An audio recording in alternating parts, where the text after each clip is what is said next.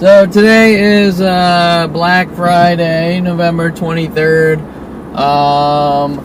There's a big deal with the number 23 and my stalking, worldwide stalking group who likes to use time and numbers for references to send me hidden messages, and then, of course, like everything else, turn it around on me to try to make me look crazy. And so I will get into that in a few seconds. I am on my way to the land of Scorch, which I find extremely ironic because I'm headed down to Malibu, and I'm sure everyone's been watching the news and noticed that this extremely large fire in Malibu, Calabasas area, on a huge scale is, well, it's ironic, and due to the fact of how I've been treated by the Malibu community with every other community, it's actually a little amusing to me, being that when it comes to human life and caring about human life, these people have no problem launching worldwide murder operations to torture and kill me since 5 years old, saying your kind can't exist, whatever they mean by that. So I find it a little comical and ironic, despite the fact that, yeah, it is a tragic event, but the very people who are hunting me down to kill me, a lot of their properties have burned down, and ironically, and a lot of people have actually died. Well, I don't know how many, but I heard 25, maybe more. But you know, when you're, I guess you call it enemy that you don't even know or never met or don't even know why they're mad at you, you know, this happens. I find it a very karmic experience, and I am going to call the land of Scorch in Malibu karma, which the police, government, NSA, FBI, and worldwide groups are mad at me for mouthing off to Jen Hess, telling that karma will get her when finding out that she was involved in all sorts of illegal activities, although I didn't really know how deep her activities went with the government. I just knew that something was very wrong with this person, and she was working some weird freaky angles with schizophrenia and all sorts of things, trying to send me hidden messages and turn me into a what looks or appears like a violent paranoid schizo, which we've now seen the police come forward with these arrests and telling me that I'm 5150, showing their true colors, that the police with my family actually sent Jen Hess after me with many other. Jen Hess, Julia Sophia Reynoso, Kelly Hatch, going back, that's 21 years old. Corey Bixby at 16 approached on these frame job operations. And then linking all obviously the in-betweens, going all the way down to T1 class between first and second grade or whatever, with this black girl that I kissed, and the world being told that I'm a white supremacist. You get the idea of what Jen Hess and all these other women and people were involved in to exterminate me. And so, yeah, I do find this tragic experience karmic and ironic, that the very people that have been working on me so hard to the point that they actually are taking things out of movies. For example, I mentioned the movie The Big Lebowski and how a lot of those parallel from my life with the writers putting in fragments and parts of my life into the movie scripts, so that when I watch it, eventually, after enough of this media is done like that, I'll pick up on the hinting suggestive messages directed at me, while people sort of play it and reenact movies out in public to sort of try to flip me out and make me look crazy, right? So if anyone's seen The Big Lebowski and the Jackie Treehorn scene where the sheriffs don't want Jeff Bridges in or the dude, because everyone calls me the dude, sort of playing that mind game. They don't want they don't want the dude in Malibu, and the sheriffs treat him like shit with the porn producer Jackie Treehorn, and most likely the whole name Jackie Treehorn applies to something about my childhood and drawing that tree for my mother, which she didn't like, which is the end-all be-all of crimes at the psychology community with police, government, NSFBA, NSA, FBI, worldwide support, the entertainment industry and adult industry and music industry all need to hunt me down and try to turn me into a violent paranoid schizo for the crimes of this tree my mother didn't like, which unethically she wanted me to draw to analyze her son instead of treat her son like a son. So with that in mind, we can derive that the name Jackie Treehorn is revolving around the tree that I drew at a very young age for my mother who wanted to psychoanalyze me. Right? And we can go, I don't feel like breaking apart the entire movie for you, but there are tons and tons of parallels in that movie directed at me, so much so that my brother would want me to fly out to Florida with his wife Jen, another Jen, and we'll get into that probably today, all the Jens in my life. And so you get the idea. They want me to fly down there, and they keep mentioning parts of the scenes of the movie to try to trigger me into paranoia, which back then I wasn't really picking up on, but now I see what's going on with enough of this being done to my life over the years. So anyways, the other parallel, while we're going out to the land of Scorch, is, oh, and did I explain that the land of Scorch, no, I didn't. The land of Scorch, the reason I'm calling it the land of Scorch, is taken out of the movie Ralph Bakshi's Wizards. And in some of my last videos or segments, I explained how at 5 years old, my family, just like the Big Lebowski, wanted to take me to movies and then try to flip me out to make me think I'm in the movie. I explained and talked about the weight of the movie Wizards and the relevance to these paranoid schizo tactics that are being done to my life. And so the land of Scorch is the scorched land in the movie Wizards, after, I think it's like after a nuclear war, and mutants are formed, and of course there's the good and evil wizard, and I'm supposed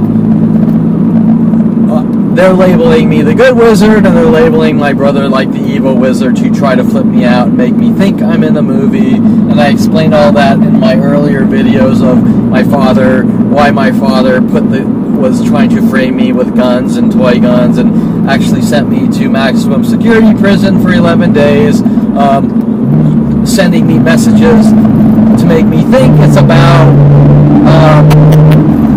me doing model shoots with a toy gun that my father paid off with Victoria Walker with the LAPD to give to me for my 30th birthday in the Kelly Hatch surprise box mimic. We want false coerced confessions. You get the idea. So my family is reenacting or trying to play scenes out of movies that they show me.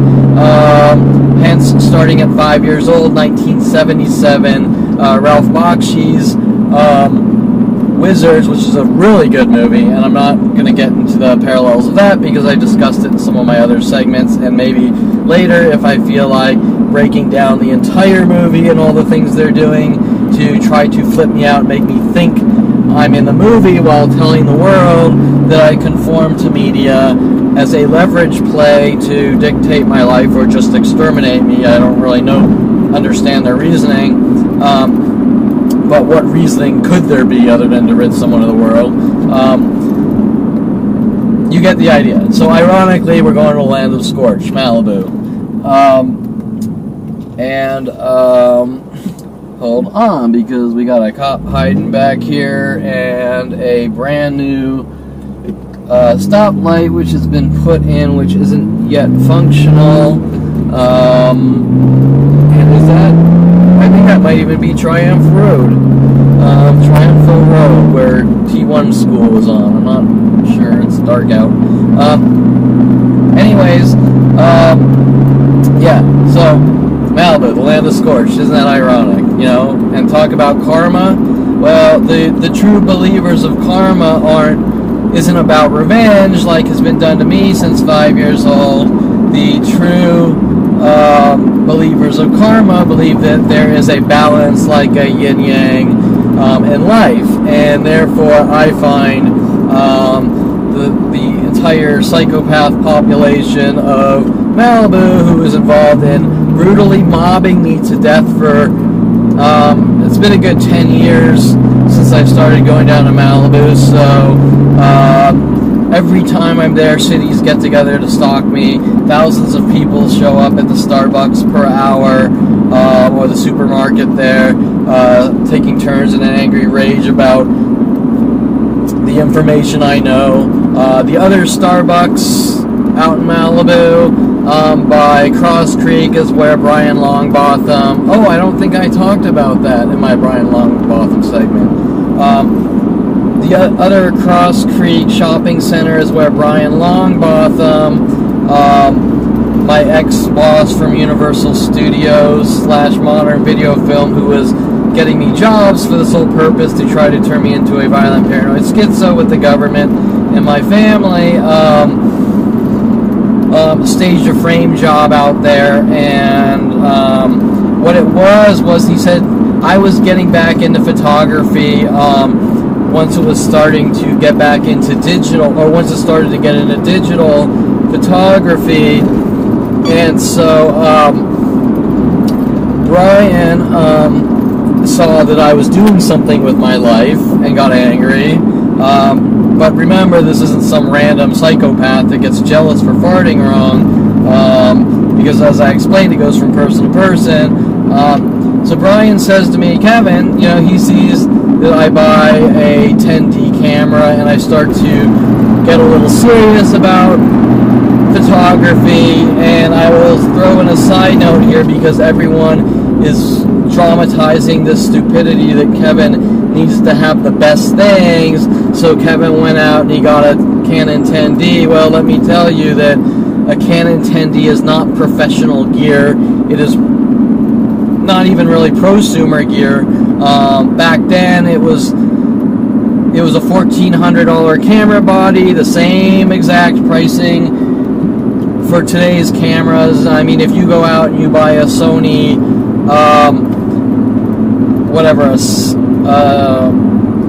a Sony A7 Mark, I think they're on Mark III. Sony A7 Mark III, I think will cost you about $2,000 right now, brand new. Well, a Sony A7 Mark III is not considered something that people normally even use in studio shoots, although people do use them because they're fabulous cameras, but they're not that quote-unquote studio camera. Pro-level gear is $2,000. So my point is that all these yabos that are hobbyists in photography spend $2,000 to $3,000 for a camera body alone and aren't doing it professionally. And back then, if you wanted to get a studio camera, you would have probably bought a Canon 1DS, which would have cost you $6,000 for the camera body. So my point that I'm making, which most normal people don't have to do, they don't have to explain these stupid things, is that Kevin Perlman didn't start to get into photography and buy a $100,000 pro-level camera. Me bought the lowest level of SLR that you could buy, with a APS-C size sensor, which isn't even a full-frame sensor, right? But that's not the way that people like Victoria Walker and Brian Longbotham are putting it to the world, that I'm a crazy person who needs the best, and it's all about size, and it's all about big, and it's all about this, right? Because, why? Because they want to smear my name. Hence, getting to the point, Brian Longbotham sees that I buy a 10D camera and upgrade from this little couple $100 cheese ball digital thing, which you couldn't mess around with different lenses and do different things, a little compact consumer camera. So he says, Kevin, let's go to Starbucks in Malibu and play paparazzi. Okay, whatever. You're going out with Brian Longbotham. He's your friend on the side from these jobs that he's setting you up and framing you with that you don't know about. We go to Malibu, and remember, Brian Longbotham is connected in the entertainment and the adult industry, and I have explained the situations with the porn stars like Alexis Moore on those frame jobs and those things to make it look like I was stalking Alexis Moore. Also the Holly Body, which he then wanted me to work on Holly Weird after Holly Body's friend with her says weird as walking by me, right? So Brian Longbotham wants me to go to Malibu Starbucks, and we do, and he contacts Tia Leioni and Martin Sheen. And what he does is say, Kevin, let's play paparazzi. And we go to Starbucks, and he says, look, there's Tia Leioni, take her picture. And so I take her picture. And he says, there's, like a half an hour later, by the bank at Cross Creek Shopping Center, he says, oh, there's Martin Sheen. Take a picture of Martin Sheen. Okay, well, sure, why not, right? You got a camera, you see famous actors, and you take their pictures. Okay, whoop-de-doo, right? Who would care? Just like all these other things. You tapped your foot around Aubrey Fisher, you need to be hunted and killed for your inappropriate behavior. Who would care? Okay, so after this, I've been labeled to the entertainment industry and world that I am a abusive paparazzi who is harassing Hollywood actors and doing all these things, right? Now, the first thing you need to understand is the context of the situation. Okay, I've just arrived to the land of Scorch, and so, unfortunately, it's dark out, and I really wanted to come out here while it was light so I could see the fire damage, but I kind of got a late start today, so it looks like I'm not going to see much, although it doesn't really look like there's too much fire damage out here. Let's see what it looks like closer to the areas where I saw some photographs. Anyways, the context of the situation is I'm not some famous actor or politician who is known. I am known worldwide, but not because of anything that makes any sense of these so-called public shaming or murder operations, right? But keep in mind, back then in 2006 or whatever, I didn't know that I was known worldwide from these operations. And to this day and age, they're still all saying, I don't know you, playing their I know you, I don't know you, mind skull fucking game. So you get the idea that the context of the situation is not someone with presidential responsibilities who is responsible for possibly launching nuclear missils.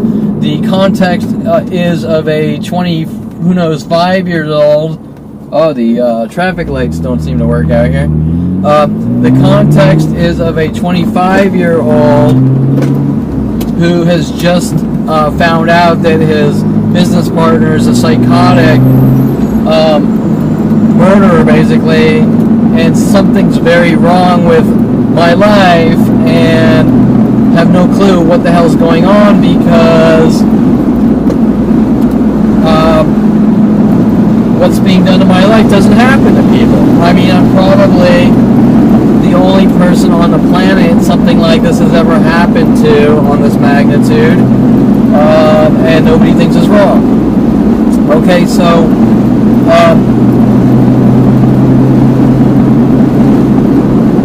needless to say, some kid, the context of the situation is once you take out the worldwide public shamings, for example,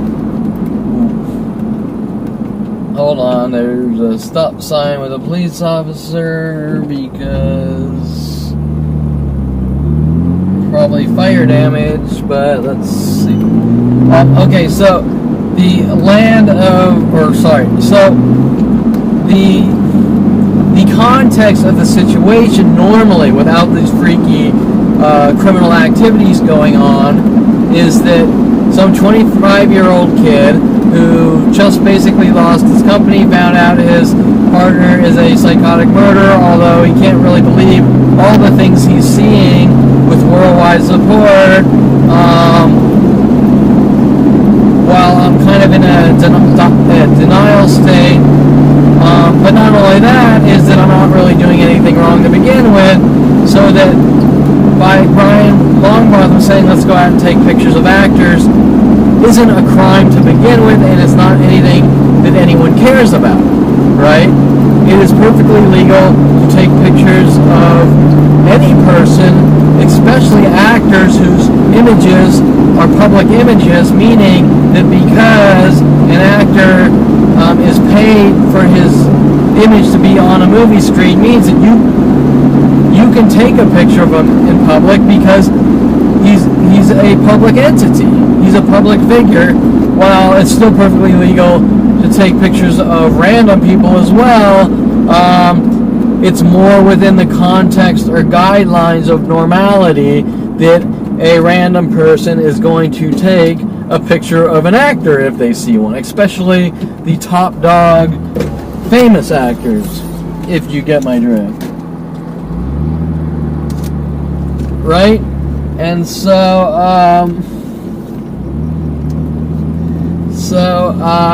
I'm going to continue this in a second. Okay, so, I stopped off at Starbucks in the land of Scorch here, and ended up talking to a private investigator,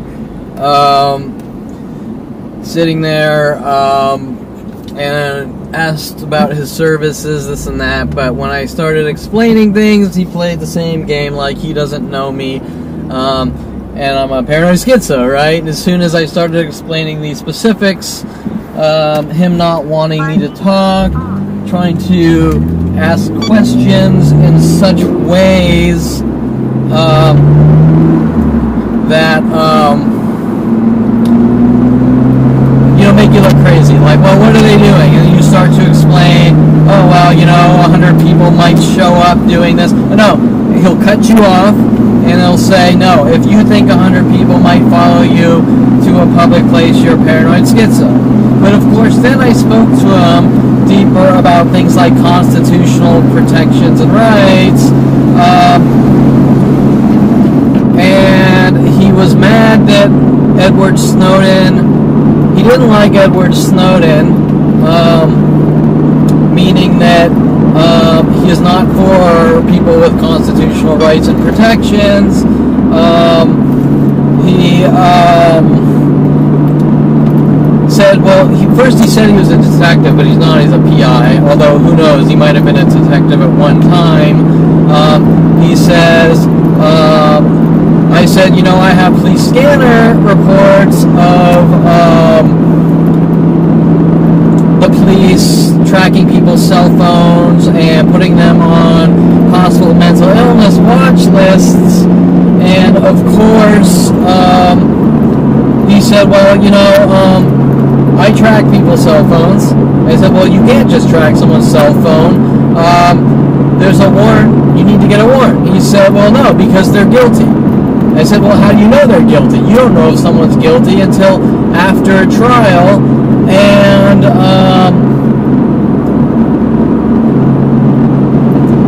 so we can do whatever we want, He said, so, they're already guilty, so we can do that. And I said, well, you don't know if they're guilty. He said, yeah, they are. And so, oh, I forgot the lights.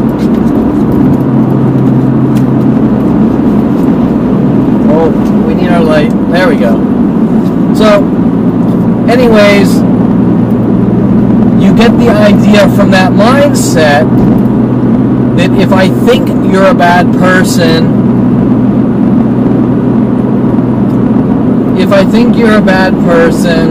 I can do whatever I want. You know, the same debate which I explained to him, which he couldn't get through his racist, bigoted head, was that what he's saying is that if you're black, you're a criminal and I can kill you or whatever. Or if you're Jewish, I can lock you away in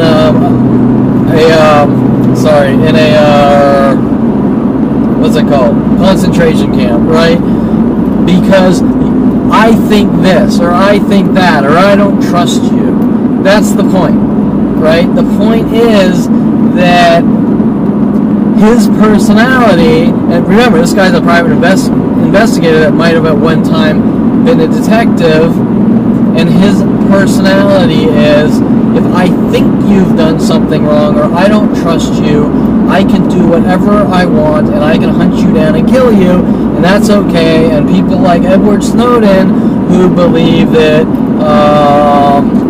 hunting people down, or that are against hunting people down based on paranoid government people who are basically fit the Nazi personality, he believes is wrong. That someone goes against that. So, anyways, you get the idea of the type of people I'm dealing with in the judicial system that think because they've chose a job to fight crime that they can hunt down and kill whoever they please without following any rules or laws, right? They think they're above the law.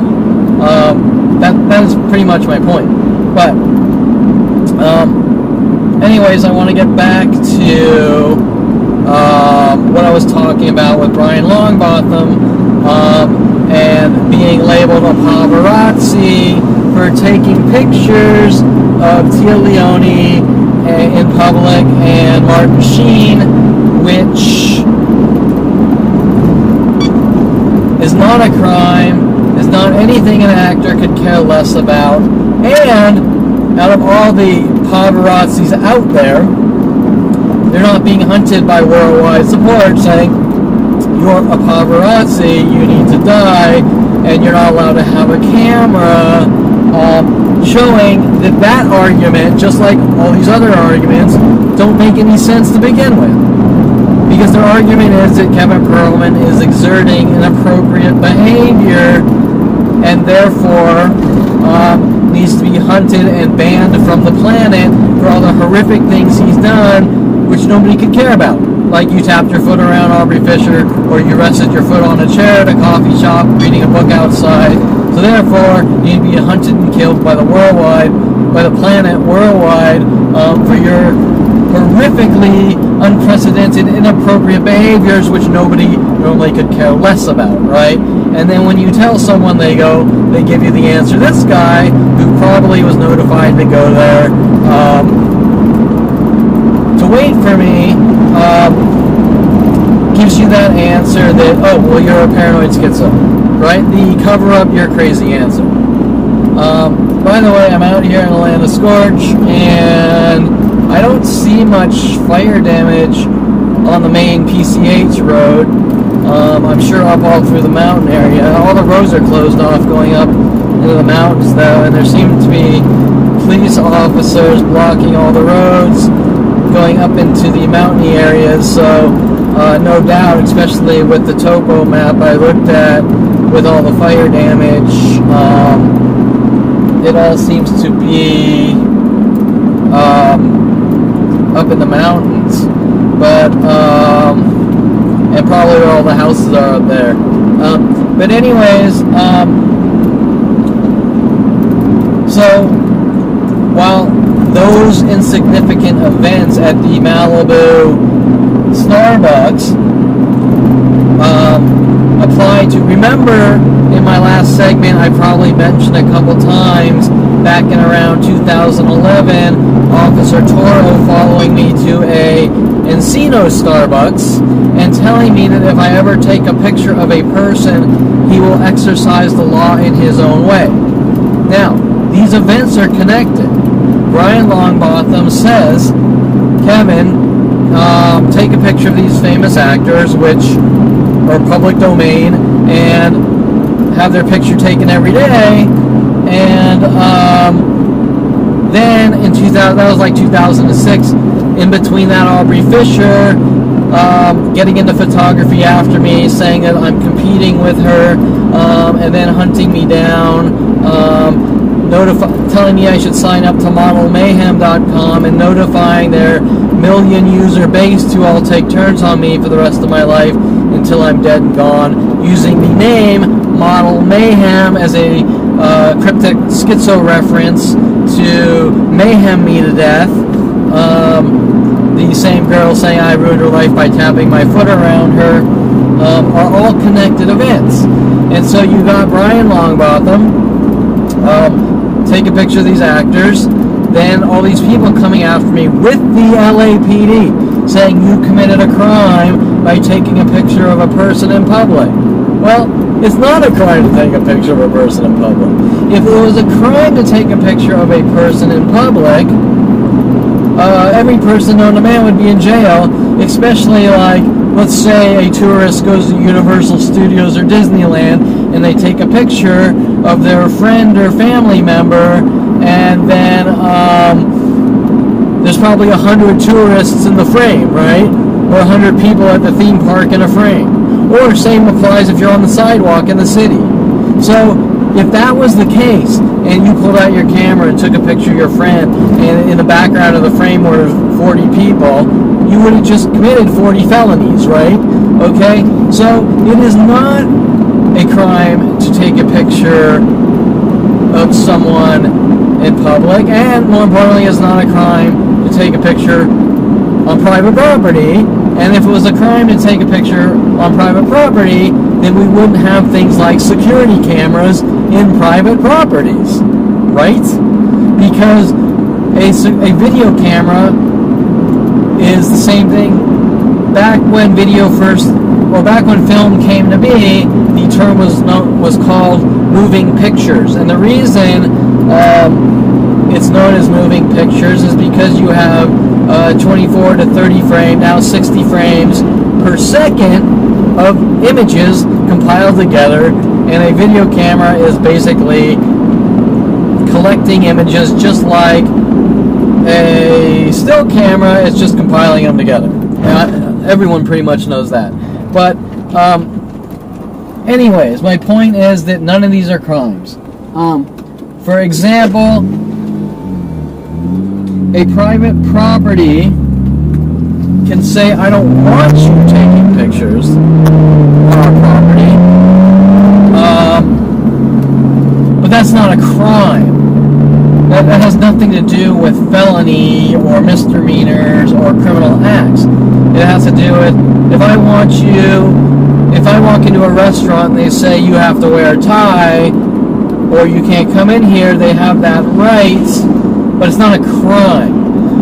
Anyways, so my point is that when the world is told that Kevin Perlman committed a crime for taking a picture of Tia Leioni and Martin Sheen at a Starbucks or a shopping center are not criminal acts, and it's nothing anyone should care about except for the person.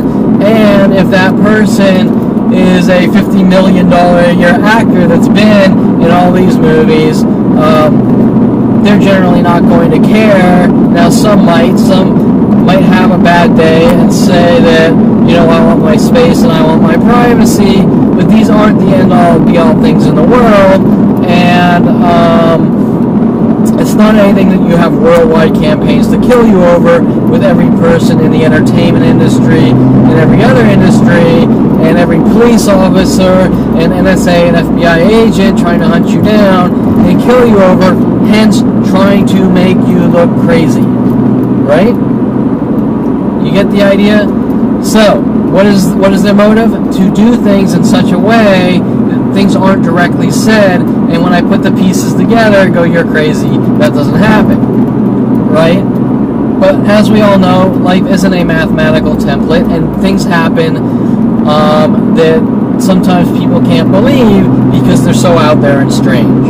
And things like government going after public speakers, activists,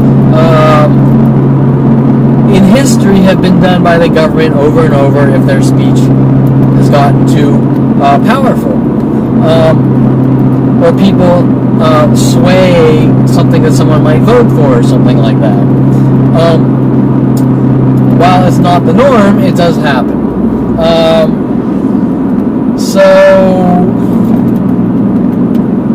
Sorry, I'm trying to collect my thoughts because when I started this conversation, I was going to go on a whole different direction, and I went off to a completely different tangent, although this tangent does relate to the land of Scorch. And so, you get the idea. Anyways, so it's good that I'm talking about, because I wasn't planning on talking about the whole Malibu Starbucks paparazzi scam. But you can see how, oh, that's right. So then, for these people's revenge, I can't tell you what Tia Leioni did, but I can tell you that Charlie Sheen invested his entire writing career and acting career, just like many other actors, into revenging me for taking a picture of his father in shows like 2.5 Men, which the title of the show was selected after me for whatever they mean by 2.5, which might actually relate to the 23. Also, on that side note, the movie 23 with what's his name, Jim Carrey. I was going to say look at the moon, because the moon's huge right now over the mountains. And ironically, if you want to apply that to the movie Bruce Almighty, or whatever, there's no connection other than we have a really cool low moon tonight here in Malibu. But anyways, the movie 23, ironically, if you look at my life and how there's all these hidden messages in media directed at me, and then you look at the parallels in the movie 23 with Jim Carrey, how he supposedly killed someone or is involved in a murder, and they're sending him hidden messages to show him who he is bam, identical from a parallel standpoint of the things that are being done to me, especially with the police sending Rody Morales beforehand after me, trying to get murder confessions from me, right?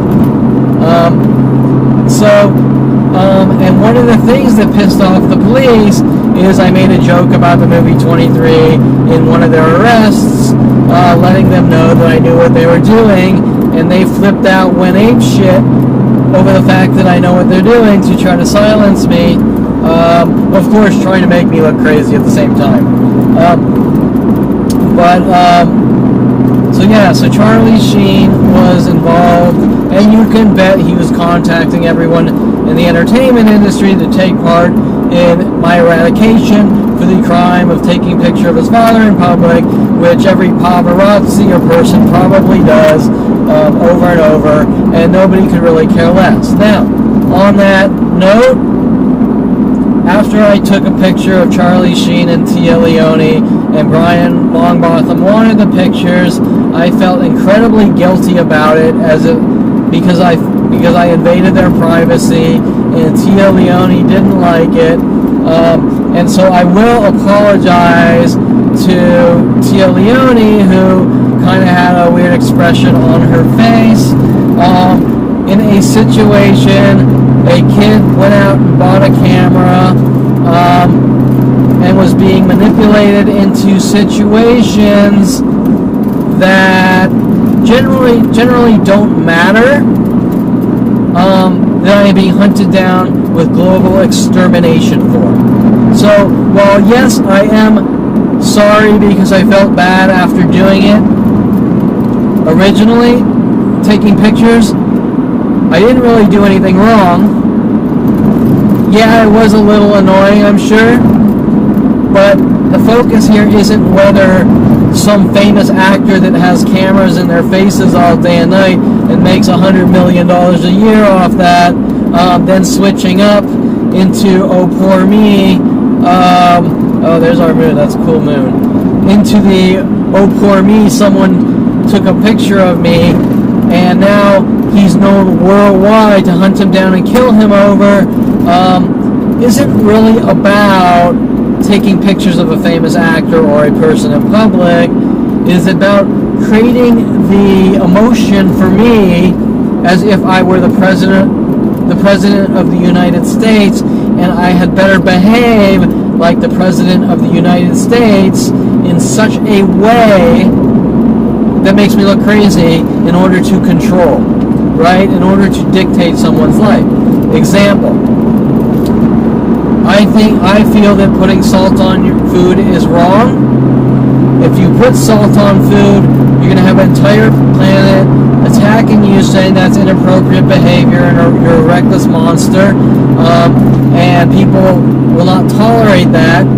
You will be brutally mobbed to death by billions of people, literally, but nothing directly will ever be said. It will all be done with passive-aggressive provoking references, like each person that sees you, they park their car backwards, or they put one foot up on a chair in coffee shops, just like an hour ago at Coffee Bean, two people saw me and they put their feet up on a chair, right, which they got pictures of and video of, which they're then going to say, well, you committed a crime by taking a picture of these people, and I'm going to say, no, I did not commit a crime, because there is no crime on my behalf, but there is a crime in mass groups conspiring to make someone mentally ill and torture and kill them, hence me getting proof of the criminal acts to have me killed, which is definitely not a crime if my proof, if the photos I'm taking are people trying to have me killed, right? Okay, but it's not a crime no matter what. But what they are doing is a crime. Okay, so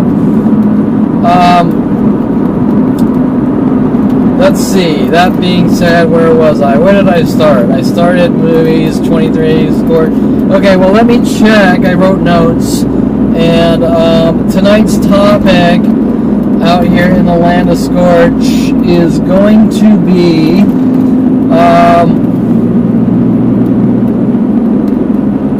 a little more fragmented than usual, because my prior conversations kind of started with one topic leading into all sorts of other related events. Right now, I'm sort of going to fill in some blanks around 16 years old, and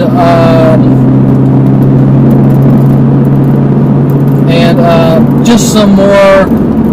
They're connected events, but they're a little more sporadic as far as the tactic, if that makes sense. For example, I was talking about, this was said about this, me kissing the black girl, therefore I'm a white supremacist because I kissed the black girl, therefore I spoke about the leading events with the black community. Today I'm just sort of going to talk about some random 16-year-old events, coming from different directions, which aren't directly related to that one event, but just showing you that it's not one thing that's being said, it just goes from thing to thing, while worldwide groups take turns on me, showing that it's not really about one thing specifically, but it's about thing after thing after thing after thing that are created, which are either collected from my past and put in their so-called laundry list of things to clean me up with, or it's a newly created scam to just keep their terror operations going.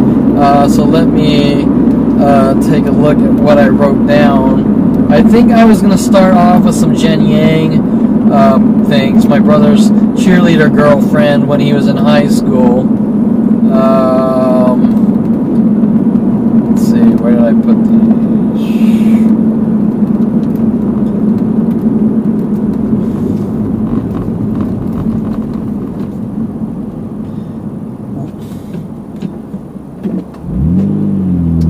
Let's see. Community program. Oh, I think I was going to start with Joel. I was going to start with Joel Lippman from my last conversation, because there was something I left out about Joel Lippman. I was speaking about Scott Gellin, and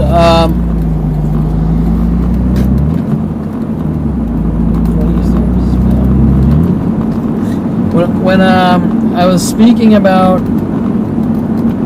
Scott Gellin and the Kevin's a bully and Kevin pushed Scott Gellin into killing himself, the common tactic of theirs to try to make locking me away in mental institutions and jail cells look like valid arguments, even though, as I explained, I only ever had one conversation with Scott Gellin, and I think it was high, and everyone called him Melonhead. And according to Joel Lippman, that supposedly Scott Gellin at one point was found dead. I think hung himself, and something like he was naked and hung himself or something like that. Joel Lippman working that angle with Mike Huntley saying he gave me enough rope to hang myself with. Not sure what he meant, whether that he's hinting about Scott Gellin or he's applying that to me and my so-called reckless life, which isn't reckless, trying to make me think I did something wrong. And then the porn star Hunter Scott linked with Mike Huntley and Scott Gellin, who changed their name to Bridget Monroe. While, like I stated in the beginning, I might not be right about a lot of these paranoid schizo tactics. A large percentage is accurate, and if I'm accurate about just a few of these things, then that's all anyone needs to know, because whether it's one person or a million, people don't spend all day and night following someone around trying to send them schizo messages and make them look crazy. Needless to say, Joel Lippman, sorry, I was looking at my note. Oh, here we go. There we go. Okay, so if Joel Lippman, or I should say Joel Lippman came into my life, I was never super close friends with Joel Lippman, but he came after Brian's bachelor party thing with Joel Lippman and their public shaming. Joel Lippman made it a obligation to come in my life and become a little friendlier with me. And this was right after I was getting into saltwater aquariums, trying to sort of find new ways to, or ways to just start my life over and find new hobbies that, damn, look at that moon. I wish I could show you that moon. It's just awesome tonight. And there's nobody out here by the beach, even though there's no fire damage out here at the beach area. There's nobody out here. Needless to say, I got into fish tank aquariums, and Joel Lippman found out that I was getting into saltwater aquariums, which is a whole obsession keeping those things going, let me tell you. But they're really damn cool. And Joel Lippman started copying me and getting into fish tank aquariums and notifying at the fish stores that I'm competing with him and for them to take turns in anger and rage on me. The same things that Brian Weaver was doing at 16 Brian Longbotham, and every Kelly Hatch, Aubrey Fisher, right? Do you see this pattern? Brian, I get in the cars, Brian Weaver copies me, he gets in the cars, he notifies all these gas stations and auto shops to do things to me, to try to set me up and frame me. Same with Aubrey Fisher from photography, same with Brian Longbotham at the age 27 or whatever, when I was getting into coming out of college. The same with Mike Huntley, starting Internet Signet, Internet Host Company, right? You see, same with Bob Sandler, the third partner I made when Mike Huntley brought Bob Sandler in. I made him a third partner, claiming the same things, right? Do you see how each person that comes in my life claims that I'm competing with them, while they follow me around with insane government resources, notifying mass groups worldwide to do these things to me, which is unheard of, and it's going from one person sequentially to the next, just like every girl I've ever met has cried wolf, that I've done all these horrible things to them, and I've hit them, and I raped them, and I've done this, and I've done that, right? Is unheard of, right? I'm not going to tell you that once in a blue moon there is some loony out there that is not only competitive, but their competitive involves ridding someone else of the world, which ironically seems to really get bad for me when I'm telling someone about Arnold Schwarzenegger's life and me watching his biography and saying, man, Arnold Schwarzenegger was ruthless in his training days, and leaving it at that.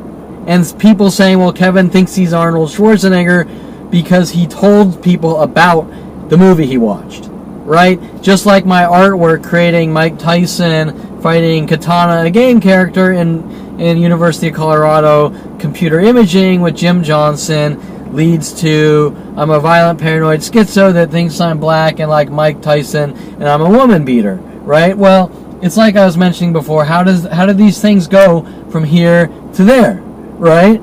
They go, these things I'm talking about are based on thin air. There's nothing I've done. Someone makes up the lie, and it's given out to the world with billions of government dollars. Well, and then nobody thinks to mention to me that this is going on. It's all kept secret from me, as I'm left in the dark, is unheard of. These things are unheard of. Needless to say,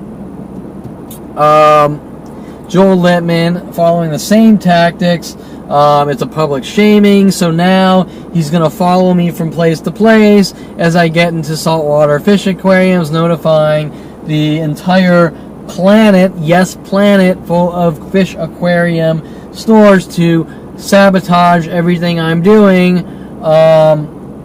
But like I said, this goes from thing to thing. Now remember that my family's argument with the police is that I'm reckless and I'm involved in shady types of things. That was one of their original cover-ups. Well, Kevin's associating with strippers, so therefore this is what he did to his life, and he did this to his own life. Well, first of all, I've never seen this done to an actual stripper or a porn star or a hooker or anyone. And the hooker's actually breaking laws in the U.S. But my point is that I'm just the guy who got some lap dances at a strip club. I'm not an actual stripper. But what's being done to Kevin Perlman's life, my life, doesn't seem to apply to the actual strippers, porn stars, hookers, or anyone else. Just Kevin Perlman, with the people like Greg Gutfeld on Fox News, who was paid off to stalk me, basically telling me or hinting to me that it's my careless, reckless life like Mike Huntley. Doesn't make any sense. But let's theoretically, for argument's sake, say that this is because of my reckless life. okay, well now this is happening, this is back in 34 years old or something, now this is happening with saltwater fish aquarium stores. Okay, are you telling me that all fish aquarium people are shady people that can't be trusted, and 70% of them just die at an early age because of their shady life, right? Okay, so the point I'm getting at is that their accusations, while they don't make sense to begin with, and hence why they're never directly stated in a debatable way, is that it's inconsistent. Their argument changes, or I should say that they do it with every single thing, and then their argument doesn't make any sense, right? So if you're telling me, first they're telling me I'm reckless for taking a picture of an actor and I've destroyed my life, which doesn't make any sense. Then they're telling me I'm reckless because I went to some strip clubs and got lap dances, leaving out the part where the entire planet is told to hunt me down and kill me over these things.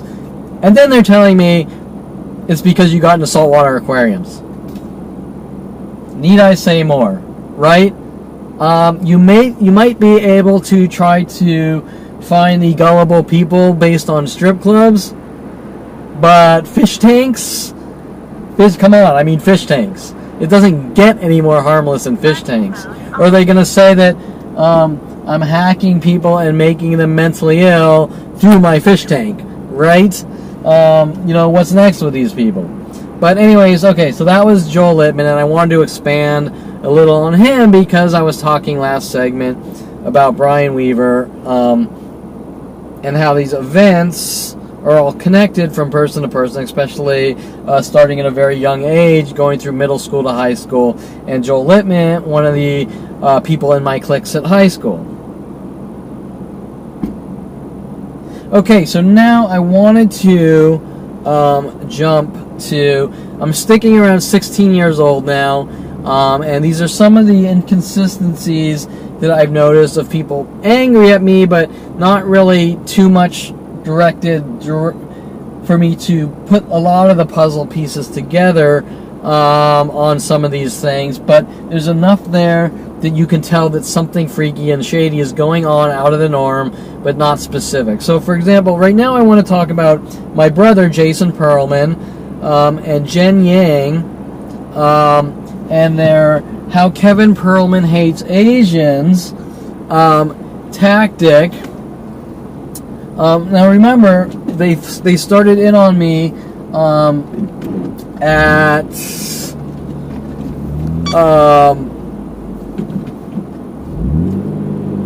they started in on me at a very young age, and kissing the black girl leads to he hates black people and he's a white supremacist at this very young age. Okay? So remember, this is going from group to group. Now, one of the things is that people seem to be mad about me, or mad at me, about a girl named Jen Yang. Now, Jen Yang was my brother's girlfriend. I think he met her when he was in 10th grade.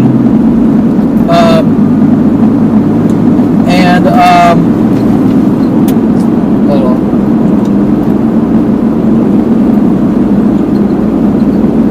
He was in, hold on, sorry, I'm doing too many things at once here. There we go. I just want to, whoa.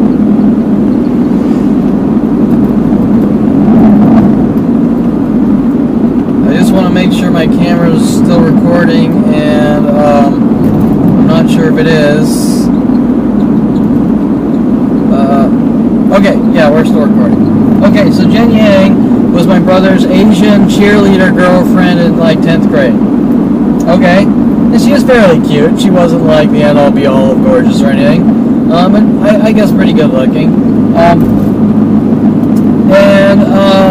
For some reason, people seem to be mad at me for something about Jen Yang, but like usual, nothing's directly said. Now keep in mind, I explained in some of the segments about before Jason meeting Jen Yang, their Pearl Harbor tactics with my father, taking me on a cruise, trying to flip me out to make me look like a violent paranoid schizo, while my brother was going around buying Kershaw knives, and just giving them to me for no reason, while doing these Pearl Harbor references, or my last name is Perlman, by constantly ordering B-52s and kamikazes, and their weird stowaway thing with this girl Sephra or something, whatever, just trying to flip me into a state of paranoia in hopes that he could get me to attack him with a knife so he could say, "See, I told you so, Kevin tried to kill me with a knife." Linking back to the steak knife things that I explained in the last few segments. Okay, so Jen Yang was Asian. Well, that's not really enough to put the puzzle pieces together. Jen Yang was Asian,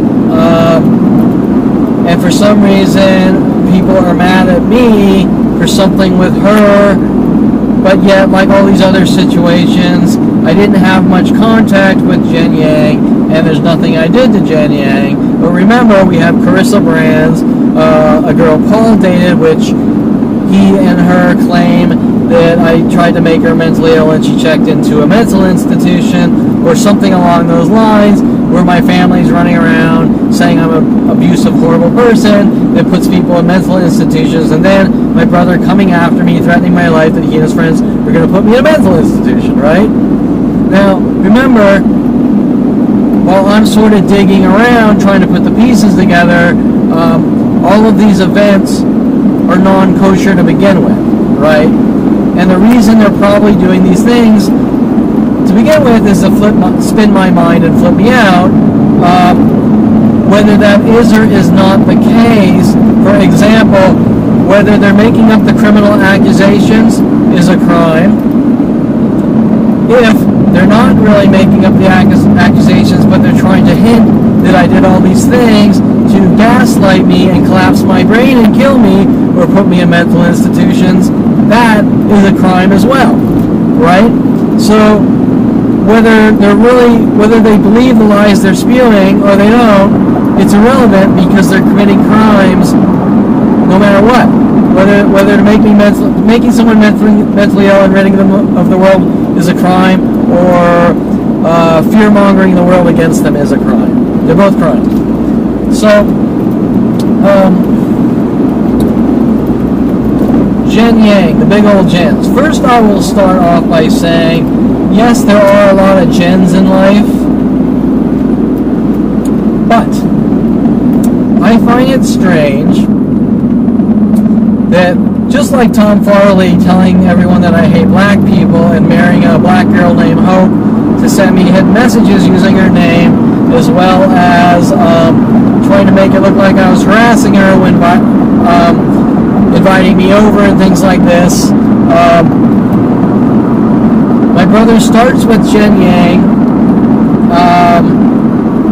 He is married to Jen Pilchick right now, which is pretty coincidental. And Jen Hess was sent after me by the police and government on these operations to try to flip me out, make me look crazy, and make it look like I'm hunting her down, to basically have me killed, is another Jen.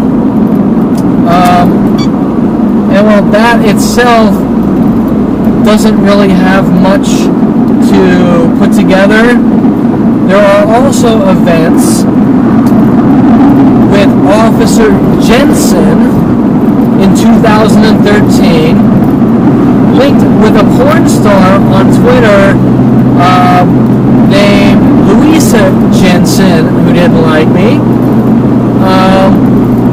At the same time, by the way, and Officer Jensen came with his fraudulent arrests in 2013 of misdemeanor charges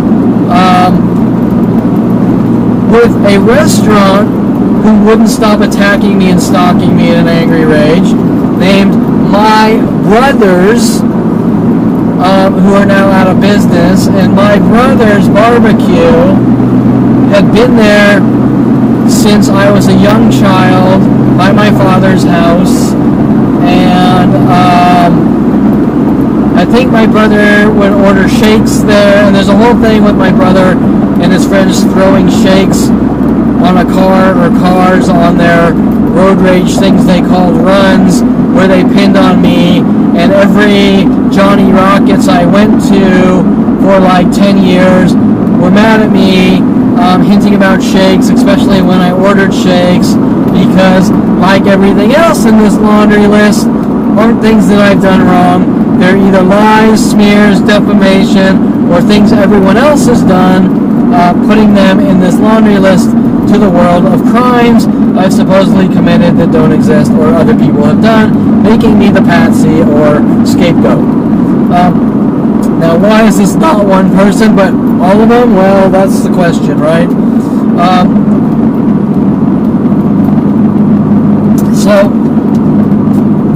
So now, these weird subliminal coincidences are getting deeper and deeper. My brothers, where they seem to be hinting that I stole my brother's girlfriend, Jen Yang, tried to steal my brother's girlfriend, Jen Yang. There is the breakup with Greg Waugh, where, let me think.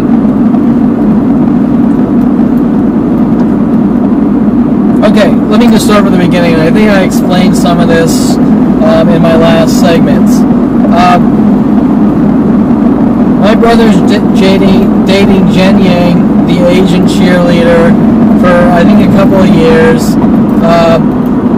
He graduates Calabasas High. He goes off to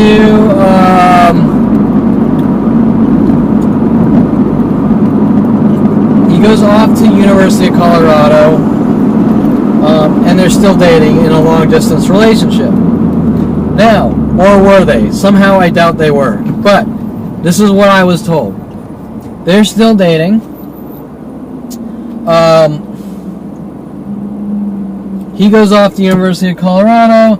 He tells me, okay, now keep this in mind. These aren't the types of conversations that people normally tell people, okay? But my brother says to me that, and I think maybe in front of some of my friends, I'm not sure, that Jen can hang out with my friend Greg Waugh because Greg Waugh is a good guy and he trusts Greg. Okay, well, there's some weirdness to that statement. First of all, I've never seen a guy who's dating a girl say hang out with this guy, right? Second, I've never seen I've never seen that. Second, Greg Waugh was never my brother's friend.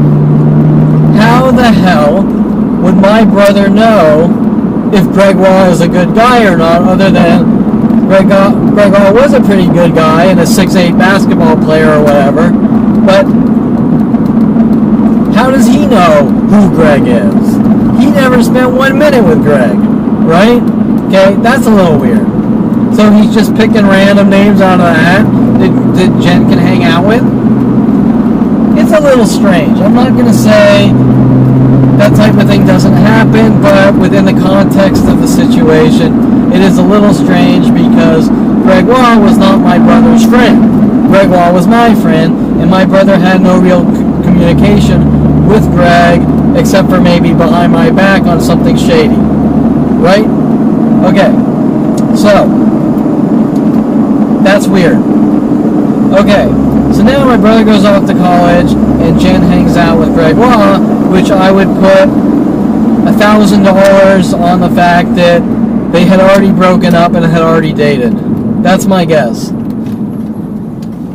My guess is, from common sense, that my brother told Jen Hess I'm going off to college, or sorry, Jen Yang, that I'm going off to college, and they said, well, it's a long-distance relationship, let's break up, and, oh, this is going to be tight, sorry.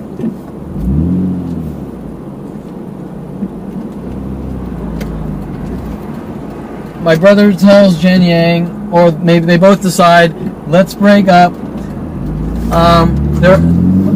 Then they stage this whole situation with Greg Wall, right? That's my guess. That's probably what happened. Okay, so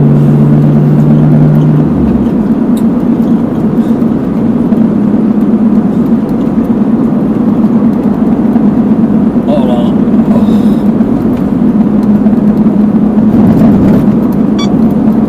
So, my brother goes off to college. Greg Wall starts hanging out with Jen Yang and my friends, and mostly away from me. I wasn't really, I wasn't with them, right? So when Greg Wall was hanging out with Jen Yang, I wasn't around, right? I just knew that this is what my brother was saying, and that's kind of weird, but whatever.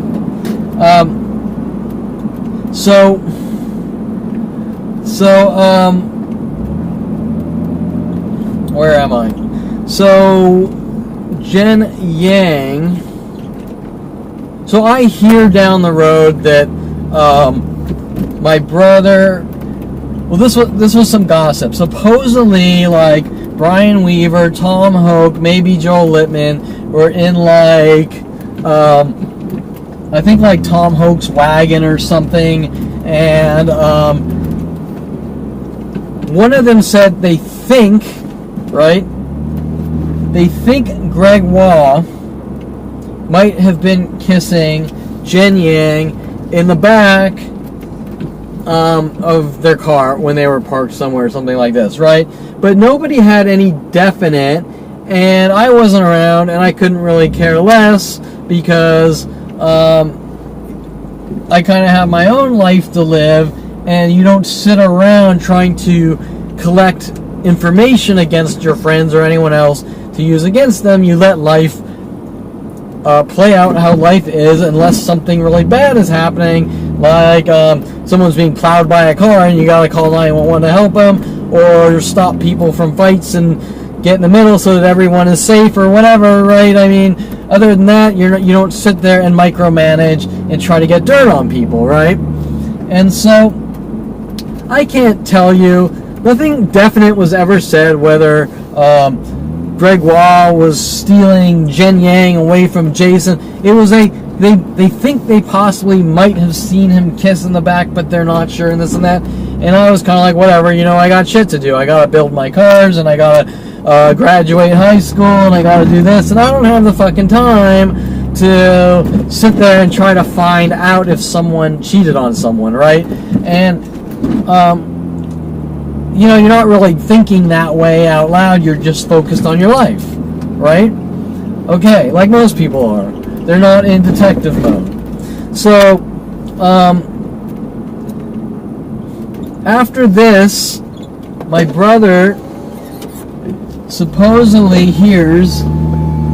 Or no, let me back up. So we go on a trip to Nassau, right? We go on a trip to, like a family trip to Nassau in the Bahamas, right? And, of course, my brother is invited with his girlfriend, Jen Yang, and Jen Yang goes. Okay? Now, when we're on this trip, Jen Yang pops the big, I'm breaking up with you, Jason, to Jason, and that's it. And the only thing I've really ever heard from my family or Jason is that Jen Yang didn't tell him before the trip. They told him on the trip. So why did she go on the trip? Well, we could nitpick that one until the cows come home. Whether she's a mean, malicious person because she did this before the trip or after the trip or whatever. But really, that's not the important question. I mean, if you want to be open-minded, you could say, well, maybe Jen Yang wanted to tell Jason in a place that was a little more serene or this. Or you could take the shady or calculated side and say she just wanted a free trip, but I can't imagine if you wanted a free trip, telling your boyfriend on that trip that you're breaking up with them, you would tell them after, right, to get that trip, right? Or you could say by her telling my psychotic brother that she's breaking up with him on the trip, she's locked in with him, so maybe that's a bad idea. I don't know. You could spin that 100 million different ways and come up with 100 million different theories. That's not important. The only thing that's important, while I've heard from person to person that, well, she went on the trip, didn't she? Well, that doesn't really mean much. What means much is, what's important is the fact that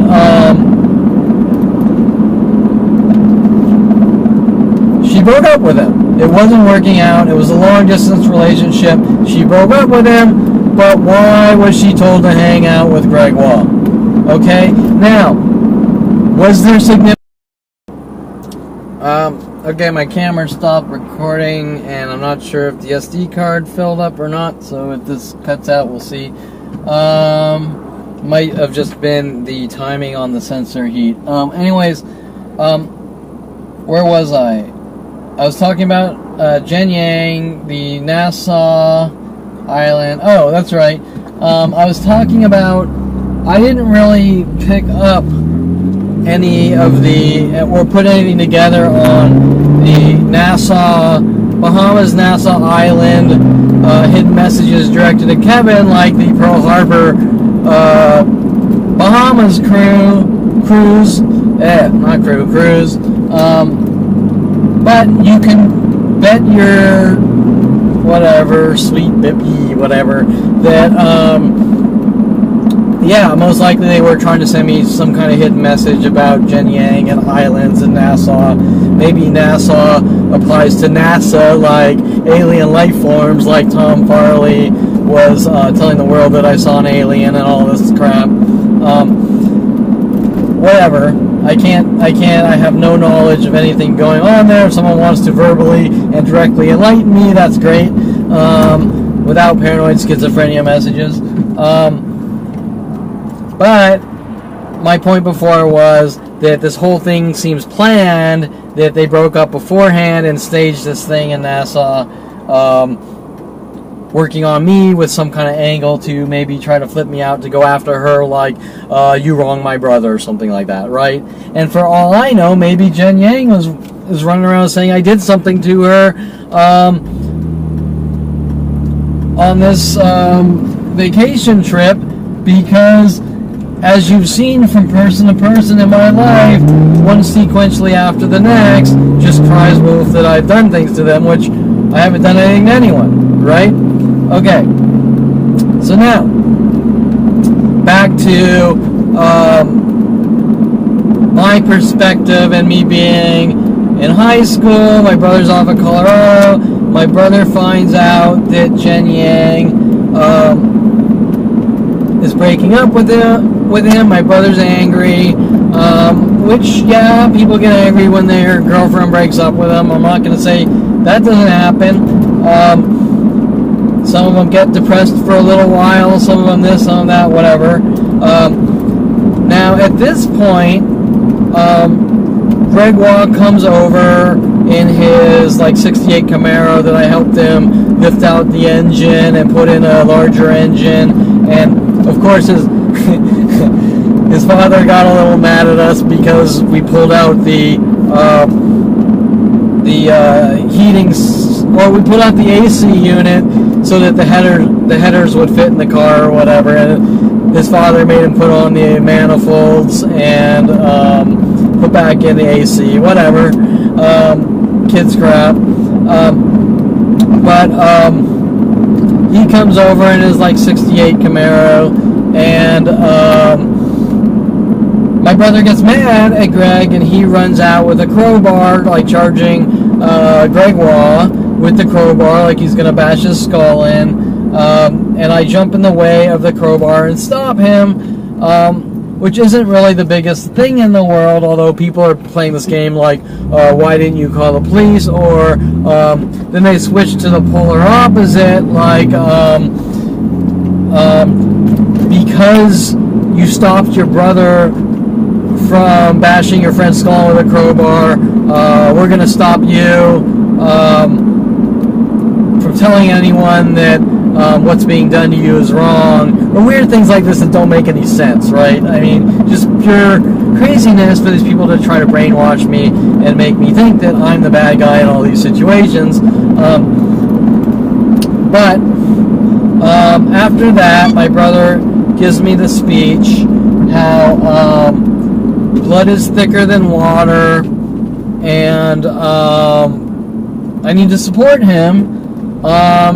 And I can't remember the specifics of the conversation because this is like 30 years ago, but the conversation was based on, first I stopped him from bashing my friend's skull in because my brother is mad and has no self-control, but then it shifts to how I should have been telling him all this information about everything that Greg was up to, basically spying on him, right? Like trying to make my obligation in life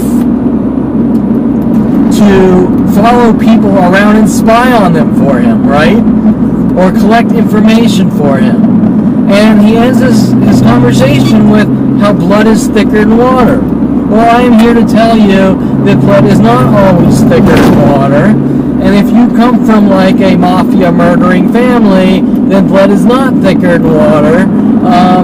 But if you come from a good supportive family, then hell yeah, blood is thicker than water, right?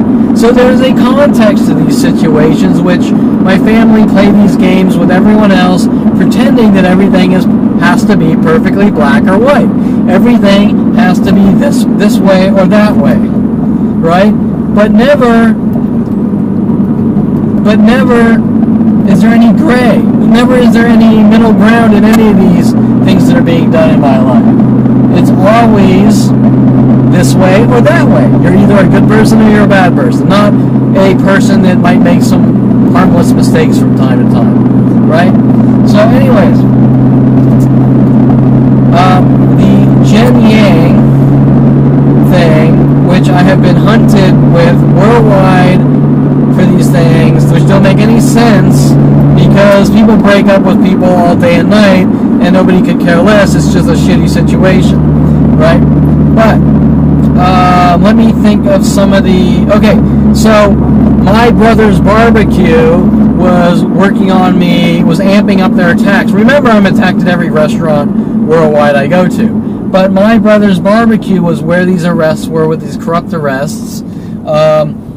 And these arrests were based on things like you're not allowed to put a tripod on the sidewalk, and me showing the police officer, Officer Jensen, that I have the city ordinance stating in Los Angeles that you're allowed to put tripods on sidewalks. And I was doing this because I knew that they were hunting me down for every little thing.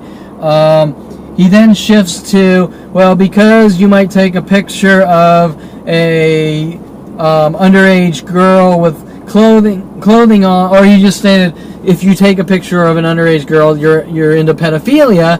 And my statement was, how is taking a picture of anyone underage with clothing on have to do with pedophilia, right? Then he switches up, well, you said pedophilia, so you're into something. Finally, after going through a whole bunch of these things, I asked him for his badge number because I know that he is following me and stalking me. So he gets angry, and instead of giving me the badge number, writes me up with some misdemeanors of sitting on the sidewalk, and then, of course, telling the community that I'm a schizo and think I'm homeless, yet I have camera gear. And so some of these other charges they threw on with the lawyer Jonathan Franklin screwing me over and telling me that he doesn't want to get any police officer in trouble when the cops are hunting me down, stalking me with billions of government dollars, showing that he's involved in something highly illegal while he kept working with the police to throw on all these fake charges, to which he was charging me $2,500 per charge, and they just kept racking newer and newer ones up to, try to silence me through money, right? And one of these charges off the top of my head was I supposedly threw a business card at a person, and that's battery. Well, I mean, give me a break. You're saying that throwing a business card at someone is bad, even though I didn't throw a business card at someone. The argument, like all the other arguments, doesn't make any sense. Even if I did throw a piece of paper at a person and it actually touched them, well, that's like saying I tried to kill you with a feather or kill you with a piece of paper. The average person would laugh their ass off. But these situations are really happening, and the reason they're happening is because the cops who have been hunting me down for 40 years, trying to get whatever they can to use against me, that's all they can get, showing that I am a good person, right? That's the point, is that they're coming after me no matter how good I am. So you get the idea that I'm at my brother's restaurant by my father's house where my brother's throwing shakes at cars with his friends and shit like this. They're pinning on me, and I'm at my brother's using the name as schizophrenia tactics, and you get the idea, right? It is, they're terror operations and cover-up operations and thugging operations, and paranoid schizophrenia operations. So now back to my brother. There have been a lot of women who have had no interest in me my entire life, who have befriended me, especially on the internet, who play the dangle the carrot games to try to get reactions or dirt on me, working with these operations, and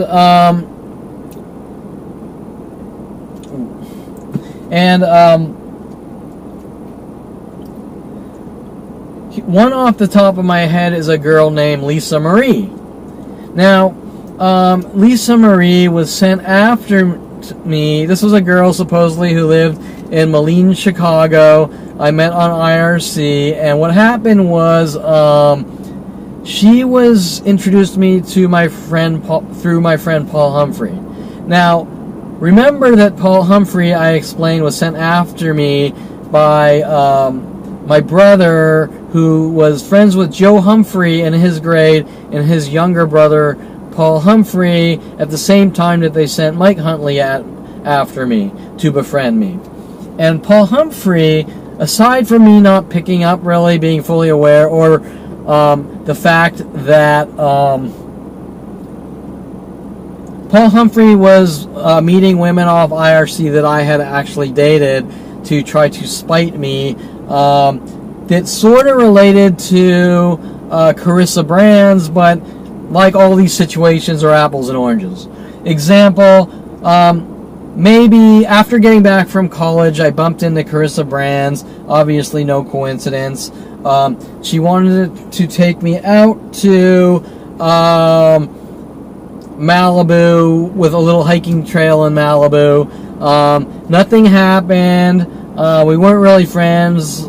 She had been broken up with Paul Humphrey for maybe 6 years. Before that, they were working on the Kevin put me in a mental institution tactic, which I wasn't aware of.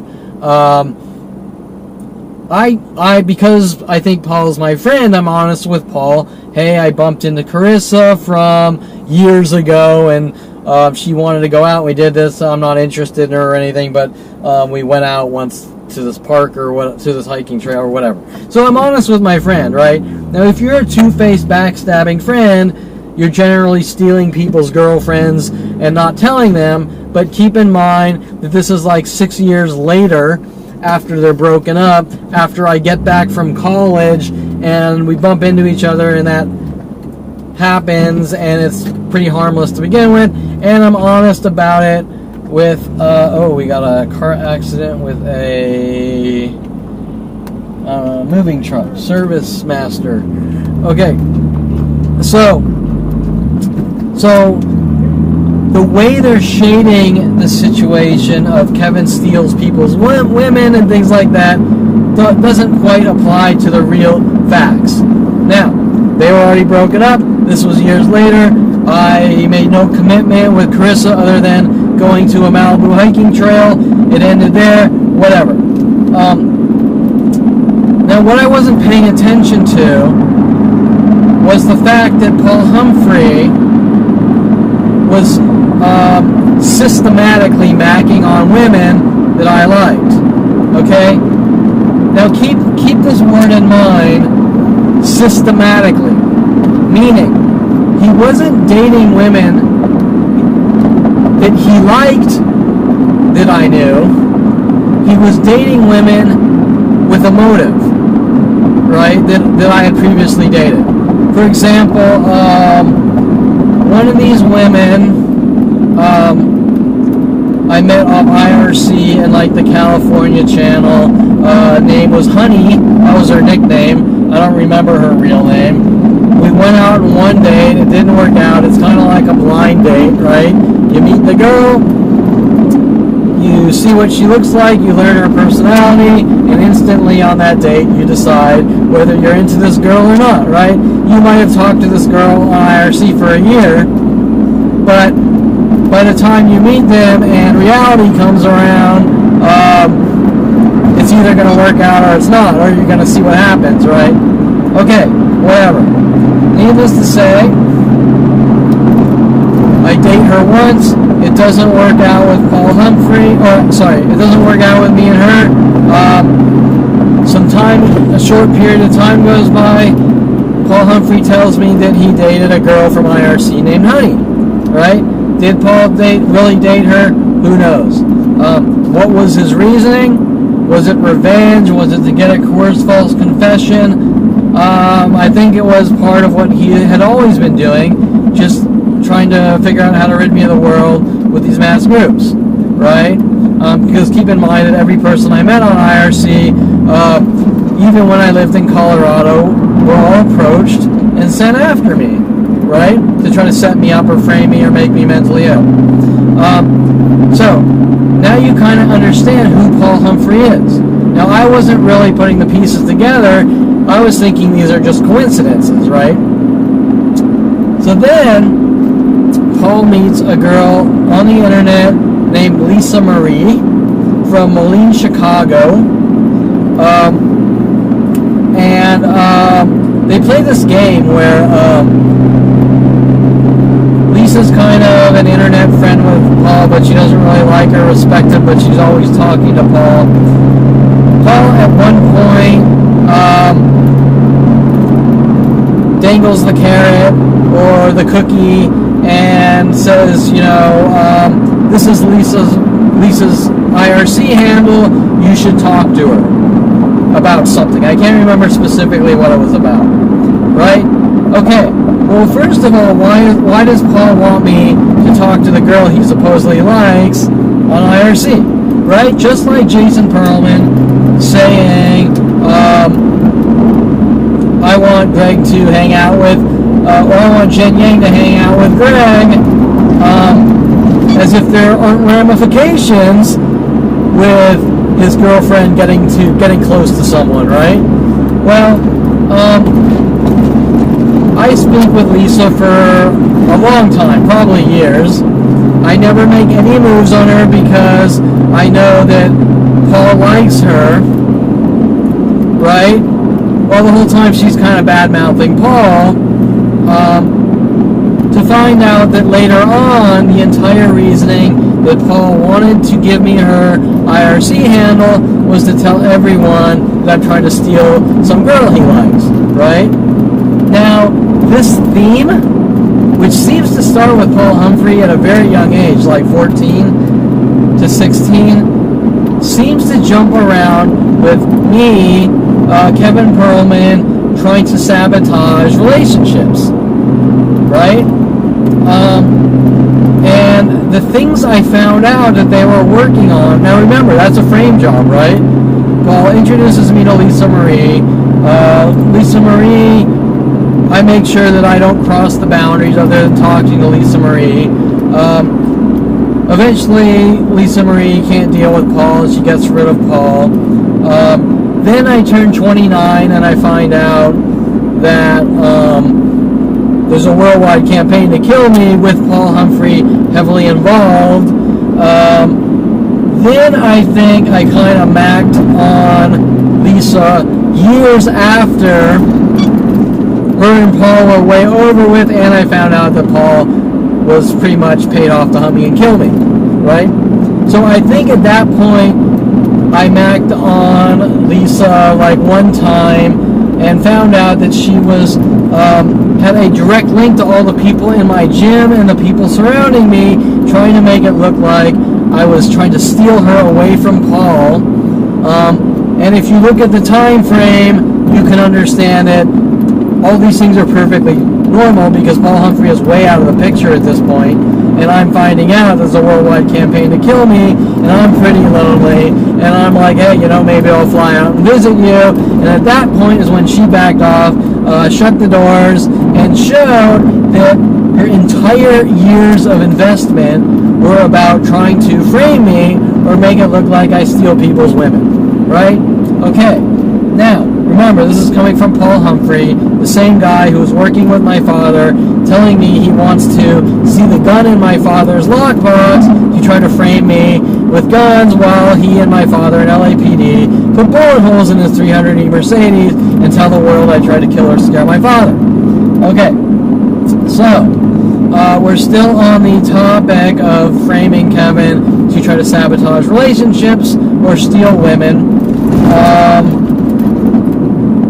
So, Jen Hess. Remember, Jen Hess, the same name as Jen Yang. I find out that the same name as Jen Yang, right? Jen Hess, Jen Yang. I find out, I speak to her for maybe a year on IRC. She then wants to meet, but I believe by the time I met her, it was a bait and switch operation with the FBI and police. I meet Jen Yang, who called herself Jessie. Why was she calling herself Jessie? I don't know, but what I do know is there's a porn star, Jessie Jane, that has been working on me since the beginning.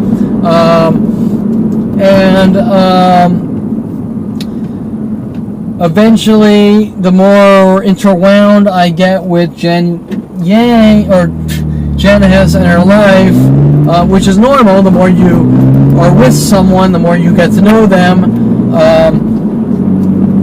For example, Jen Hess introduces me to her friend Misty, which her real name I think also might have been Jessie, in Oregon. Hence, remember, I went to Southern Oregon State College. If there's a connection there, and Jessie or Misty starts asking me questions like, well, why is Jen saying her name is Jessie? And I said, I don't know, that's what she told me, right? And the whole time Jen Hess was playing the schizo game like she's schizo. Now, the reason she was doing that, I know now, is because Jen Hess was playing the victim. I'm crazy, I'm crazy, I'm crazy, and then I want to meet with Kevin, and then Kevin did this to me, and Kevin's trying to make people mentally ill and kill them.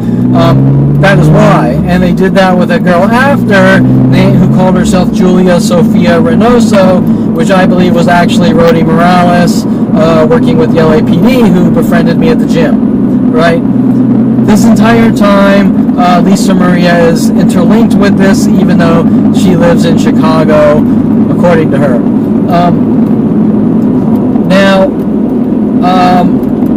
I can recall when Lisa showing her true colors in the end. I can recall Paul Humphrey trying to cover his ass and saying, well, Lisa is a pit viper, hinting about something. But the truth was that they're both pit vipers. They were both coming after me. They were both working together. Okay, so Jen Yang, well, I slept with her a couple times, and it didn't end up too well. And the more she was trying to make me paranoid, the more I fed into her freaky things.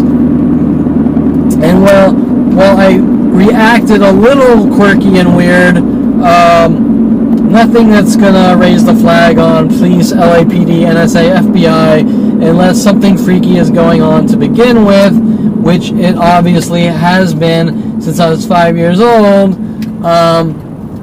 Hence, you get the idea that these people are being sent after me for a reason with motive.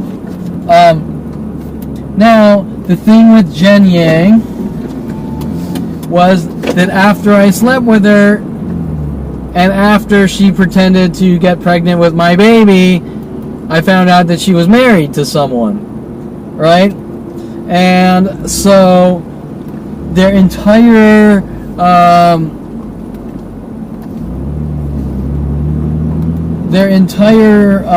accusations went from Kevin Perlman is... First, it's Kevin Perlman's trying to make someone mentally ill and is abusive, but then it is Kevin Perlman is trying to steal Jen Hess away from her husband, right? So do you see a common theme here with Kevin Perlman is trying to steal Jen Yang, and Kevin Perlman is trying to steal Jen Hess and my brother's schizo messages. But of course, remember that their messages are changing, right? Shit. Oops. Couldn't see. Dark. Hit the curb. Hopefully Dincy isn't here to see that, because that would have been a reckless driving. I need to be hunted and killed. Okay. So, Dincy. Shit. So, as you can see, that these daily changing accusations to the world just changed based on riling up people and turning them against me. So, yeah, first is I'm trying to steal Jen Hess's husband, which I didn't even know was married, and in the end, I believe, I spoke to her husband, and I said, you know, she's running around saying she has my baby, and he's like laughed, and he said she's not pregnant, and that was probably when everything ended. Aside from me probably yelling at her, telling her that karma will get her or whatever, which my family and the police are now, have for the last 20 years, been saying that I threatened her life by telling her that karma's gonna get her or whatever. Right? Why are these insignificant things like tapping your foot by a girl the end-all, be-all crimes and death threats? Right? Do you understand what I'm saying? Like, normally if you couldn't deal with some raving lunatic cunt, you would say, you know, you're a little piece of shit, you're gonna get yours, right? And she would say, fuck you, get lost. And they would end right there, right? But in my life, it doesn't end there, because these are all operations to try to get things to use against me to remove me from society. Okay, so it goes from I'm trying to steal Jen Hess from her husband, then all the freaky operations like Misty telling me to call Jen Hess because she's in the hospital and she wants me to call her, and I find out my family's working with them and set up. Okay, camera cut off, so I hope I didn't lose too much. So it goes from I'm trying to steal her away from her husband, then it goes to I've threatened her life, and I'm hunting her down, trying to kill her because Rhodey was taking me to strip clubs like 6 years later, and strippers were sort of trying to get me to go closer and closer to her area.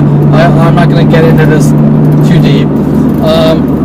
It goes from Misty telling me to call in the hospital to my own father having this information, trying to hunt me down, trying to hunt me and kill me, trying to make me think that I did something wrong by calling her in the hospital, when only family and friends are supposed to call, or family or loved ones are supposed to call in the hospital. Yet Misty told me she wanted to really hear from me, and I called her in the hospital. Things that nobody normally cares about. It then goes from little hidden messages that like she's a hooker and I narked on her or something, or ratted her out. So, none of which I know anything about. And then there's some weird white supremacist stuff that, or hinted about her or something. I don't know.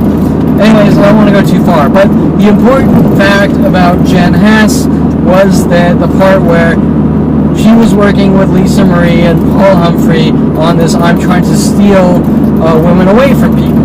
Right? Okay. Now, since we're on this topic of my brother's hints that I'm trying to steal Jen Yang away, and the Jen Hesses, I'm trying to steal her away, where I have just been met with years of rage, like you're a woman stealer. The Victoria Walker things, trying to make it look like I'm stealing her boyfriend and husband, which was another blonde. The Paul Humphrey dating all these women with Eric Christensen that I liked or didn't like, just following me around trying to date the same people, right? Is establishing a pattern of behavior from stranger after stranger, all told to do the same things to try to guilt me to death, to get their confessions that I can't see who I am and I'm a horrible monster. And a woman stealer, right? Which comes, like everything else, it comes from nowhere. Now, let's get into the more important topics about women claiming I'm trying to sabotage relationships, as I spoke about Kevin's Burgers, the others in the other segment, and my brother and family trying to hint to me with their paranoid schizo messages that I try to blow up women in anger with passive-aggressive terror tactics. Okay, so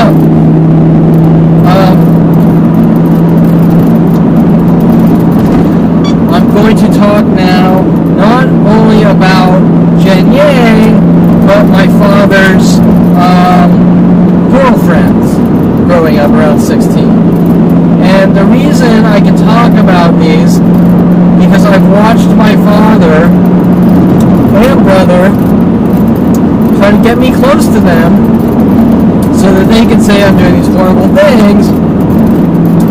And not only that, but some of these guilts to torture me into coerced false confession involve things like people with the name Alex, Alexandra, constantly befriending me, coming into my life, or strangers hinting about aspects of my life to try to torture me into these confessions, coerced false confessions. And so one of those is a French lady named Alexandra Cohen, and this one is more obvious than some of them. While people park cars in front of my house or follow me to public places and groups, parking cars with license plate frames, Alexander, with endless other hidden messages about Alexander Cohen, to hint that I've somehow done something to her with all these other people, that once again, nothing exists and it's all based on thin air from basically creative writers or my family with the LAPD spewing out to the world all this fantasy to the world.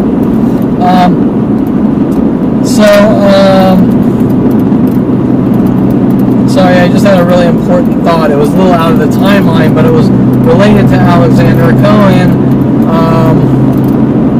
Whatever, it'll probably come back to me. So, when I was around 16, my father dated a French lady named Alexandra Cohen, which I just mentioned, and my brother and his friends did not like her. Me, I was off in my own world. I couldn't really care less who the hell my father dated, provided they weren't some like abusive murderer trying to kill me or something. I really couldn't care as long as my father was happy. To find out that my father's a psychotic murderer, and there probably is no making him happy until I'm dead and gone. Needless to say, he starts dating this French lady. I do not believe, however, she was actually from France. Well, she wasn't. Okay. She wasn't from France because she had a U.S. citizenship.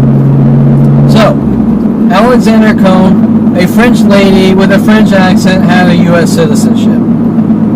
So, you know right there, she had been in the U.S. a long time, and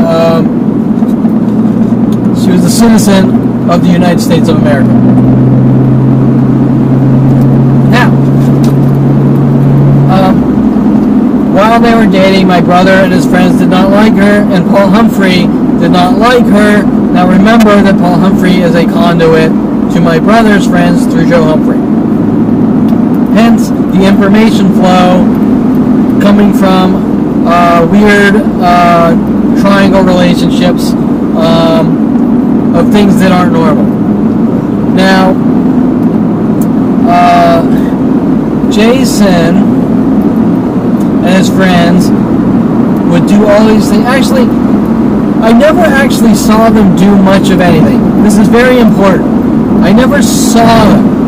But when Jason would go with Andy Adelman and Scott Kirkpatrick and Jeff Allen to their Mitch Viner to their house on Chase Street, and there was a reason why they actually chose the house on Chase Street, which I'm not going to get into, but it involves paranoid schizo tactics. They had their house there. My brother lived at home, but his friends lived on this house, Chase Street, and they like to get people to chase them through their passive-aggressive terror tactics. Okay, now they would sit there and complain over and over about what a horrible person Alexander was, and Alexander had a kid, Tessa, and Tessa was very young. She was like 6 years old or something. I don't know, right? And they would sit there and complain over and over, Alexander this, Alexander that. And eventually my brother and his friends would tell me that they would piss and shit in her Chrysler LeBaron convertible. It was like this red Chrysler LeBaron convertible, and strangely enough, she parked it on the public street for like months at a time with the top down. Now, looking back now, people with convertibles don't generally leave their cars on the street with the top down for months because that's asking for trouble, like rain and dead squirrels and all sorts of shit ending up in your convertible. Now, I'm not going to microanalyze whether she was intentionally leaving the convertible top down or not, but what I am going to tell you is that my brother and his friends were telling me that they would piss and shit in her convertible car when the top was down, and that was it, right? And that mixed with the constant, she's this and she's that, and I don't like her. And then all of a sudden one day, Paul Humphrey tells me that he pissed and shit in her car, right? Now, whether that conversation was through Joe Humphrey or something I said, or he was around it, taking part, I can't tell you, it was so long ago. But what I can tell you is that with all the other things I'm observing, I have a feeling that nobody ever pissed and shit in her car, and they were trying to peer pressure me into pissing and shitting in her car, right? Which they failed, like usual, right? They could not get me to piss and shit in her car. Now, was the world told this? Of course not.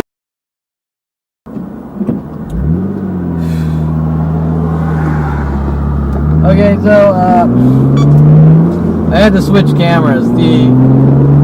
I have a 4K, a Yi 4K and a Yi 4K Plus. Almost the same camera, except the Plus does 60 frames per second at 4K, which I guess I'm not using 4K because the storage on 2 or 3 hours of recording on 1080 on this, I'm cranking up over 64 gigs of data, so you can imagine what a 4K how much data I'd go through with 4K, and it's not worth the time for the stitching together with that much data for these little piddly me blabbing or whatever. But anyways, so the 4K and the 4K Plus, I think the only real difference is the 60K and the USB Type-C 3.1, which you could do like an external mic, and it's a better port. It just works a lot better with a higher data flow. But I think the other camera for some reason keeps stopping and cutting off, and it appears what's going on is that the older type of USB cable is bouncing around, and I think the power is turning off while I'm talking, so I just switched cameras, whatever. So anyways, I was talking about Alexandra, her LeBaron, which ironically is a French named car. I don't know if there's a coincidence between her driving a Chrysler LeBaron and her being French, who knows. But what I was saying is that it's weird that she would leave the top down for so long in the middle of the street, right? Anyways, what I was getting at is my belief is that they didn't really piss and shit in the car. I can't tell you because I never actually saw them piss and shit in the car. But what I can tell you is that they were most likely trying to pure pressure me into pissing and shitting in our convertible car, so they could say, look what Kevin did, he's a bad seed, we need to lock him away and put him in a mental institution because he's sabotaging all these women's relationships and this and that. Now, from what I've talked to you, or what I've explained, is that we're jumping from situation to situation, and this is just one of these tactics, right? Remember, I'm jumping from tactic to tactic. But this one tactic of Kevin sabotaging relationships seems to be going from Paul Humphrey, I somehow did something to Carissa Brands, to Jason Perlman, I somehow did something to Jen Yang, to Jen Hess, I somehow am trying to get her to leave her husband, which I had no clue when she was fucking me that she was even married. Because supposedly she was Jessie something, right? Then I have a Jessie Jane porn star hunting me down, helping them for some reason. What allegiance does she have to Jen Hess? Well, that's pretty damn strange. And then we have the Kevin Perlman supposedly sabotaging Alexander Cohen, which all sorts of Alexes and Alexanders and possibly even Alexis Amore trying to hint about sabotaging relationships. I'm not sure. She's involved in shitloads of other things with Brian Longbotham. You get the idea that just like the women crying wolf from girl after girl, how I passive-aggressively provoked them and attacked them, it doesn't exist. Now we're going into sabotaging relationships. How do I know this? Well, when you're met with anger and rage all day and night from stranger after stranger worldwide, and it's always hints about people like Alexander Cohen, or maybe you come home and there's 10 cars with Alexander plates parked in front of your house or something like that, and this type of thing is a non-coincidental event which happens all day and night until people get the answer they want to hear.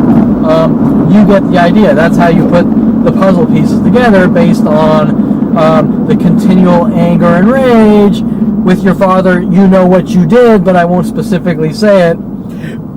Me looking back through my life while people are trying to kill me presently, and the things they're saying and doing, and putting it all together, which ironically the psychology community and police get mad at me for doing, which makes even less sense, right? They don't want the crime stopped. They want me dead and gone. So,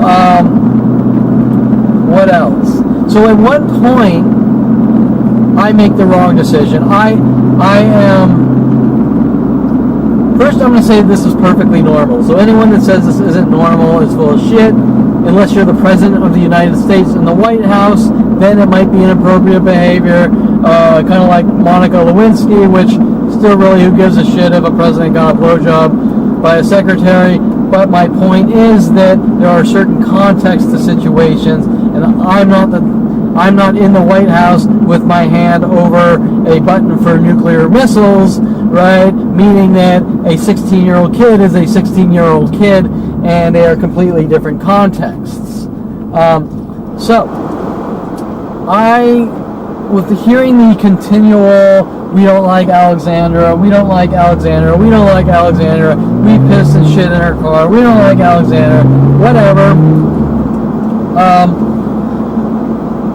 There was a point where my father and Alexandra got in a fight, and I think it was something about us, the kids, and this and that, and I opened up my big introverted mouth, which I rarely ever open,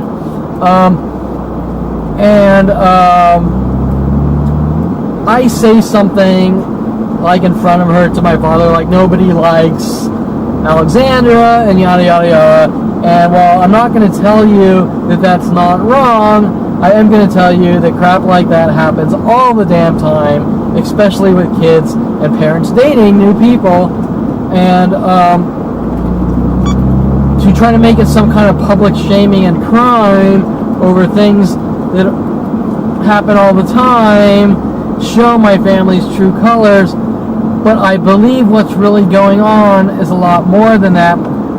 They're working these frame jobs, and my brother and friends are supposedly doing things to her, which I can't tell you specifically what they did or if they did it, aside from the pissing and shitting in the car, which I never actually saw. But what I can tell you is they're putting it all on me, right? Kevin's a bad seed.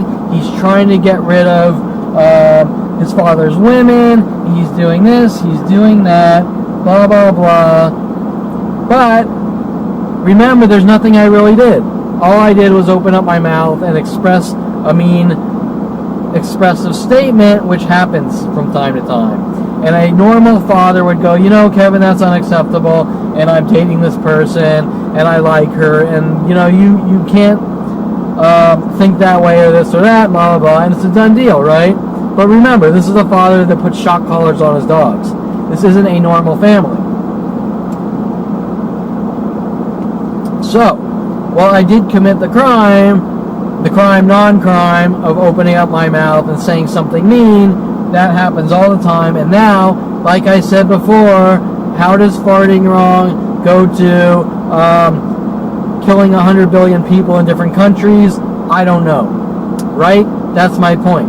Tap my foot around Aubrey Fisher. There's billions of government dollars used to hunt me down and kill me worldwide. Say something bad about a father's girlfriend. There's billions of dollars to hunt me down and kill me worldwide. Right? Okay. But what are they doing? They're trying to establish a pattern of behavior of Kevin Perlman, who is a bad seed and a horrible monster. Why? I cannot tell you. Hence, my father running around saying Kevin's a bad seed, he's doing this to all my girlfriends, blah, blah, blah. Okay? Which comes down to 13 years old, and while nothing's directly said, I believe that my family and parents blame me for their divorce. And my mother probably claims that I made her move to Canada or something, which is totally absurd because I think I was off in college when she moved off to Canada. After that, there were several events with, and this is where things really don't make sense. Example, my father states that Mike Huntley, and remember, he's using Mike Huntley as some kind of alter ego to make me think that I'm Mike Huntley, but I'm not picking up on their paranoid schizo operations at the time. But he's telling me that Mike Huntley drank Alexandra's clearly Canadian out of the garage refrigerator, and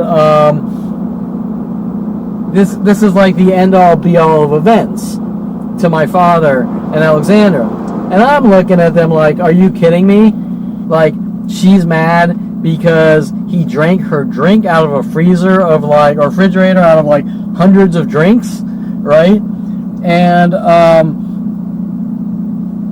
what was his reasoning? Well, his reasoning was probably to make me think she's crazy, and him trying to bait me to go after her, right? With all them. Now, I never would have thought of any of this crap until I watched millions of people hunting me down with my father saying, you know what you did, and my mother saying, my past caught up with me and I have to leave the country, and mass groups following me around hinting about Alexandra and parking cars with Alexander plates over and over, and endless paranoid schizo tactics to try to torture me into coerced false confessions with these other thousands of things like that. But then, after that, my father says that Mike Huntley stole a $10,000 check from Alexander, which then I find out at like 29 that my father's actually telling the world that I stole $10,000 from him to build my car engines in frame job operations because he didn't want me building cars, right? So he's telling everyone I'm a thief because he doesn't want me working my ass off making money and building cool hot-rodded cars. These all fit the same time frame, and at 29, one of the things Mike Huntley said to me was something about honor amongst thieves, hinting that I'm a thief, which doesn't make sense. And then he told me I had better go talk to my father. But I didn't know what the hell was going on, and when I went to talk to my father, of course, like usual, nothing was said because my father's like trying to hunt me down and kill me, and then he wants to run back to him saying, I'm sorry I did this and that, right? Now, if you don't think that's a psychotic murderer, well, I don't know what else is. Example, you have a father, he pulls shit out of his ass, you did something, he has no proof, no fact, then you're met the rest of your life with billions of dollars of government investment, LAPD hunting you down, you name it, and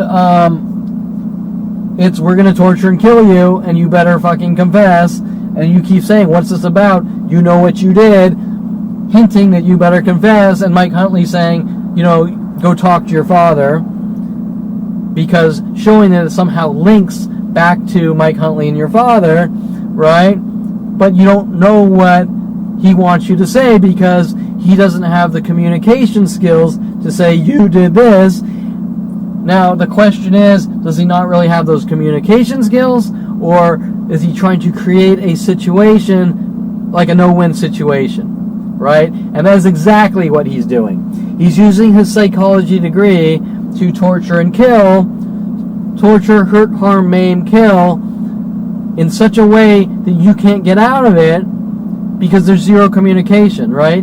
There is no, this is what I accuse you of, and there's no me defending myself saying, do you have factual evidence? This is what happened. I can explain the situation. None of that exists because we're talking about a man that puts shock collars on his dog to get what he wants, right? Okay. But what he wants isn't a confession. What he wants is me dead and gone by inflicting insane amounts of pain with billions of government dollars, the psychology community, and worldwide support. And that's where things really don't make sense. Because if I walk up to you and say, hey, my son's a bad seed, I want you to help me do this, you're going to look at me like, fuck you, I got my own life to live. I'm not getting into your shit, especially shit like that, right? Okay, so things don't quite add up. Until you start dealing with the psychology community and them saying you better not talk or we kill you, met with people showing up, threatening your lives, working with them. Okay, so, let me think. So, Alexander. Okay, so now I'm sort of going to skip to Shelly Humphrey. This is sort of out of the Land of Scorch convo, but it's on par with the Kevin supposedly sabotaging relationships, and applies to my father. So now we're talking maybe 30, let's say 37, 38 years old. Okay, now remember, I found out I was being hunted at 29. It took me a good 5 years, and all the way up till 38 to maybe really understand what was going on. Probably a good 4 or 5 years of denial and totally deer in headlights, dazed and confused. I do not even comprehend what I'm seeing, because what I'm seeing is unheard of and doesn't happen normally, especially worldwide, being that I am pretty much the only one this has ever happened to with a global extermination operation.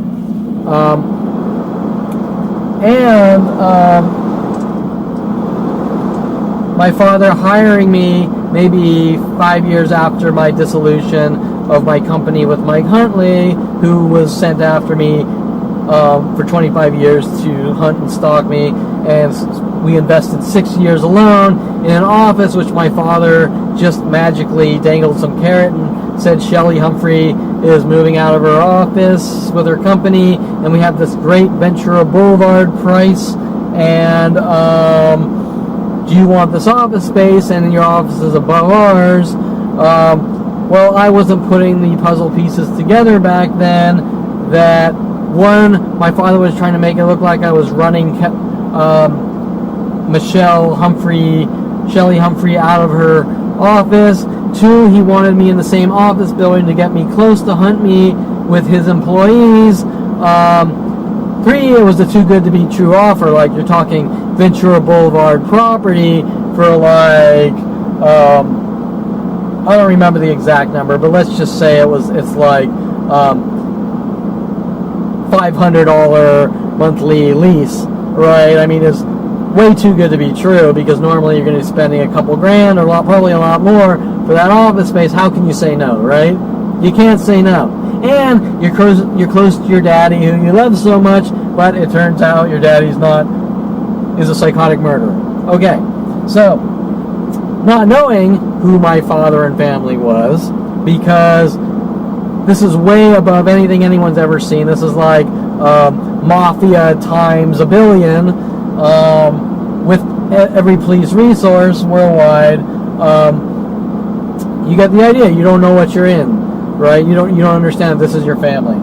So right before I switched to Shelly, I'm just gonna say one of the things they did while I was in the same office building as my father was Mike Huntley putting the network switch in the other room with my father's employees. Now, why did Mike Huntley put the network switch in the office next door with my father's employees like Patty Guggen? Well, it was so they could hook into the computer network switch and put spyware on my computer and try to make me mentally ill, as well as all the other things they were doing to me. This is before they even hired me, and they did the same types of things for 14 years after they hired me at Golden State Sports Medical, but that's for a different conversation. But you can understand the strategic thinking and the calculated thinking of getting me in the same building, getting me close to my father who hates my guts, saying that I'm on the second floor just like Kelly Hatch was on the second floor of me, trying to work some schizo tactic, and most importantly, jacking into the computer network switch to do horrific things to make me mentally ill, sabotage my life, try to make me look crazy, and take out of context computer information to give to the world, to make it look like I was doing all these horrible things that don't exist. Okay, so Shelly Humphrey, age I'm guessing 38, or maybe even younger. My father had been dating Shelly Humphrey on and off since I was 13, since my mother got divorced with my father and started dating Shelly Humphrey. And apparently my brother picked up on a few things in Hawaii about them cheating together, and that came to light that my father was cheating on my mother with Shelly Humphreys, shit that I never really could care less about, but my brother found this out, supposedly broke down in tears, and told my father admitted or something like that he was cheating on my mother before they got divorced with Shelly Humphrey, and to me it was like, well, you know, shit doesn't always work out, and that's life, and so they got divorced because they weren't happy, and whatever, and they moved on, and so be it. But my father seemed to have a problem with me having this information all my life. Why? Who cares? It's the truth, and so be it. Needless to say,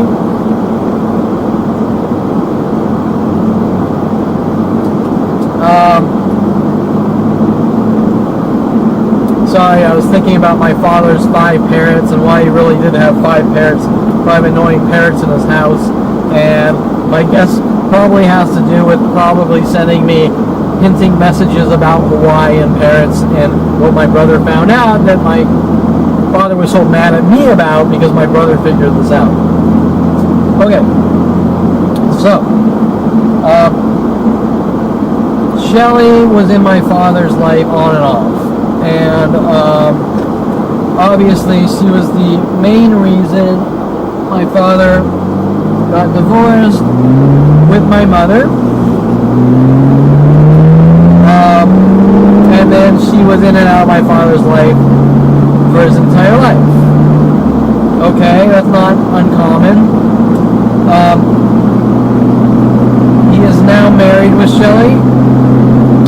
I couldn't care less, other than she's a psychotic piece of shit who has helped him stalk and hunt me down to kill me, and that does not get you on my good side. It gets you on the shit list of I'm trying to hunt down and kill Kevin Perlman for some reason.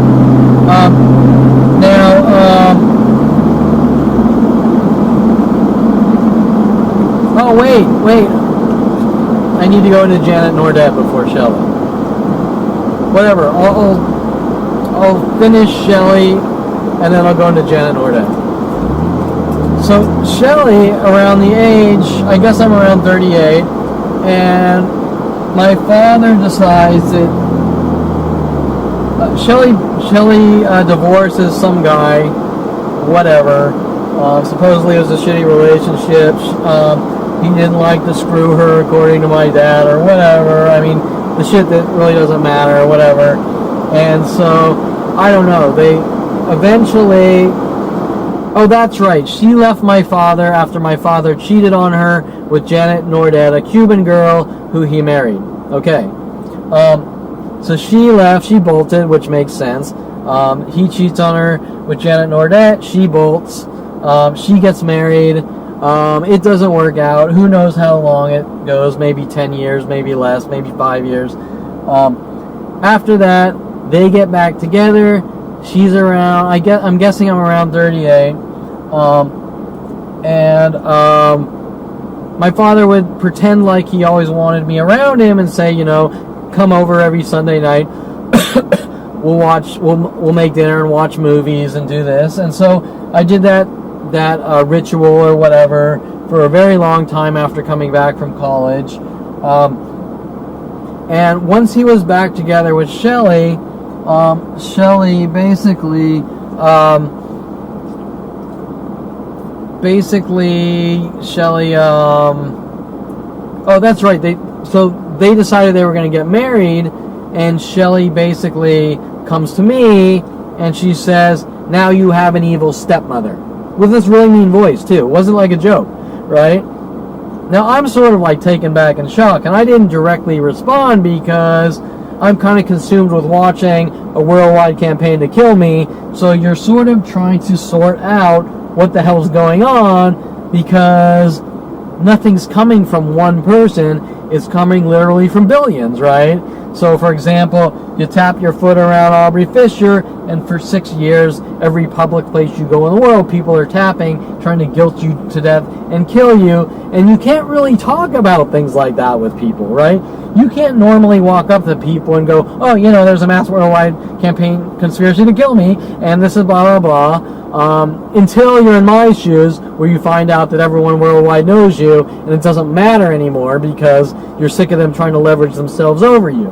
But normally, if you couldn't comprehend the situation that if you fart wrong and everywhere you go worldwide, people are trying to kill you in secret, how do you address those issues?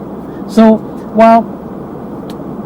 while Shelly mouths that crap off to me, I don't instantly respond, but I decide like the next week that I'm going to try to talk to Shelly and smooth things over and figure out what's wrong, where it's coming from.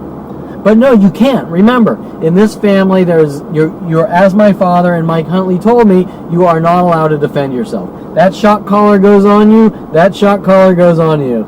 And so I come back the next week prepared to, be polite and say, Shelly, let's talk and this and that. But this next week, she has her son Eric. And Eric is told to thug and muscle and attack and do this to me and do that to me, blah, blah, blah. And so before I can get a chance to ask Shelly what's wrong, I met with her son and her mother and father, who are told to come over a lot of weekends, to take turns and constantly, passive-aggressively try to provoke me to death, just like I'm witnessing worldwide, right? So now, let's think of the context of this situation. Not only is your stepmother working on you with everyone around you, and your father saying, let's watch movies and whistling at you, hinting that you're a whistleblower for something, showing that he's not on your side, which was happening years before this, and me still trying to figure things out. But you have Shelly coming back in the picture, her mouthing off to you, once again, me doing nothing to her or anyone else. And then before you can ask her what's going on, because it's not some perfect equation of an instant question, she's already built with my father these worldwide armies to kill me for just sitting there wondering what the fuck's going on, right? Now, before I could ask her what's going on, I met with her son taking turns in anger and rage, her mother, her stepfather, everyone in the community, based on thin air. Nothing's done to her like everyone else, like Christy Reynolds or Corey Bixby. Yet there's worldwide groups coming after Kevin Perlman because Kevin Perlman is a hate-raged, mean, horrible, serial-killing murderer who has done absolutely nothing to anyone but hold doors over for people and give people money out of his own pocket that would starve otherwise in between being the psychotic murderer. Right? Yeah, okay, sure. So, hence, you kind of get the idea that these are operations because there's never anything you can say. They're coming after you anyways, and for no reason. So Shelly, I remember at that point I decided, after a couple of weekends of abuse, that she was a low-life piece of shit, and there's nothing that I could say to her, because it's kind of like, once you notice missiles coming over your border, what do you say to the person, right?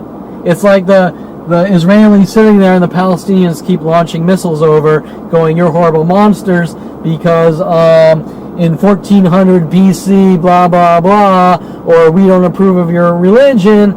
Well, you can't really say much while those missiles are coming over to kill you, right? At that point, it's, you're hunting me down trying to kill me. Okay. So at that point, I just figured she didn't deserve jack shit, and it wouldn't have mattered anyways, because once people are at the state where they're hunting you down, there is nothing to say to them. And so I can guarantee you it would not have mattered what I would have said to her, and I can also tell you that she never would have let me have a conversation with her to defend myself, just like my father with his people aren't allowed to defend themselves, and if you've done something wrong, people aren't told what they've done, right? Those are words to me. If you've done something wrong, people don't tell you what you did. Yeah, right, okay, sure. Maybe in a psychotic murderer world, but not in the normal world.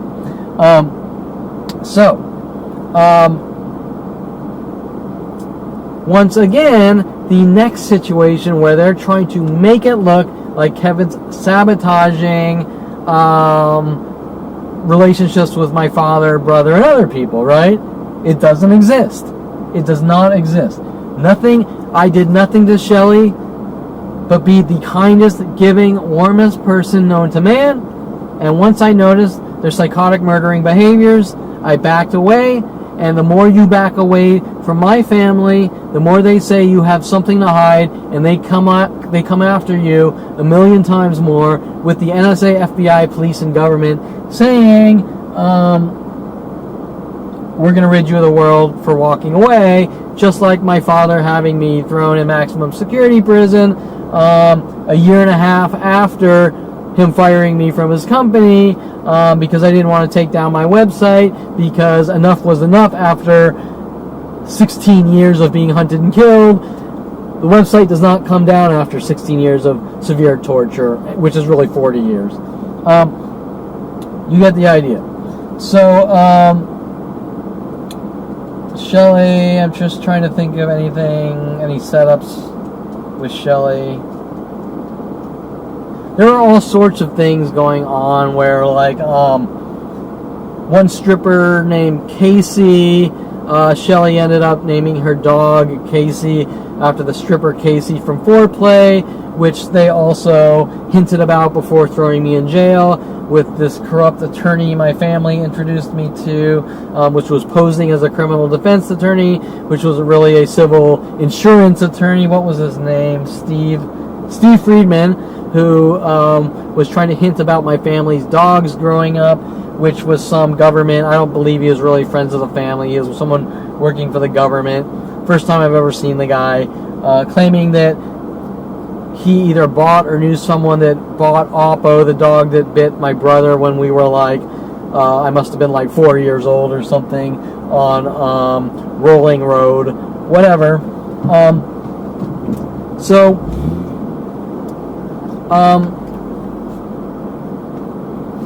I will go into Shelly later because I want to stick with the topic of Kevin supposedly sabotaging people's relationships, which obviously, as you can see, starts as young as 14 years old with Paul Humphrey, which really you could probably link back to 13 years old when my family got divorced, showing that my family can't deal with their decisions in life and needs someone to pin their decisions on from their guilt. Does that make sense? Like, my mother and father can't deal with their divorce, so they need to say that I made them do it, right? Because they, in their fucked up, demented conscience, can't take responsibility for their actions, which are perfectly normal. I mean, parents get divorced all the time, and in this day and age, I think the divorce rate is like 40% or probably a lot higher, right? And so, who cares? It didn't work out, they got divorced. But because they couldn't deal with that decision, they needed to say that I made them do it or something like this. And until they actually have some kind of argument, then the point is moot. It's like, you can't just walk around saying, I made you get divorced, but you can't tell me or anyone else why. You have to talk specific facts. How did I make them get divorced, right?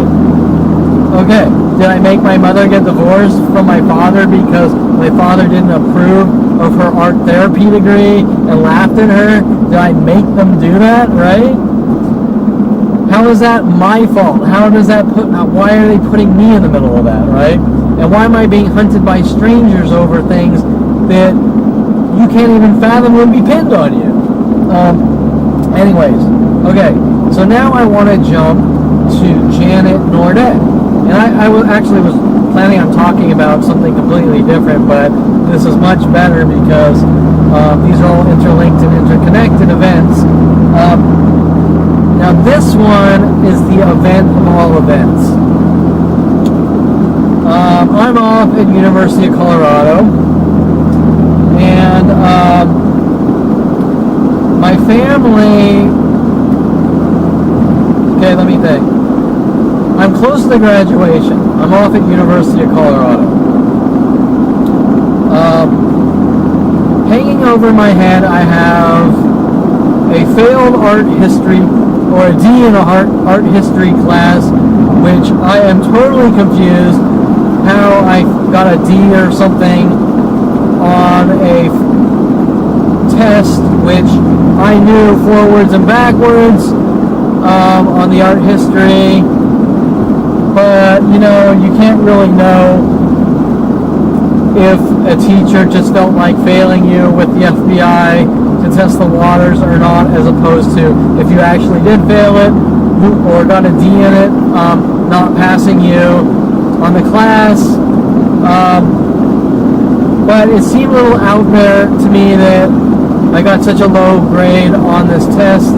Needless to say, that put me in a position where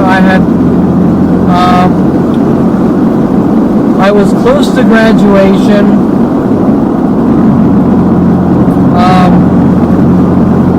minus an art history class or something that, I need to retake the art history class. But the more important one was the Spanish class. And this was a little strange too. In high school, I took 2 years of Spanish, and in Southern Oregon State College, they accepted 2 years of Spanish.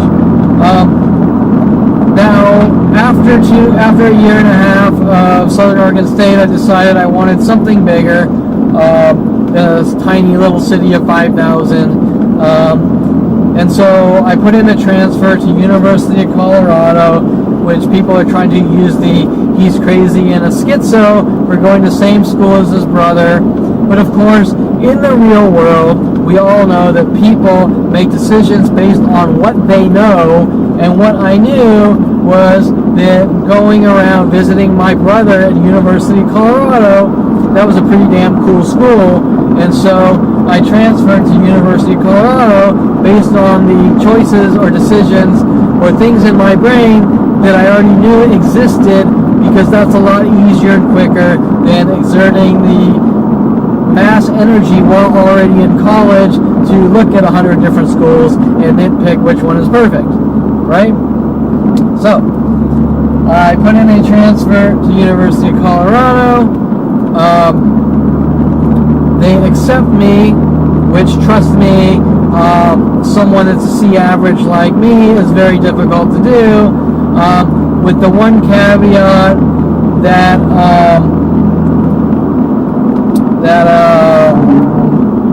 I needed a third year of Spanish. Okay, doesn't sound like a big deal on the surface, but remember, when you're not really a good Spanish speaker to begin with,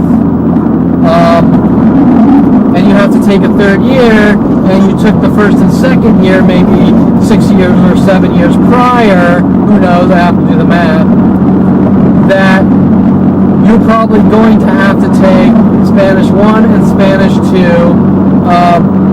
to get to Spanish 3 to be prepared to take the Spanish 3, right? So what that means is, in college time, that is, if you can get the courses you want, Spanish 1, 2, and 3, or 3 semesters, that's a year and a half, right? Okay, those 3 little classes are a year and a half's time. Okay, so me, sort of putting it off towards the end, I failed an art history class, or got a D in an art history class from the last final test, which he gave me a D or something, which means I needed to take art history and Spanish 1, 2, and 3 to get that third year of Spanish, or I could try to wing it by just going in the Spanish 3 and praying I can remember enough, which I highly doubt I could. Okay, so that's a good 3 years, right? Or 1.5 years. Okay? So, I was close to that point. I had most of my classes done. And I start getting phone calls from my family with their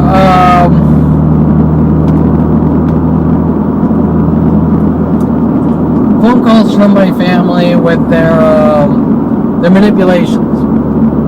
Okay. First is Mike Huntley. He wants to come down and visit me at University of Colorado, and he's telling me how he wants to start up an internet host provider. Now remember, this is back in 1997 when the internet first came around. The internet was predominantly like AOL users for the ease of use. It wasn't what it is today. You need to understand that.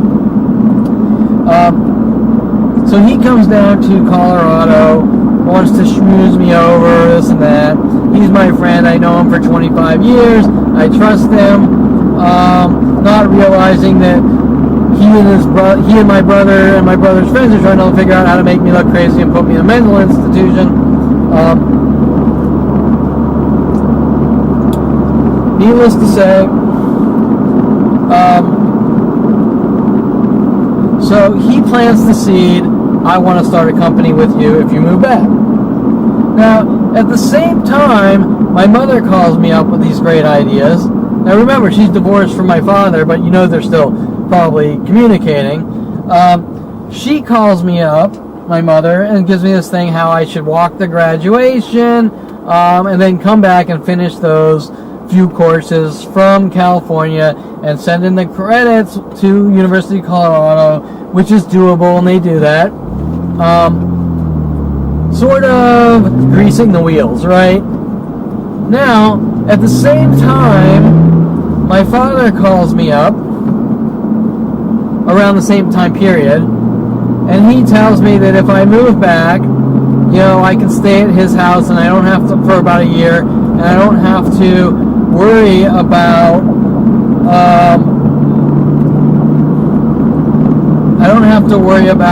like room and board, because I can stay at his house. But of course, I never ask, right? Okay, that's the most important. The most important thing for anyone to know is that I'm not calling up my father saying, Ron or Daddy, I want to move in with you and come back from college early. And I'm not calling up Mike Huntley saying, I got this amazing idea, we should start a company, and somehow setting up Mike Huntley. They're contacting me just like all these people. Victoria Walker, Kevin, come over, help me. Aubrey Fisher, Kevin, come over, help me. Reeling me in, you know, trolling me in. That's probably where they got the term troll, was because my brother loves to fish and hunt down and kill his younger brother by getting him close with the rest of my family. I don't know. Whatever. So at this point, while my father also tells me that I should move in with him and all this and that, he tells me about the new Cuban lady that he's dating and seeing, and they're going to get married, right? Janet Nordet.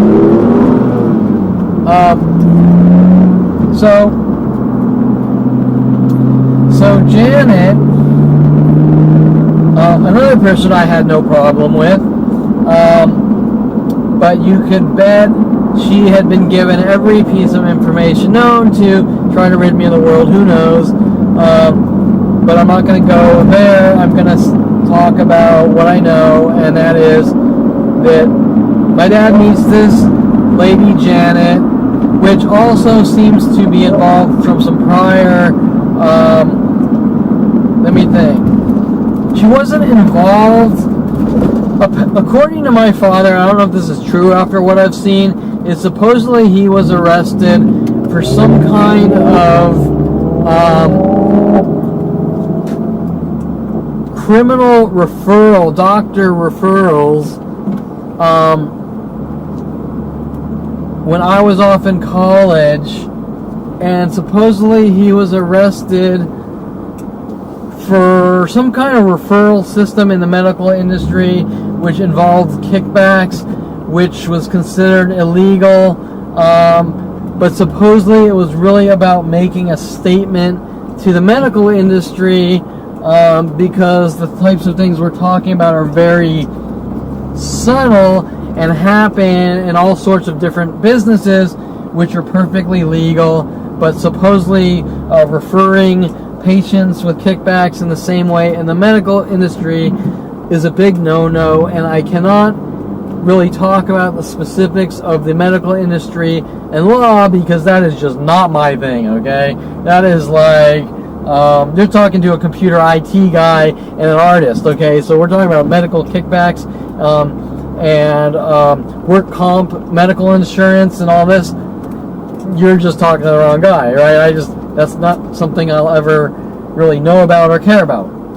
And supposedly Janet, that he was dating after these arrests and whatever happened, I think it got appealed or something and it was done with and wiped my father's record clean, which he said was a 5-year trial and this and that. I have no clue. Which sounds awfully long for a trial, especially a civil one, because murder trials are a lot shorter. Anyways,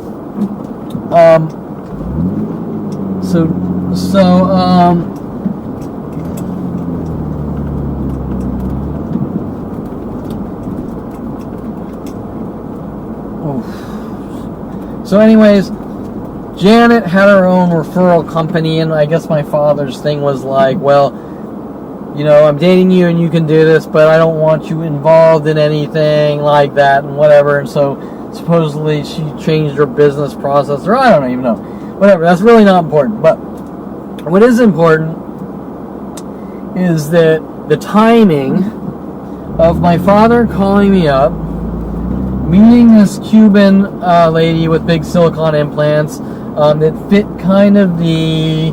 I'm not trying to be judgmental because I love hot, tattooed, big silicone titty, I like to fuck like rabbit type of girls, but she did fit more of the exotic, erotic, big old silicone titty, stripperish type of women, which a lot of people can't deal with, that whole slutty look and whatever. Okay, so we got several things going on.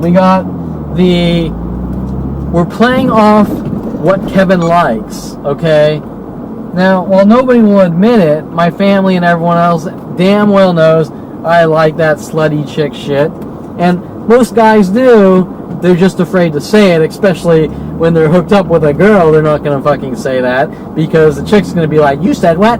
Right? But that is what all fucking guys are thinking, is they want that big, huge tit girl that they can titty fucking do this and that. Whatever, okay? They're not going to necessarily speak out loud about it and this and that, but most guys like that shit. Okay, so my family's playing off the things I like. Once again, Kevin, I want you to move in with me. And right as I'm coming back, he's getting married to her. Right? So think about the dynamics, and not only just the dynamics, but from an anal retentive family that I found out, it is 1,000,000% on the you don't blur the lines and mixed boundaries. And the reality of life is that boundaries and the lines are continually grayed out all day and night, and it is impossible to not blur the lines on most things. Let me just think of an example. When I played pool at Yankee Doodle's Pool Hall, I can't tell you how many employees I saw dating each other in Yankee Doodle's Pool Hall, and I will tell you right now that my family would tell you that if you dated a person at your own business, you've committed the crime of all crimes and need to pay for it. Yet, here comes the big yet, here comes the big hypocritical yet. Where did my father meet Shelly Humphreys? Or Shelly, what was her original name? Shelly, yeah, it was Humphrey, wasn't it? Same as Paul Humphrey, Shelly Humphrey. Anyways, where did my father meet Shelly Humphrey? Well, he met her. She was his secretary at his office. So the man who is pitching this bullshit to me, that I'm blurring the lines and I need to be hunted and killed over, is now married to his original secretary, which he cheated on, and he also cheated on my mother with, right? Okay, Mr. Mr. Boy Scout, right, is the biggest lying hypocrite known to man while hunting me down, trying to kill me with every resource. Okay, so why does my father want me to move into this hot big titty Cuban, into his house with his big tit, into his house with with his big titty Cuban slutty woman? While getting married right around the same period as I'm moving into his house, who just happened to go from like Susie Homemaker-ish to extremely paranoid. And while my father states the same exact bullshit that he's pinning on me, Janet Nordet has a split personality, and when she gets angry, her face physically changes, just like the same bullshit he's pinning on me, saying that I'm like the Incredible Hulk when I get angry, and they've seen me change in anger. And then when trying to tell the psychology community about the things being done to me, the psychology community, after 24 psychologists did whatever it took to make my life miserable, and me putting on my website that I've been to 24 people in the psychology community. They made the movie Split with the character Kevin, who suffers from 24 split personalities and changes his physical form in anger. Okay, do you think that that's a little coincidental, especially with all the other things going on with movie references, right? So what is going on there is that is like a punishment for me trying to go get help and say, look, this is being done in my life, help me, right? It is also the psychology community basically saying, we're going to do whatever it takes to stop you from talking, so that you can't tell anyone, and we're going to do that by trying to make you mentally ill, kill you, rid you of the world, or whatever, right? And so that is why Kevin in the movie Split is Kevin. And not only that, but there was a black girl that was stalking me years before on IRC, and she was talking about the movie The Sixth Sense and trying to use that as references directed at me. Well, that's the same producer, so you kind of get the idea of what's going on, that, you know, the producers are going from movie to movie doing these things. But anyway, so my father is using these psychological labels to control or disseminate lies to turn these mass groups against me. Okay, so I move into his house. Janet's like Little Miss Susie Homemaker, and the more she's around my controlling father, the crazier and crazier she's getting, and the more paranoid she's getting, right? Now me, I'm like away from it. I'm off in my own little world, and I'm kind of away from all their crap. The only direct thing that I could ever say that happened with me and Janet is that at one point my mother called. I picked up the phone.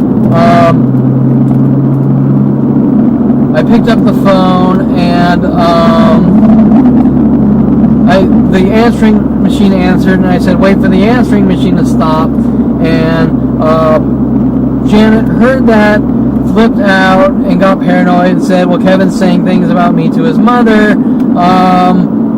which is the point that people start saying, trying to get controlling like that. Then you ultimately start telling your mother, yeah, you know, she said this and that. But the thing is, my father is very controlling, and she disappears for a couple days in Vegas, and it's like the end-all be-all of crimes. And well, I can't tell you from the perspective of a married couple because I've never been married, and I don't know how I'd feel if my wife took off for a weekend to Vegas, but I'm pretty open-minded and kick back, so if my wife took off for a weekend to Vegas and wasn't fucking 100 guys, I probably wouldn't give a shit, based on the fact that I had trust for her, right? And you have to build to get that kind of trust, because you just don't trust people blindly to begin with like that, right? Because if you're not serious with a girl, then you don't know if she's going to be sleeping around with 100 guys. But anyways,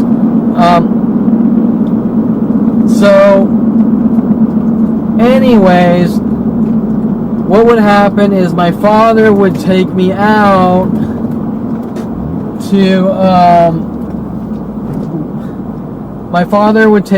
on his Sunday night dinners after I had moved out of his house a year later. And his situation was like getting progressively worse and worse, according to him. But now he's a pathological liar, and you don't know what's true, what comes out of his mouth. And he would take me to to a restaurant called Houston's. And at Houston's, every week he would unload about the horrible things Janet did to him.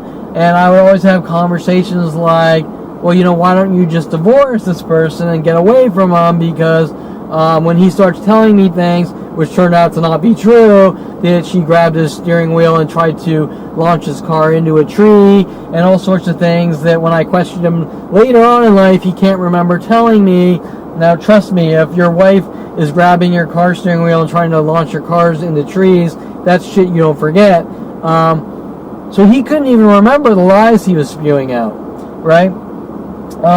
Now, what is the dynamics? Why would my father take me out either to boys' night with a group full of guys saying, "Ron, get away from this girl," and my father saying, "No, eventually she'll get better," or something like that, and taking me out to Houston's? By the way, I believe he was taking me to Houston's to hint about Jen Hess, a girl they sent after me, who I mentioned earlier, that was told to stalk me with the feds and LAPD in these setup and frame job operations they're still working on, while the police are telling the world that I hit her with a mask on and things like this, where she came over to my house the next day with no bruises on after telling me someone hit her. Whatever. So the reason he was taking me to Houston's and having Yankee Doodles waitresses show up hoping that they could get me to attack them and things like this. One's name was Gina, I think, who drove, ironically, a Eclipse, and a car I loved, which I met an Asian guy at University of Colorado in the early 90s, had an Eclipse, and I loved that car. The all-wheel drive Eclipse was the first Eclipse I loved back in like 94, whatever. This Gina also drove an Eclipse, and I asked her about the Eclipse, and that was the end-all be-all of crimes. So this Gina was not only following me to foreplay strip clubs, which I thought it was coincidence, later on to find out I supposedly did something to this girl, but taking me to Houston's to hint about Jen Hess, who supposedly later on checked into a drug rehab in Houston or something. Once again, I supposedly did it to her, just like Carissa Brands and the other imaginary women out there. And while taking me to Houston's and restaurants, would blast off every single weekend how Janet did all these things. Why? Well, I finally figured it out, that he was trying to do what my brother was trying to do, just like Alexander Cohen, was try to rile me up and peer pressure me into going after her, right? Being the hero. And why do I say being the hero? Because one of these labels from these people worldwide I've met with anger and rage towards me is the hero tactic. I supposedly am a vigilante that have taken the law in my own hands. I've done something horrific, but yet, like everything else, Kevin Perlman the hero, while women sit there and try to get these confessions like, "I want you to be my hero," with subtweets, can't specifically, like everything else, talk about the actual situation of the crimes I've done, right? It's just you've done something. We're going to send you hidden messages about this, about that, about the other thing. I'm going to tell you your past caught up with you. I'm going to tell you you need to leave the country. I'm going to tell you that when people do something wrong, they're not told what it is. But I'm not going to tell you everything but what normally happens. This is what's going on. This is what you've done. Or this is what you're accused of. Why? Remember my father's statements with Mike Huntley. You are not allowed to defend yourself, ever. You're not allowed to tell anyone what's going on. You're not allowed to ask questions what's going on. You're not allowed, if someone pulls out a gun and starts shooting at you, you're not allowed to dodge the bullets or do anything in return to stop him. You just die. Oh, and by the way, I love you while you just die. Okay, so, hence, my father taking me to restaurants to work on my emotions about Janet Nordet, to try to figure out ways to get me to snap and go after her, just like Jen Hess was trying to do, just like Corey Bixby, just like most likely Alexander Cohen, just like Shelly Humphrey, just like Mike Huntley sending all these women like Jen Hess after me, just like Julia Sophia Reynoso, just like, I don't know, these names are in the thousands, literally, okay? Yet, they have not got me to do anything to anyone but find out what's going on and talk about it. Okay, so, Terrence Scroggins, that's a good one. Terrence Scroggins, Bailey Bernard, all these people stalking me. And as you'll notice, that the people that come after me crying wolf, they get more and more aggressive. Bailey Bernard with his assault and battery. Terrence Scroggins with his endless threats and extortion.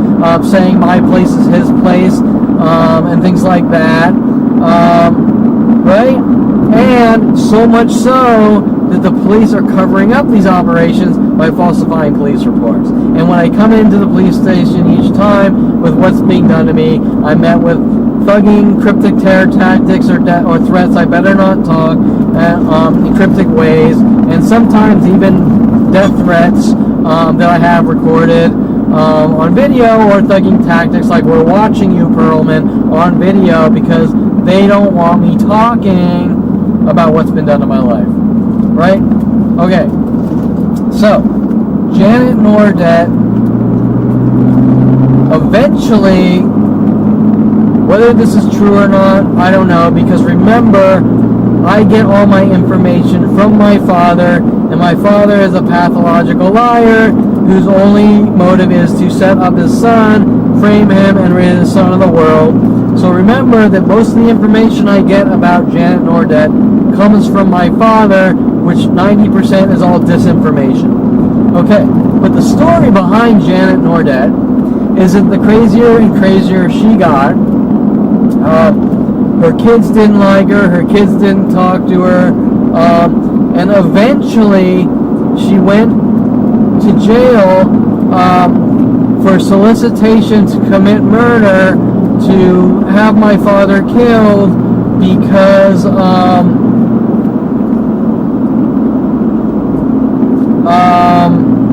the story is that her son Mario, who has been in and out of jail, she contacted his friend Tyrell or something, and Tyrell called up my father and said, Ron, for $20,000, I have vital information for your life, and supposedly my father paid Tyrell $20,000 to hear a recording of Janet Nordet calling up saying that she wants him to kill my father.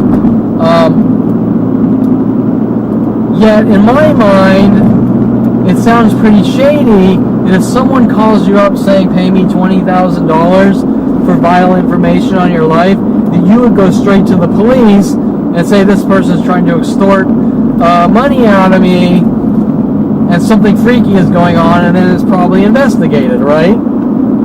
Now, I'm not going to tell you with 100% that I know exactly what's going on, but what I can tell you is that after Janet supposedly was arrested, went to jail for 3 years for solicitation to commit murder,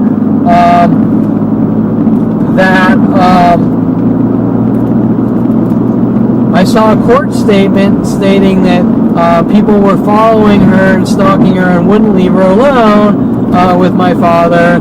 And after what I've seen, and I never would have thought about it without seeing it first, but from what I've seen with my father is the same things are being done to me, right? I'm watching all day and night worldwide groups hunt me and stalk me. And whether I go places, every place I go, people know me to begin with and take turns in an angry rage from my father's lies that you can't get away from. And then you're met with groups of people that follow you because the ones that are there that see you notify people to follow you and take turns on you, right? So that being said, it's pretty damn strange that my father meets a girl, she goes crazy, and then tries to off my father in self-defense. And I'm not going to tell you that killing people is okay, although sometimes people are put in self-defense where they have to do what it takes to stay breathing, and I have not done that.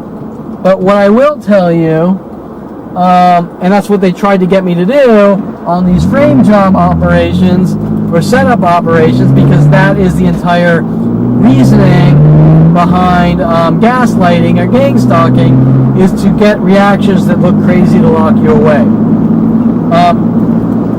But what I can tell you is it's awfully strange that coincidentally the same exact things are happening to me, and they're done in such a way that you can't get away from it. For example, if you're around an abusive father, you just walk away and it's done, normally. But what if that abusive father has teams of people following you from place to place, and has people like Lorena Escobar paying women off to come in your life to try to set you up, and paying people to follow you to different locations to hunt you, then you can understand it. How do you get away from people actively hunting you, right? Now, on that note, the same exact types of lies in my father's office that were done to Janet Nordet were done to me, right? Janet Nordet supposedly came to my father's office, threatening him and saying all these things to him. And when I worked at my father's office, which my father wanted me to work at so bad, the same exact things were happening with his entire employment, with the ringleader of Lorena Escobar paid off to do these things to me. The same exact things to try to make me look crazy. The identical template done. It was done to Janet, done to me, right? The same types of lies, the same I'm going to make you look crazy, the same Lorena Escobar told to contact me and hire me, then telling everyone that I'm trying to take over my father's office, and I'm the boss, and I think I'm in the mafia and crazy shit like this. Met with all sorts of setups, like Lorena Escobar, my father, having Debbie Groveman, my father's friend, contact me, asking me to fix her son's computer, and then telling me that I should take over the company, and me saying no, I couldn't care less about his dead-end joke of a company, right? Things like that, which all linked together, and upon telling my father all these things, he always shrugs them off, trying to make me look crazy and super sensitive, right? Anyways, by the way, these things were endless. These things were all day and night for 14 years alone in my father's office, non-stop, and not just in the office, but with connected worldwide support. For example, hundreds to thousands of cars pulling up in his parking lot alone per day with mental illness tactics. But anyways, that's how bad they wanted these reactions from me to lock me away in jail. Okay. So, now, the way they're probably trying to pitch it is, what? Aside from the mental illness cover-ups and Kevin's crazy and Kevin's doing all these things, once again, Kevin Perlman, from the perspective of the propaganda audience, okay? Remember that. This is important. The propaganda audience with worldwide people getting this disinformation. Ron Perlman meets Janet Nordet. Ron Perlman is getting married to Janet Nordet. Kevin Perlman magically stops going to college with a few classes short. How do I know this? Because I've had lawyer after lawyer question my integrity about things that don't matter, about things, information they should not know about. And the big one in these 2013 arrests were endless questions by lawyers asking me why I left college without graduating in an investigative form, interrogation form. Okay, well, how do these random lawyers worldwide know that Kevin Perlman stopped going to college and moved in at his father's house right at the time where Ron Perlman was marrying Janet Nordet? Okay, these are the important questions. These lawyers would never know this unless I was like Tom Cruise or the President of the United States. This is not public information. So how do these random lawyers worldwide, one sequentially after the next, know that Kevin Perlman left University of Colorado a few classes short before graduating and moved in when his father is marrying Janet Nordet? Right? Think about that. So what's the reasoning? From there, factually, that type of coincidence with that type of information dissemination does not happen. It is not normal. It is not the way the world works. Unless I'm some huge celebrity with the news following me from place to place and not some schleppy kid trying to figure out what he's doing with his life. That is not the way the world works. Hence my father's statement, I don't know how the world works. Bullshit. Okay. Disinformation. Okay, so through the eyes of the propaganda channel watchers, Kevin Perlman just stopped going to college when his father's getting married, didn't finish his degree, and moved in right when his father is marrying Janet Nordet, who just magically goes crazy, like Jen Hess, like Carissa Brands, like Julia Sophia Reynoso, and I'm sure 100,000 other women, which I've just magically made go crazy, right? By doing absolutely nothing. And being given out the world where I'm under investigation with a worldwide campaign to hunt me and kill me, with every female on the planet in an angry rage for no reason at all, as far as I've been told. Just, I know what I've done. You get the idea that as far as the disinformation, smears, lies, propaganda, Kevin Perlman stopped going to college to move in to sabotage Janet Nordet, my father's relationship, because why is Shelly Humphreys barking at me, spazzing out and hunting me down, trying to kill me, saying, oh, now you have an evil stepmother, in an angry, bitter voice, and telling her son and family to go ballistic on me. Right? Okay? You can't do what I've been told by the police and psychology community and say, don't connect the dots or you suffer from obsession. You have to connect the dots, and any sane, rational person is going to wonder why larger and larger groups are hunting them down, trying to kill them in anger and rage, and not ignore it, right? Hence what I've been told at 29 by the psychology community and everyone else after finding out there's a worldwide campaign to kill me, just ignore it. Yeah, right. Okay, just ignore it until you're dead, or until you snap so bad that something really bad happens, and you go, look, that guy snaps and he's crazy. Right? Okay. So,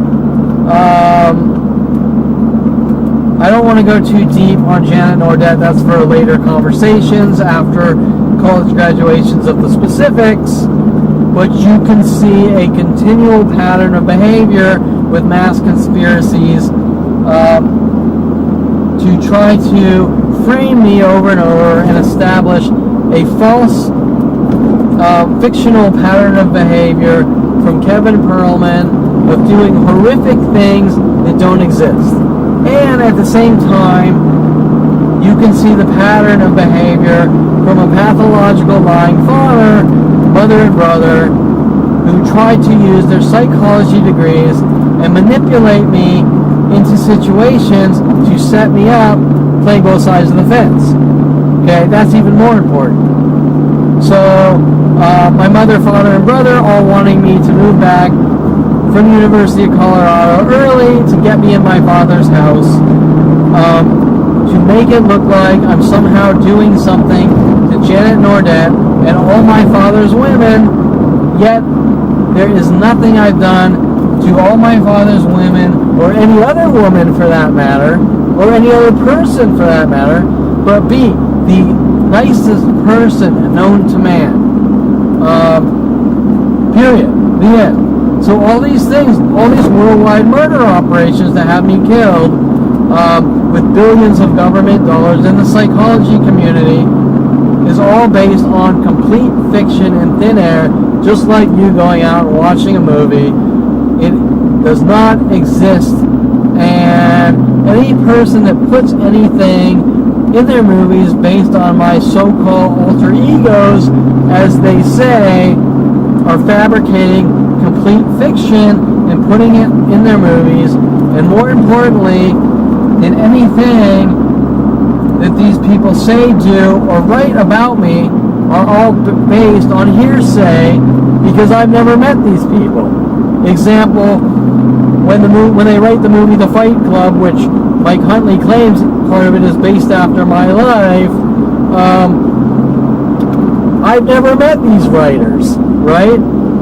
So the only information these writers know are based on people that don't like me and want me dead and gone, right? Hence, fiction. Which all comes down to the question of, are they really putting reference messages in movies, or taking aspects of Kevin's life that they believe are real and putting them in movies? Well, yes, they are, but for me to question that makes me look crazy, right? Hence, gaslighting and gang stuff. So anyways, I've spoken to you about the Kevin and supposedly sabotaging relationships in women, which we trace back, or I trace back to Paul Humphrey around the age 14,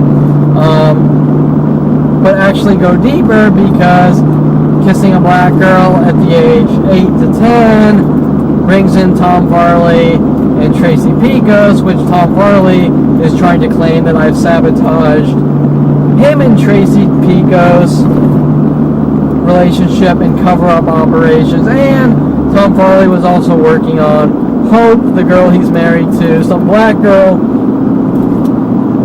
Coincidentally, I don't believe that he met, or I should say, I believe that him meeting a black and marrying a black girl, as strange as this sounds, probably has more to do with their Kevin's a white supremacist tactic than actually just randomly meeting a black girl, kind of on like a double benefit for Tom Farley while ridding me of the world, which is very difficult to grasp, and even myself having a hard time to believe that.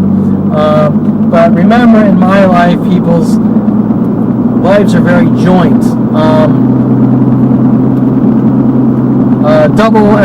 joint efforted. How do I say this? Example, I just happen to meet a girl I like, but at the same time, I can benefit and use this person to destroy Kevin. Right? Does that make sense? So some of these situations aren't all strategically planned out. Some of them are kind of based on a double benefit. I can kill two birds with one stone. Does that make sense? I just happened to meet this girl, and she's black, and at the same time, we're telling the world Kevin's a white supremacist, so I can use my relationship to my benefit to help destroy Kevin Perlman, making things not 100% strategic, making them kind of, or everything we do in life we can use to destroy Kevin, right? Okay. On that note, you kind of understand this progression of me doing absolutely nothing wrong, and it's just progressing from person to person, making claims, or this disinformation or frame jobs or setup attempts based on peer pressure to try to make it look like I'm acting out in rage against women or other races and cultures, which none of it exists. It does not exist.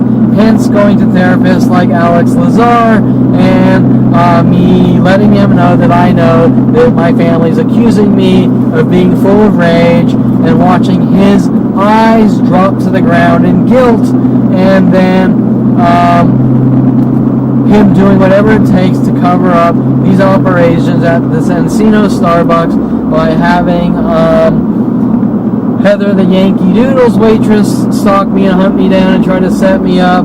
Having this Persian girl, which he was Persian too, Arnon's, try to befriend me and get coerced false confessions that I'm a hacker and making people mentally ill and hunting me down.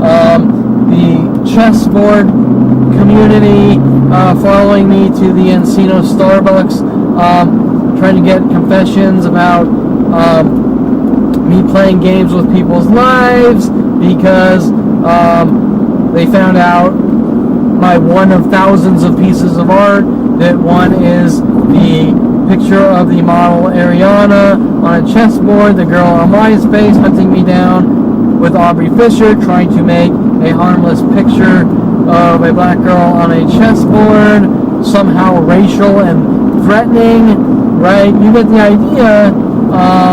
And that was all, or Alex Lazar sending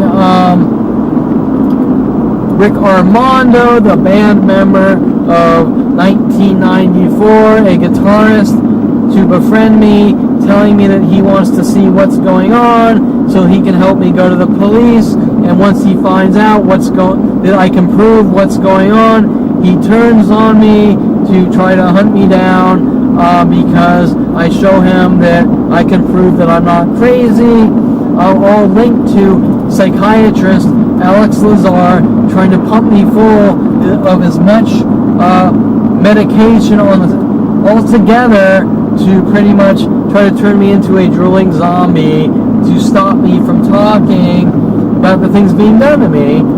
And he was Persian, linking back to Tom Farley and the Persian community coming after me, while Tom Farley was telling these Persian groups that I hate Persians, and more of his disinformation.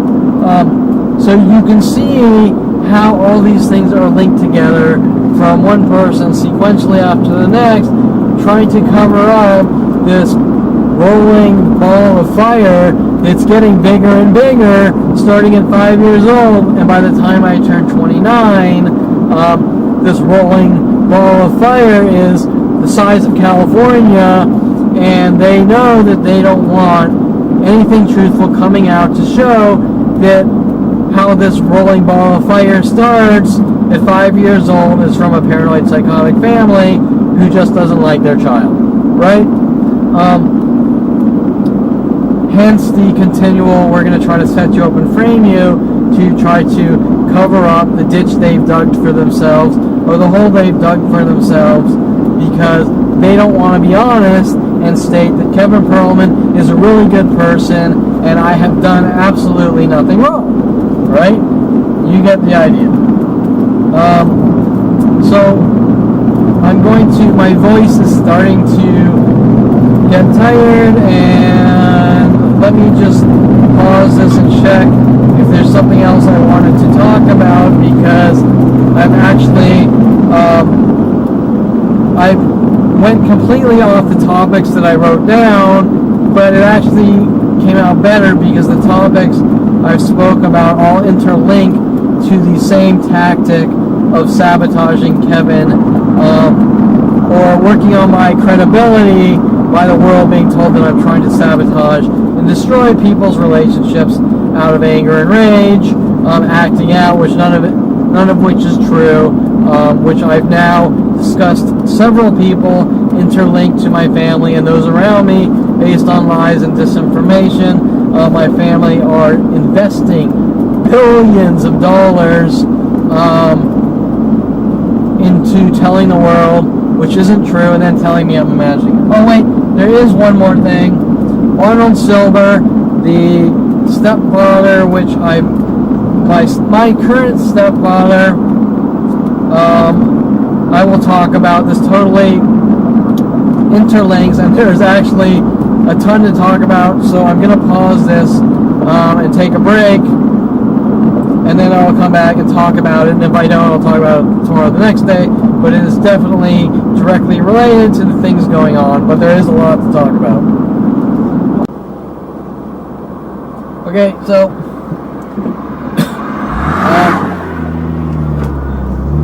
I'm on Pacific Coast Highway. I'm leaving the land of scorch and ending up in Santa Monica.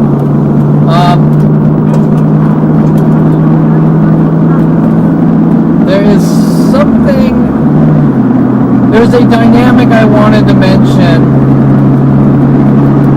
before I continue to talk about Arnold.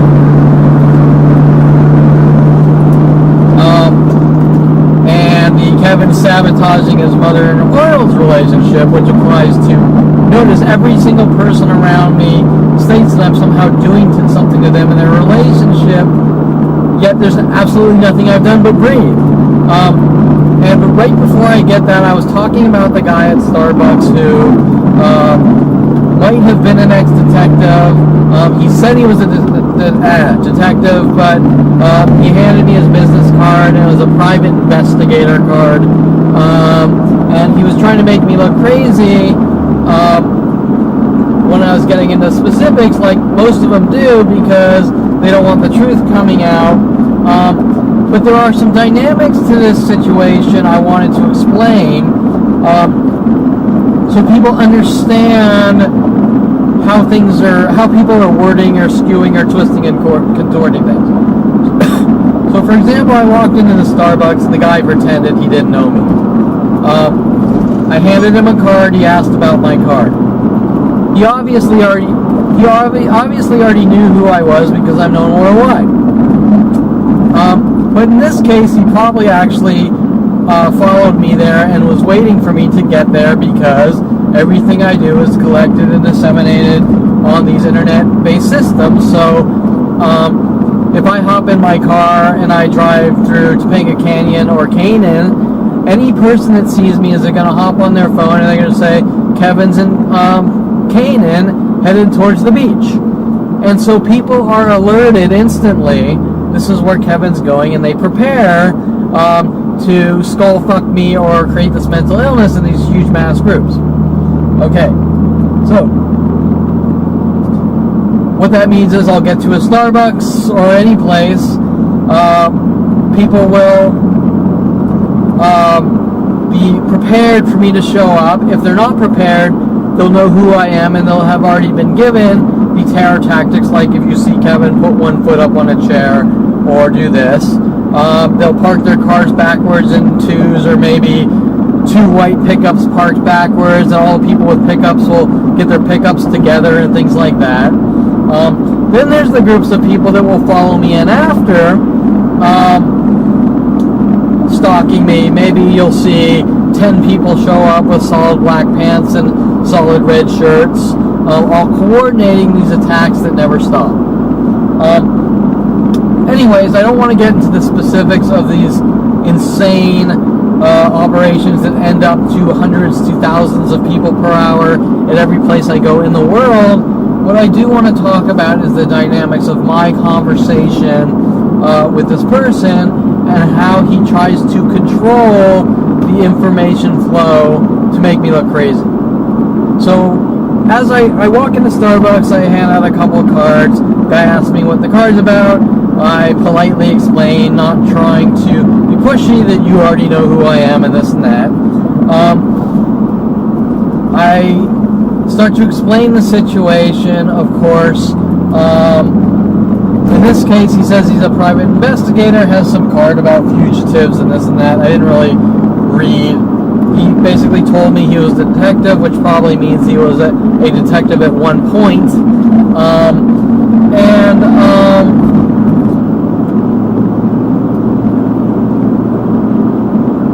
He'll say things that are half in, half out. For example, he talks about me doing podcasts and this and that, but when I try to correct him that these aren't podcasts, they're recorded videos that are uploaded to YouTube and Facebook and not actual live feeds, he'll cut me off mid-sentence and then say I'm schizo because I'm not admitting to the podcasts. But I'm not doing podcasts. I'm recording videos in the privacy of my car, and when I get home, uploading them. Now, there's a whole nother layer to this. I have noticed that on Twitter and Facebook and Instagram, that when I'm recording the video, I instantly get people stating things in regards to the video. Let me think of an example. Maybe I talk about some incident where I danced with a girl and her hair is dyed blue, and then maybe I'll not only see tons of pictures of girls with their hair dyed blue, but there also might be verbal conversation about people's hair dyed blue, or even maybe I'll talk about something that happened to me at my childhood, and there'll be people posting their tweets saying like, it sucks that this happens to people at childhood like that, acknowledging the video. Except there's a problem with that. And the problem is that these aren't live feeds.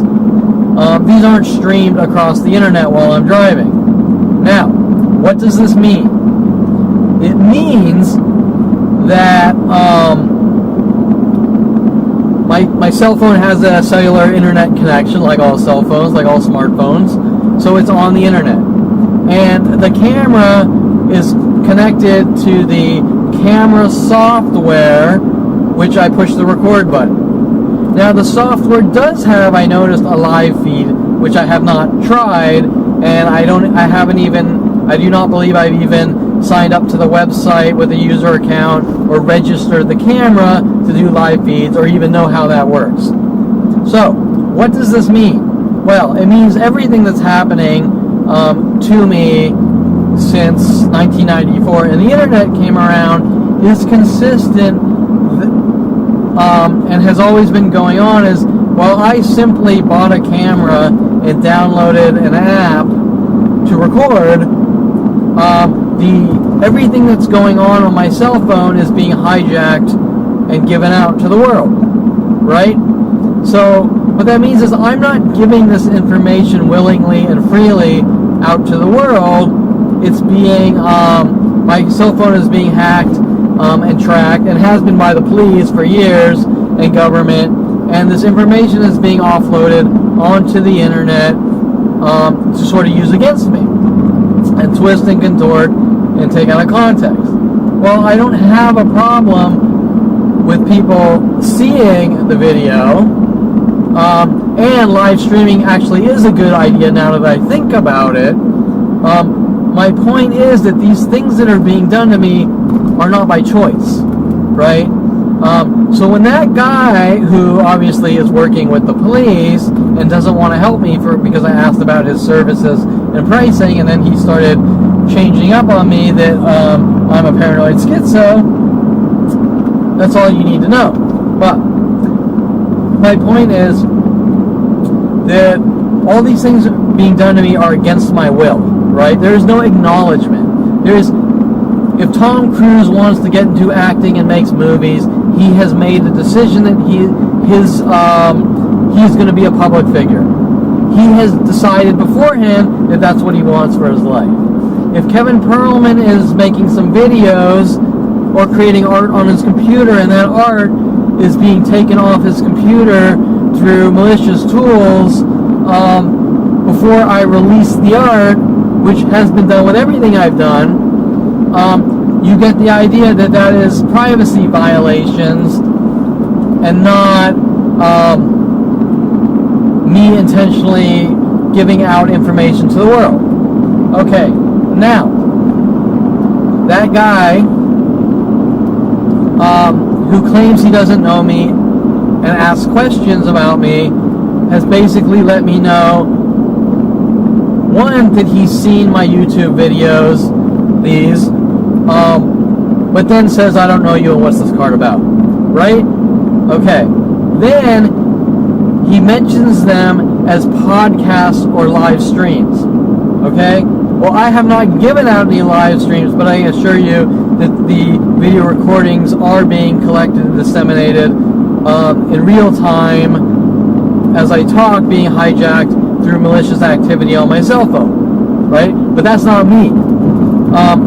Hence, this guy who's a PI, who once was a detective, who is obviously works with other police officers because most PIs do, is on the side of illegal operations. And when I was talking about illegal cell phone tracking, like I said earlier, he had no problem with violating people's constitutional rights and protections, because in his mind, if he says you're a bad person, you're a bad person before any court trial, court date, or anything like that, meaning that he's a bigoted racist that will just say, I don't like you, or I think this, and hunt you down and kill you because he's above the law. But more importantly, that being said, he's getting the live streams, and he doesn't think that the podcasts or live streams, which aren't by my permission, are wrong. Right? Okay. So, what does that tell you? Oh, wait. So, now, at this point, when he cuts me off short, well, you are doing podcasts and you are doing live streaming. No, I'm not. Okay, now I'm cutting you off. So I'm not allowed to explain to him that I'm recording video and uploading it. Hence, this is very important from a psychological and interrogation standpoint. He cuts me off mid-sentence, not allowing me to finish the full story, and then says I'm a paranoid schizo. Right? Okay, well, we got a guy that knows that things are being offloaded on my phone. He knows that information is being given out to the world secretly. He knows, if he doesn't know that, he knows obviously by mentioning that I do podcasts, that I upload them to my YouTube and Facebook. Therefore, when he says I'm a paranoid schizo, and he doesn't know me, well, the act of letting someone know that you know things about them and then saying I don't know you is an act of trying to make someone look crazy, right? It's not. So his cover-up statement is I'm a paranoid schizo because he thinks that he knows this and he thinks he knows that and he thinks he's in control, and then he doesn't allow the full story to come out, the usual process, and then it's you're crazy and you're this and that, and he's trying to make me look crazy and this and I'm that in front of people, but it's all about catering the information to how they want to make it look in front of people, and stopping people from talking about the entire story or situation is taking things out of context. And so he knew the first things he was mentioning was about podcasts and alluding and talking to me about me doing podcasts. Well, remember, he gets a card. The first thing he does is he gets a card and says, what's this about? And I don't know you, right? He didn't say, oh, you're Kevin Perlman, and Kevin Perlman, I don't believe you, and this and that, and it sounds all far-fetched to me. No, it was, I don't know you, but you're doing podcasts, and then when the information started getting into things like constitutional rights, illegal phone tappings, and things like that, that's when he switched up to your paranoid schizo, right? Okay, so anyways, I just sort of quickly wanted to explain the dynamics of how these people follow me and try to create the illusion that I'm some crazy guy while they know who I am, and this pretty much happens from person to person worldwide. Okay, so now let me go back, and I'm hoping, I kind of got a second wind after eating some food, whatever, but I don't know if I'm going to be able to finish this because my voice is starting to get a little raspy here. Okay, so I've now established a pattern with you that supposedly any person around me that has relationships, I'm somehow destroying, yet there's nothing I've actually done to anyone. They're just fabricating lies, just like Corey Bixby, will you drive me home? Sure. Now Kevin's a horrible monster. He needs to be killed by his entire high school, right? But there's no actual event, and this event that, if nothing could have occurred, like me going, you're a stupid bitch, and punching her in the face or something, then how bad could it be, right? So Corey Bixby's entire cover-up argument is that I may have pushed the gas pedal a little too hard, and so that horrifically destroyed her life, and it's a passive-aggressive, mean, horrible behavior that shows that I hate women, and I'm a woman beater and a serial killer. Yeah, okay, sure. And if you fart around a girl, what does that mean? Right? Okay, so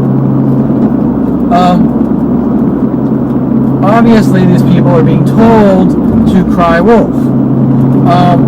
So now we have my mother and father divorced around 13, when I was 13.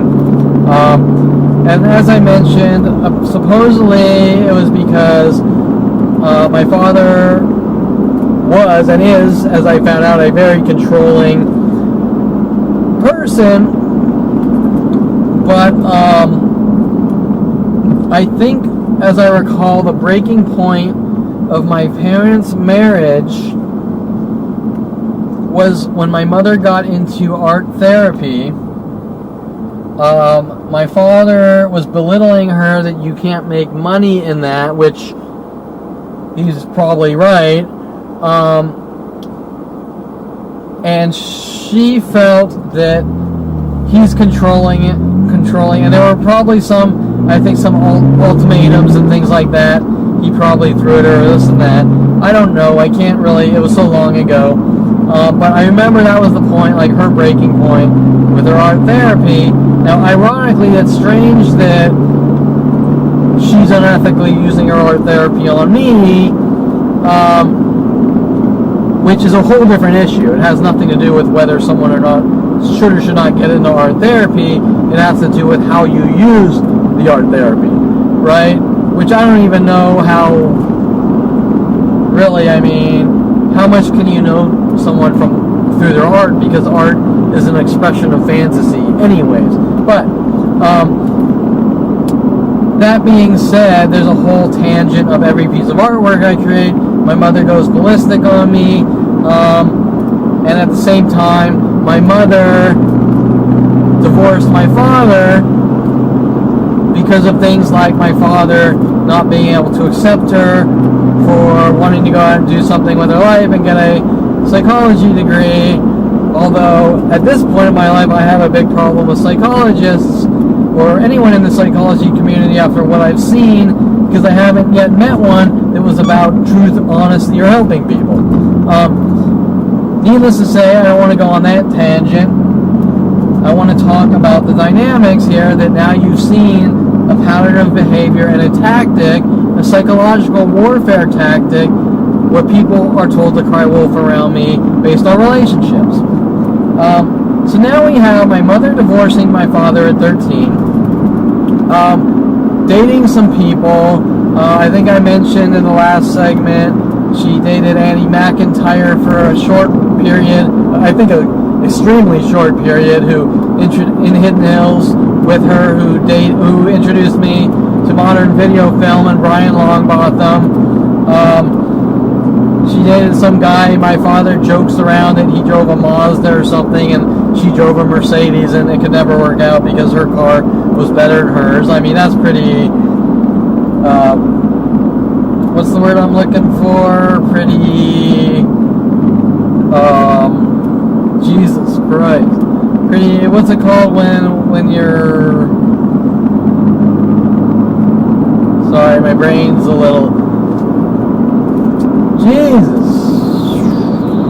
Whatever, it's a little, you know, when you everything's based on stupid things. So you make stupid judgments based on stupid things. It's petty, it's whatever. I can't think of the stupid word right now. So anyways, God, that's annoying. So anyways, eventually she meets Arnold Siilber, a Canadian bloke, and I don't know what age that was. I'm guessing I was probably around 15 or something. Let's say 15. She meets Arnold, she flies back and forth, he flies back and forth, they date. Obviously he's got a shitload of money and he owns a furniture store at the time called Stacy's, which, superficial. Sorry, that was the word I was looking for. Superficial. He owns a furniture store called Stacy's, and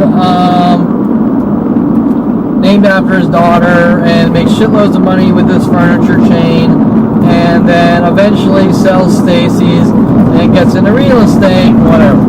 Okay, so some dude with shitloads of money, right, from Canada. Now, I can't tell you why Arnold was told, just like Shelly, that I'm going to do something to him, and for he and his family, Jesus, sorry, that's horrible. It's a newer Mustang, it's a newer Mustang with modified exhaust, but it sounds like a 6-cylinder because that's not usually what a V8 sounds like with a good healthy exhaust system, and the noise is just really annoying. You know, it doesn't have that big rock, rock, rock. It just sounds like crap. Okay, and really it makes it difficult for me to talk here, so I'm gonna slow down and let this guy. Okay, so I don't know why Arnold was told to, like Shelly, tell his entire family to take turns on me on anger and rage, but once again, we have Shelly going ballistic on me with her entire family. We have Arnold going on me, ballistic on me with his entire family. We have my brother asking me to fly up to see him before he could put the pieces together at maybe 35, or go skiing with him and his wife and friends. Jen Pilchick, his wife, would try to interrogate me about Arnold and his money and this and that, right? Trying to get confessions that I don't like Arnold and I just want his money and things like this, right? Which were very strange to me. It was the strangest. I couldn't believe. I was sort of picking up on the vibes at the time, going, is she interrogating me? You know, why are they asking questions about Arnold and his will, and my father and his will, and this and that? And I'm sitting there like, I can't believe I'm being interrogated, but I wasn't fully sure I was being interrogated until the freaky things started coming out. Like, for example, I get stoned with Jen Pilchick, And I'm joking around, and I'm like, there are two types of people, those who are stoned and those that need to get stoned, which I think is a hysterical line. And then all of a sudden realizing on social networks that everyone is sort of either mimicking that statement or using variations of that statement, all from those conversations, letting me know that the conversations I was having with my sister-in-law were all being used against me, right? They're all being collected and twisted and contorted and used against me, from my sister-in-law to my brother. So the next thing you have to question about these fishermen or troll artists, or why do they want me to fly out to Florida so that I can see them and my nephew Reese, which Reese at a very young age was told to keep whistling at me in hopes that they could get me to abuse a child, right? And so you get the idea that, hey, once again, we're calling you up, we want you to come out here, we're going to take turns in anger and rage on you, and you're a bad person. And we're going to tell the world that. Okay, so I was picking up these interrogations about me not liking my stepfather, Father Arnold. So wait, I don't like Shelly, I don't like Arnold, I don't like Alexandra, I don't like Jen Hess's husband, even though I don't know she's married. I'm trying to steal Lisa Marie away from Paul Humphrey, even though she's like he's a tool and a loser in some frame job operation. Paul Humphrey is magically meeting women off IRC that I have physically dated like honey and going out with them. I've supposedly destroyed Paul Humphrey's relationship with Krista Brands and put her in a mental institution. Strange. Not even really ever friends or have the ability to talk to her away from Paul, right? Meaning that the possibility of me being mean to Carissa Brands is close to none because I was never around her. Unless he's saying I showed up at her house every day and broke into the house and was like abusing her, like I think there's like an old cartoon with a fox that's always in love or something, and he keeps pushing himself on the girl, right? Like, impossible. Couldn't have happened, right? Janet Nordet, I supposedly did all these horrible things to Janet Nordet that don't exist, right? Corey Bixby, the black girl, right? Okay, if you were me, wouldn't you be saying things are really strange here? I haven't done one thing remotely close to any of these people, and they're all hunting me down with billions of government dollars. Okay, so you get the idea here that my brother and his wife are working on me with all these other people. Okay, now Arnold, let me think. So I would go, my mother and Arnold would want me to go visit them in Canada, and I used to always go and visit them because, like usual, didn't have a problem with my brother or mother or father or anyone else. And sure, I love to be around you, even though I don't make much money and can't really afford to travel. But, you know, I love to be around my family. And like I said before, that I used to think that they were the greatest thing since sliced bread, until I found out they were involved in a worldwide extermination campaign to rid me of the world. Okay, so every single time I was invited up to Canada, Arnold Siilber would take out his turns on anger and rage, and whenever I talked to my mother, and with his entire family, just like Shelly, and whenever I talk to my mother, she always tries to make me think that I'm like Arnold, right? She gives me this speech how when Arnold was young, he was abused and this and that, blah, blah, blah, and people at his work treated him this way, and so that's why. And then it's always this thing of her trying to make me see myself based on her perception of complete fantasy, right?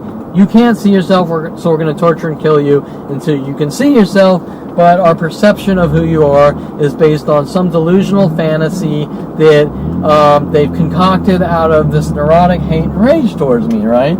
None of it exists. It doesn't exist. Kevin Perlman is acting out. Kevin Perlman is doing all these horrible things to women. It doesn't exist. Okay? So the only thing that exists is Kevin keeps meeting person after person, told to cry wolf and rid him of the world, and the numbers are in insane proportions where you can't get away from it. You keep trying to meet new people, and each and every stranger worldwide is told to rid you of the world. Okay, so, and while I'm not going to claim that I'm perfect, there are a very few slight incidences in life where I have showed human behavior and expression, and those around me have a problem with me not being a robot and actually being a person that expresses himself and has communication and talks and has ups and downs and good days and bad days and this and that. And in my life, that is a big no-no. I am not allowed to have a bad day or be sarcastic or be negative or this or that or get in an argument with a girl, because after what you saw with Jen Hess, you get in an argument, the cops hunt you down, throw you in maximum security prison for imperfection crimes and things like this. Really about something much bigger and not about me and who I am, right? Okay, so Hans, Arnold Siilber, with his entire family, he would come down. He would have Stuart Siilber, my what is that? It's like a stepbrother. My stepbrother sit there, take turns, belittle me.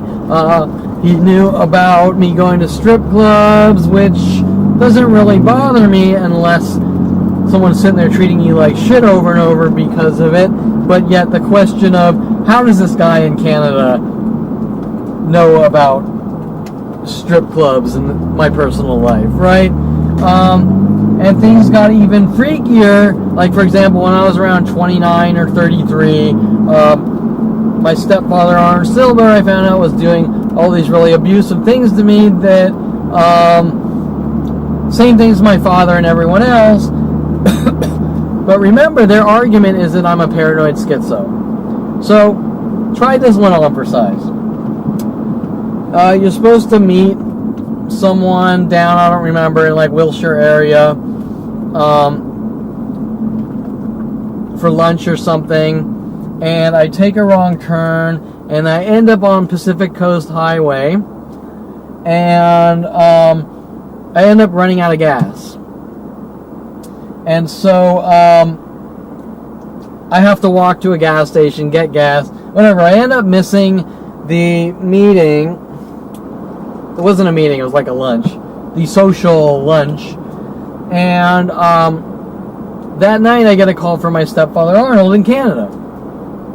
And he ends the call with, just don't run out of gas.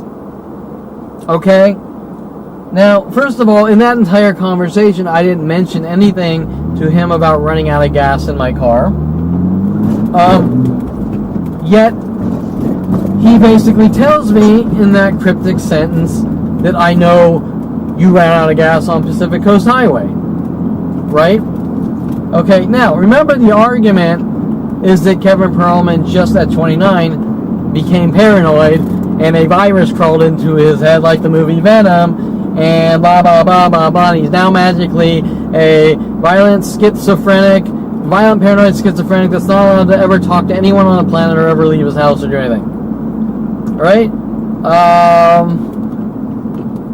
But, now, the entire story is people generally don't call up people hinting, I know you, from Canada, I know you ran out of gas on Pacific Coast Highway, I know you had anal sex with this girl last night.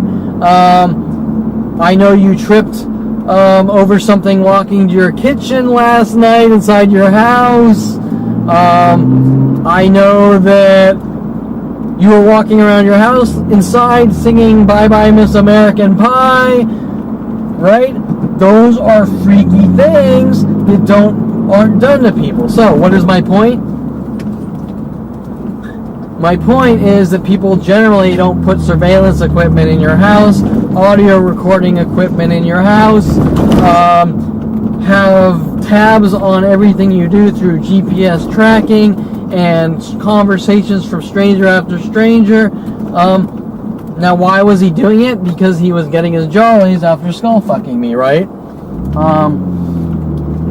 Okay. So then you go up to Canada, you try to be nice, Stuart invites you out or wants you to do him favors while taking turns in an angry rage. At one point I tell Stuart I'm done with him and this family. Things get worse for me, right? Other things Arnold was involved in, he wanted me to go on a really cool fishing trip, but it was a dual purpose fishing trip. For example, this fishing trip involved flying to some island near Alaska in the middle of nowhere, where they had like a float houseboat, huge float houseboat that could hold shitloads of people, and you spend a week going out on smaller boats, fishing for salmon, and that's what you did all day and night. I mean, you put on your gear in the morning at 6 a.m. and you went out and you fished all day. Now, when he took me out here, which was a really awesome, I mean, people, you'd be like, this is great. I mean, someone that takes me out on a trip like this and invests probably an insane amount of money for that fishing trip, is really kind and generous, right? But these are all dual purpose. So you go out on this fishing trip, and your step family sitting there taking turns on you with a little passive aggressive, I know this and I know that, and you're a loser.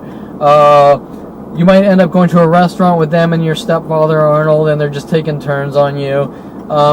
You fly into some island island in the middle of nowhere with all trees and whatever with this houseboat, and the entire people there, not just your family, but the employees on the houseboat are all taking turns to provoke you, trying to get that anger, trying to get you to lash out in anger, right?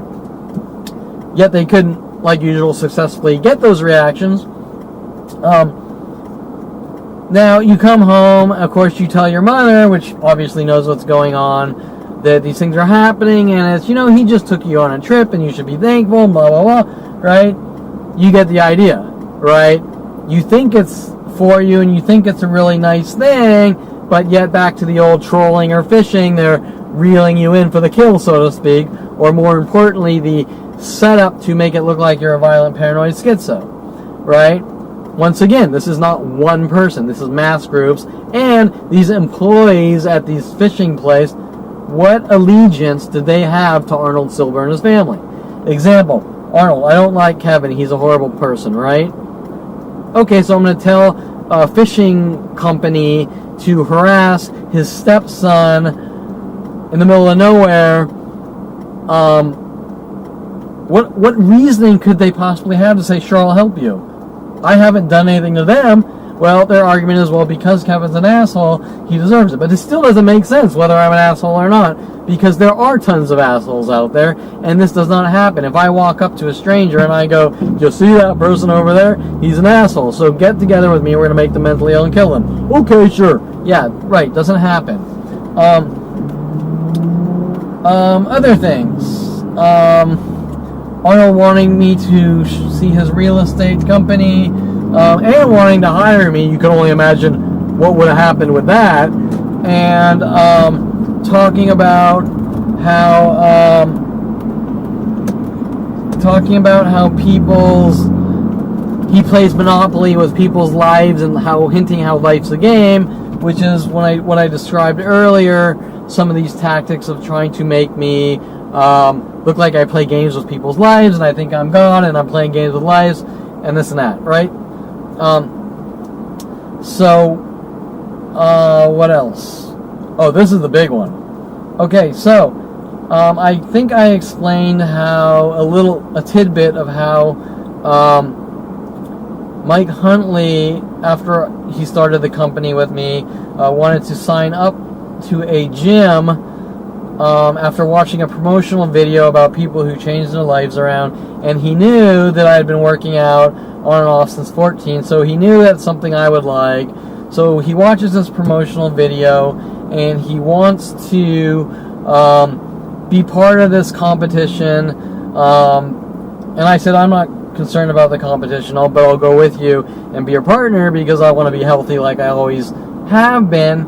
And so we sign up, ironically, to the gym by my house, which was all strategically planned out, where he wanted me to meet Rody Morales, who was working on investigations with the LAPD to catch some person with a double identity who had killed someone in another country or something, and then befriended me, working on me with the paranoid schizo tactics, trying to get murder confessions out of me after taking me to strip clubs and all these things.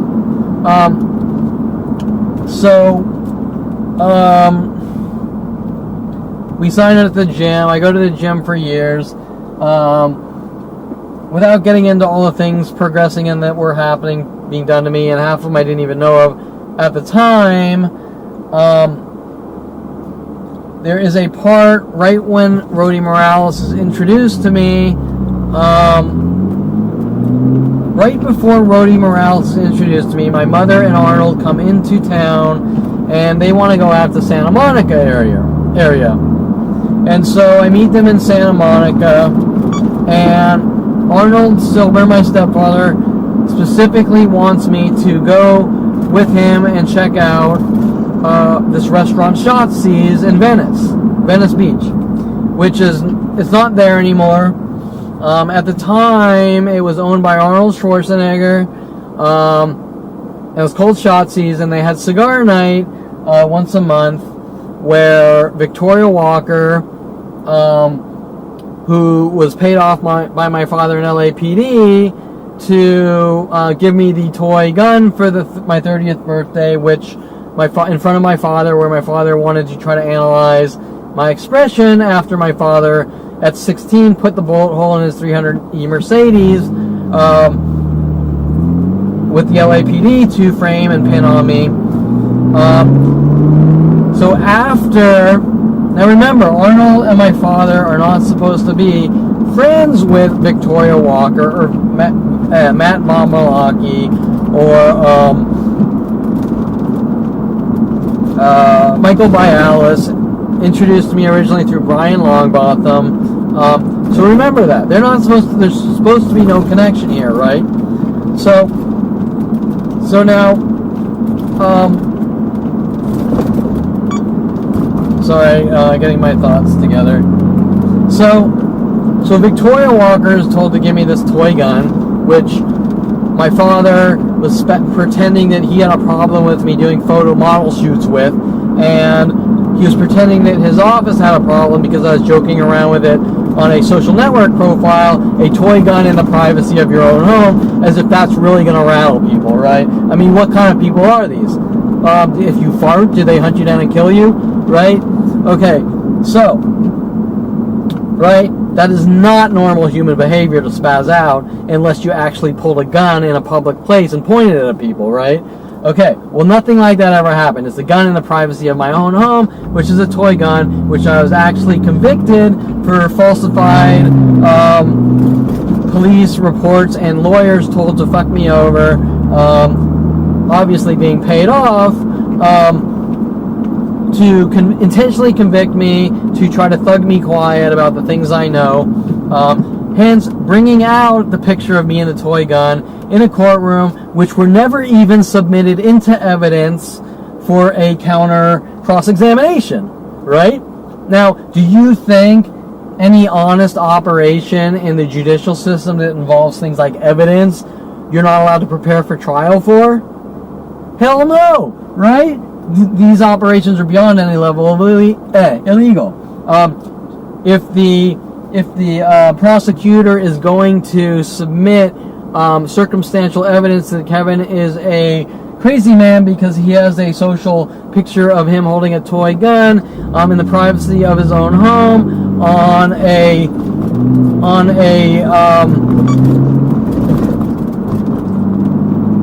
social networks with thousands of other joking, thematic photos like it, based on fantasy, then the defense is sure as hell going to prepare for trial based on the evidence that is submitted in the court, right? Well, that never happened. My lawyer was told to screw me over every way, shape, and form, and leave out anything that shows that I'm innocent, anything that shows I'm being stalked, anything that shows I'm being set up. You name it, without going into the details here, because that's for a different conversation. It's so vast. You get the idea. And since we're on this topic, back to Jen Pilchick, my sister-in-law. Her father, Jay Pilchick, is a Florida court reporter, right? Well, okay, here's one for you. These arrests in 2017, there have been multiple arrests to try to thug me quiet. These arrests in 2017, just kind of me doing research, trying to figure out who's who and what people are accusing me of, because the accusations are like 100 a day based on lie after lie. I noticed on the discovery or the paperwork that my neighbor is the court reporter on the trial, right? Okay, think about this. You have been hunted since the day you moved into this apartment for 20 years by the entire community. And I don't want to go into the specifics in this video. It'll take too long of the terror operations and mental illness operations to have me killed or rid me of the world. So you're going to have to take my word for it, or you can just go to the website and see all the photographs and video. But while all that's going on, and my crime of saying I'm being stalked, please leave me alone, is going on,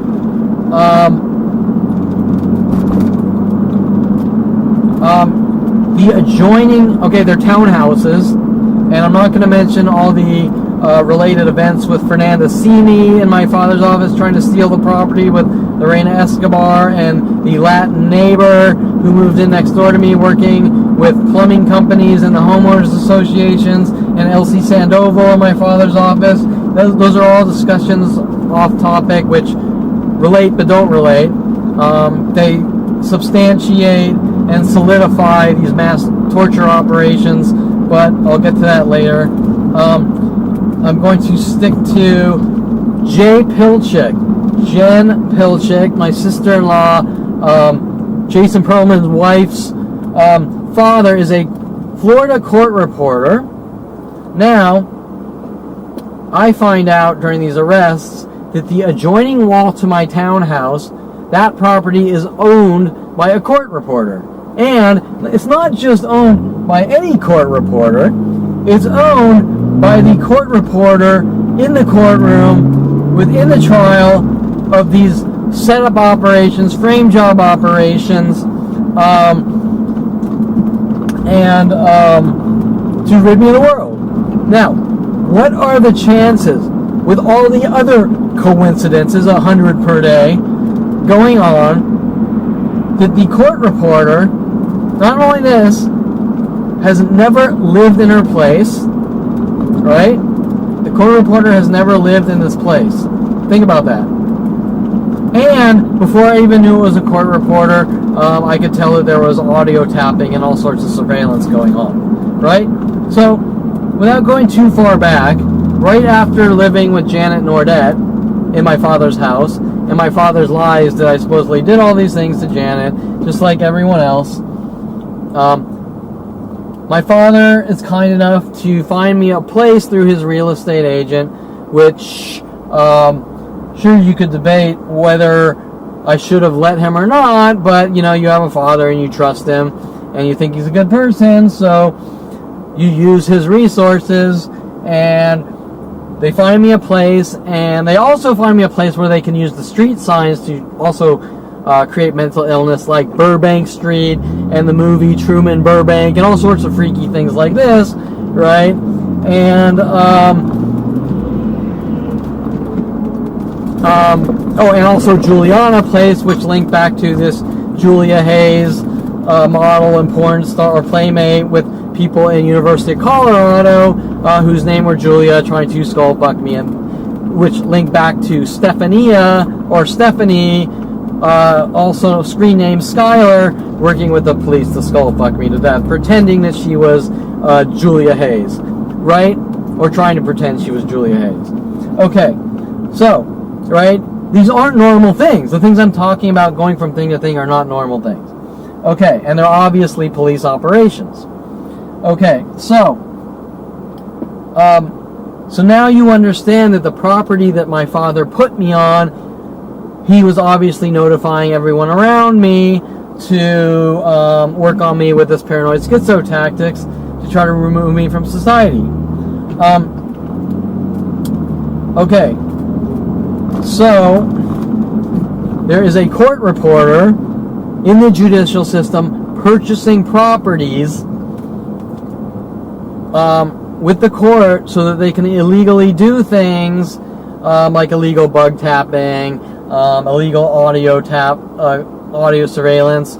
And what they were doing with all these things, normally if you're surveillanced, they collect the information to try to get something to use against you, right? But that's not what they were doing. They're using the information to try to flip me into a paranoid schizo. So, for example, maybe if I say something loud, then people would follow me around, mimicking it back. Well, that has nothing to do with surveillance. That has nothing to do with trying to find out if someone committed a crime or is committing a crime, right? Now remember, some of Lorena Escobar's words to me were indirectly off going to lunch, trying in her angry voice, well, it's what some people are up to in the privacy of their own home, right? Basically stating indirectly that she's accusing me of a crime in the privacy of my own home and hunting me down to kill me. But remember that these crimes keep changing on a daily basis, right? Now, which also link up to Rody Morales trying to plant a trash bag full of marijuana on me before marijuana was legalized, right? So you get the idea. And why did Rody Morales switch from murder confessions to marijuana? Which is it? Am I a drug dealer or am I a murderer? Right? There's inconsistency.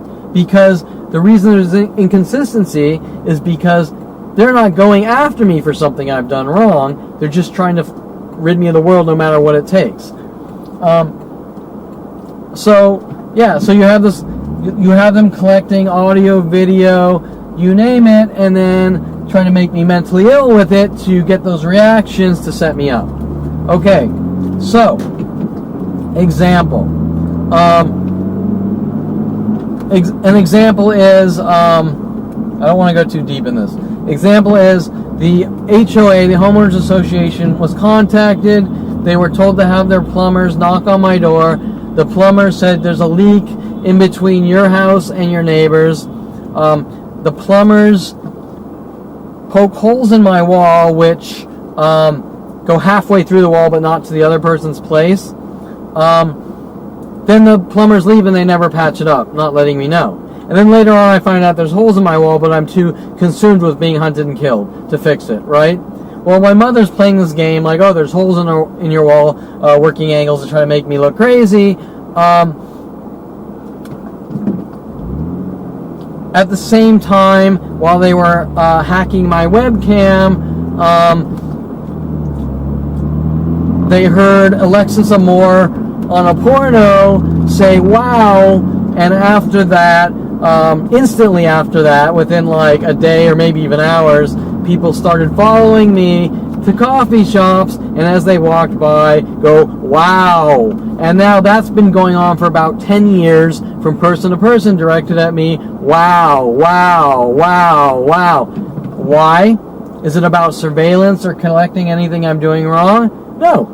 Because if you surveillance, if you're the FBI and you surveillance someone, or you have a warrant to surveillance someone, you're collecting something they did wrong, and once you have proof, you arrest them for probable cause and evidence, right? But if they hear wow, and then stranger after stranger worldwide mimic that to try to repetitiously drive you crazy, what does that have to do with crime other than them trying to kill you or end your life by flipping you out and making you look crazy, right? So their reasoning, and remember, this is being done by the police with citizens worldwide, the police and government telling people that I'm a possible this or that, and then turning all these people into vigilantes, getting them to commit the crimes in their names, but these are all police resources. So, you get the idea, right? We got that. We got the court reporter, which link up to my sister-in-law and my brother. The brother who tells me at 16 years old that he and his friends are going to put me in a mental institution in a little bit non-direct way, but direct enough that it's blatantly obvious it's directed at me. Right? Okay. So anyways, back to Arnold. So you get the idea that all these people are working together. Now, back to Shotzi's. This is important, but I wanted you to understand the dynamics between Rody Morales, the Topanga LAPD with worldwide LAPD, NSA, FBI, trying to make it look like I killed someone, am on the run, and I've shot someone or killed someone or whatever, and just one of these many tactics or frame jobs or setups or smears. And Arnold Siilber wants me to show me Shotzi's restaurant. We're down in Venice. I want you to see Shotzi's. Mike Huntley wants to join the gym where Rody Morales is working, the gym manager, to befriend me. And Rody Morales befriends me and says, let's go to strip clubs, let's do this, while working with Victoria Walker, who is also working with the feds and police. And Victoria Walker working a whole different angle. For example, Rody Morales would say, let's go to Spearmint Rhino or Foreplay, and Victoria Walker would say, Kevin, I work at Party Pop, can you go to this website for me? My internet isn't working. And on Party Pop there are like classified prostitution ads for a stripper that followed me to Foreplay named Stephania, hinting about Stephanie Schuyler in Colorado when I met her, right? So all these connected events. Now, so what are people being told? Well, they're being given this out of context information. Look, Kevin's surfing this website. He sees this prostitute stripper. He follows her to Foreplay. He's stalking her. He's doing this to her. Now, look, she's mad at him even though he didn't do or say anything to her. He's clearly stalking, harassing women, blah, blah, blah. And the entire planet is being given these out of context things in secret, where I have no defense and can't state what the hell is going on, and it's all one-sided and in secret. So, back to Shotzi's. Okay, so Arnold, my stepfather, shows me Shotzi's, and that's that. Now, after this, I'm given a shirt, and I think it was sent to me by my mother and my father, Arnold, and it was Arnold Schwarzenegger, dedicated Arnold Schwarzenegger shirt for the Simon Wiesenthal convention. I think it's like a Holocaust survivor, and it's the famous either Gold's or World's Gym, the ape standing on the planet Earth, lifting bent barbells over his head, hinting about Arnold Schwarzenegger. Now, if you remember earlier in this conversation, I talked about how at one point in the mid-90s, I was talking to someone about the Arnold Schwarzenegger movie, the biography about his Mr. Olympia weightlifting days and how he was ruthless and giving people disinformation to make them lose and make fools out of them, which was, like everything else, twisted and contorted and used against me that I'm a violent sociopath and paranoid schizophrenic, and so I do things to these people, just like my harmless artwork of Mike Tyson fighting a Asian game character of Katana means that I'm supposedly think I'm black and I'm a wife beater who beats up on Asians. Hence porn stars like Hitomi Tanaka sort of playing her mind games using her name Hitomi, right? You get the idea. Okay, so of course, these people are just trying to help me, right?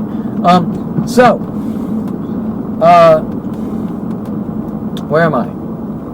Okay, so now we're going to take Kevin's a paranoid schizo, and Kevin Perlman now has an Arnold Schwarzenegger shirt, and Kevin thinks he's Arnold Schwarzenegger, and Kevin's doing horrible things to people, supposedly, right?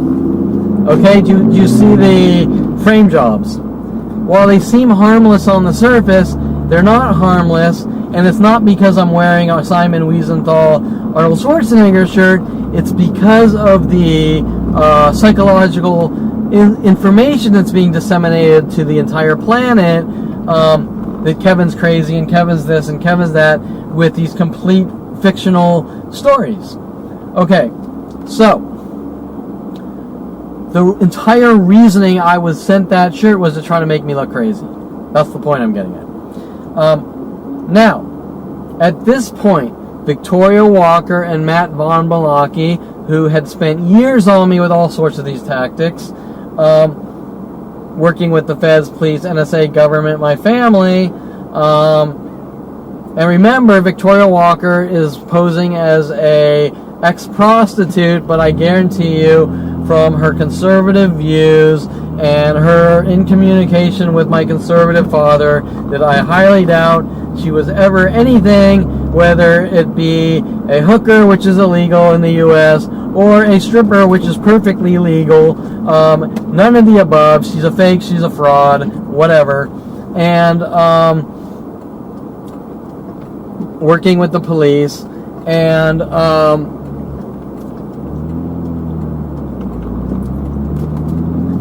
playing this game how Oliver, the manager of the strip club Foreplay, was shot with a sniper rifle, so therefore somehow it's my fault, and she's taking out her anger about Oliver on me because I could be crazy from the toy gun she gave me, and I could be the kind of guy that buys 100 million guns, which is irrelevant no matter how you spin it, because it's not about how many guns you own, it's about your actions. Needless to say, I don't own any guns because I don't care less. I couldn't care less about guns because I don't need guns, because I'm more about accomplishing things in life instead of looking like some thug that has self-esteem issues, right? Okay, so anyways, and my idea of life is accomplishments and doing things with your life. I don't have a need for guns. So that brings into question why there's so many gun frame jobs on me, right? I'm not some super NRA gun owner that's standing up publicly speaking. I've never even owned a gun. I never even cared about guns. The only time I really ever had association with guns is my father and his .357 that supposedly was given to him by Bruce Simon, which probably was just a gun he bought because he wanted to rid his son of the world, trying to pin and frame things on me. I'm not saying there's anything wrong with guns. I mean, guns can be pretty cool, and I have no problem going to shooting ranges and shooting guns and this and that within the legal spectrum of guns, and I have no problem. I even think that automatic weapons should probably be legalized fully automatic, because it's really not going to make a difference if some crazy dude's going to go out and blow away 1 billion people. Whether the gun's legal or illegal, he's going to do it anyways if he's gone off the edge that far. But needless to say, I couldn't care less about guns. Hence, okay, so Arnold Siilber has shown me Shotsies. They have sent me the Arnold Schwarzenegger shirt, trying to make me look crazy, taking my internet dialogues out of context and giving them to the world, that I'm like Arnold Schwarzenegger and trying to ruin people's lives. Okay?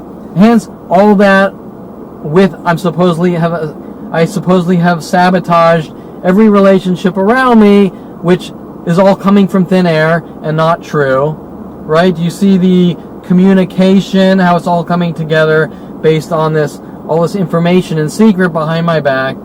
Now, boom, Victoria Walker and Matt Von Malaki, who are pitching that I'm trying to steal Victoria away from Matt because I've crossed the boundaries on a triangle relationship because Victoria Walker married Matt Von Malaki, and I'm still friends with an old friend, stating that it's somehow a crime to be friends with someone who is married to the opposite sex, which would apply to every person on this planet. Doesn't make sense.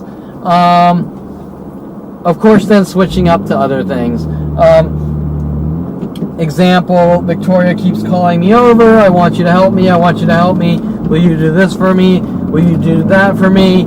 Kevin won't leave me alone, and he's trying to steal me away from Matt. Right? Okay. The same Aubrey Fisher tactic, right? Okay. So now, and my parents pitching, trying to make me think that because I've blurred the lines on boundary issues in space, that I've somehow created this situation for myself. Well, that's absurd.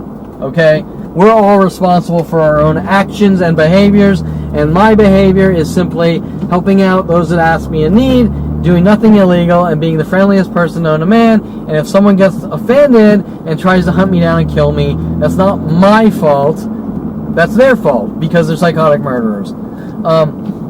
Okay, so Victoria Walker, Matt Von Malaki, who Victoria Walker meets Matt, who is a trainer at my gym, who I told Victoria Walker that she should work out to be healthy, and so she starts going to my gym, showing that I'm not the one with boundary or territory issues, it's them, right?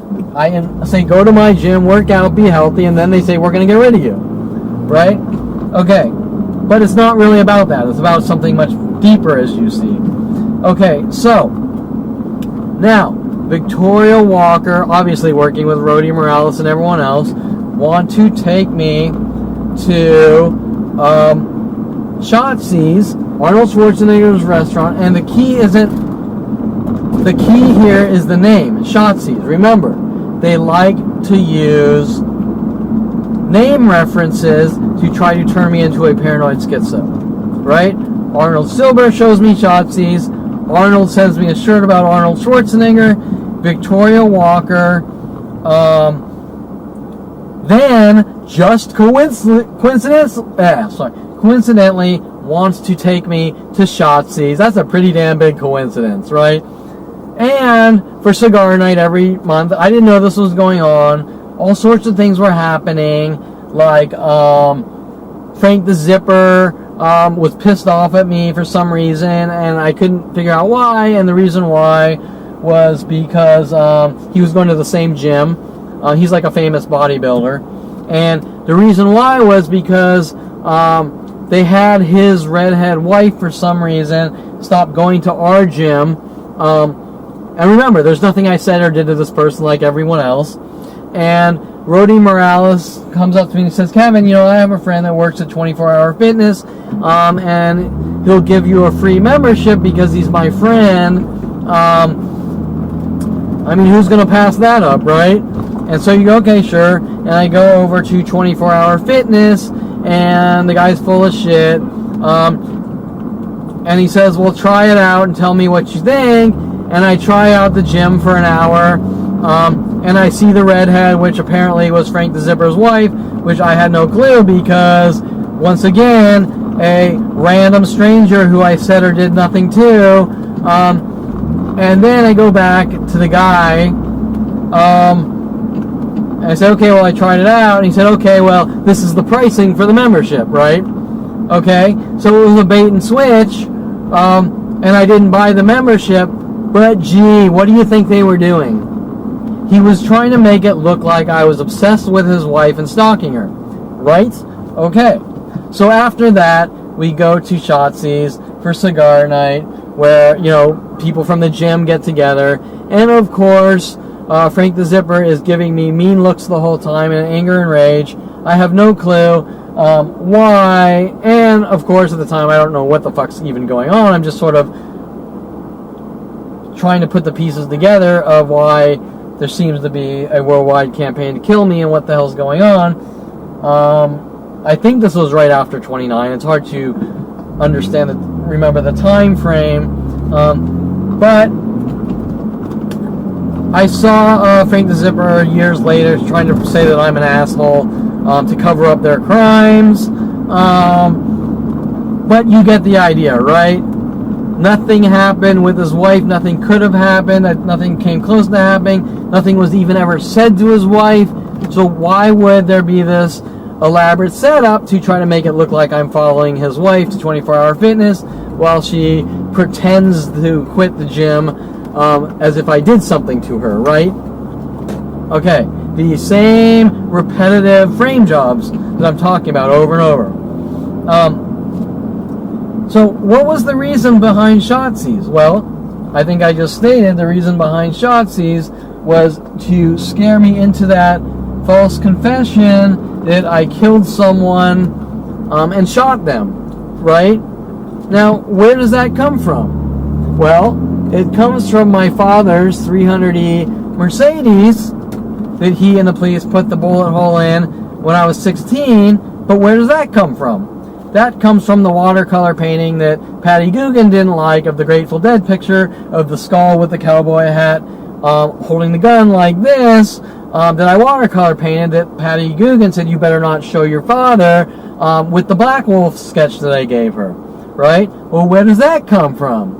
Well, that goes back to the Land of Scorch and the movie by Ralph Bakshi, Wizards at 5 years old, that my father took me to in 1977 for the sole purpose to try to use that movie with random people to send me Adolf Hitler, Nazi, schizo messages to flip me out and try to make it look like I'm a violent, paranoid schizo, and in anger and rage, linking back to kissing the black girl at around 8 years old to 10 years old, where my family was running around saying I'm a white supremacist for kissing the black girl, right? All these things are connected. Now, it is hard for me, myself, even after what I've seen all day and night for 17 years, and things I put together, that my family is capable of taking a 5-year-old, and abusing and molesting him like that, right? I mean, who could think about something like that? Now, you know what my haters are going to do. They're going to try to come up with some cover-up lie that people who are abused abuse other people, right? I've seen that scam done to me over and over. Before I even knew I was being abused, I saw that scam done to me, right? Well, if someone who abuses you, and you don't even know what's going on because their psychological warfare tactics says that you're abusing people because you've been abused, and you don't even know what's going on yet, says anything you need to know, that these people will say anything.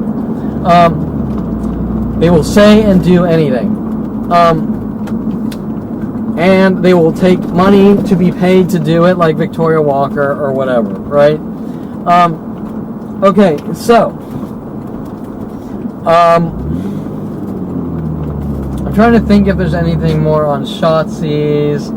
I mean, there's tons of things with Shotsies alone that I don't need to go into because they don't really directly relate to this topic, but you can understand that they're using these name references like the restaurant Shotsies, telling everyone I'm crazy, I'm a schizo, I think I'm Arnold Schwarzenegger, sabotaging people, all these relationships that my family says I've sabotaged, none of which are true.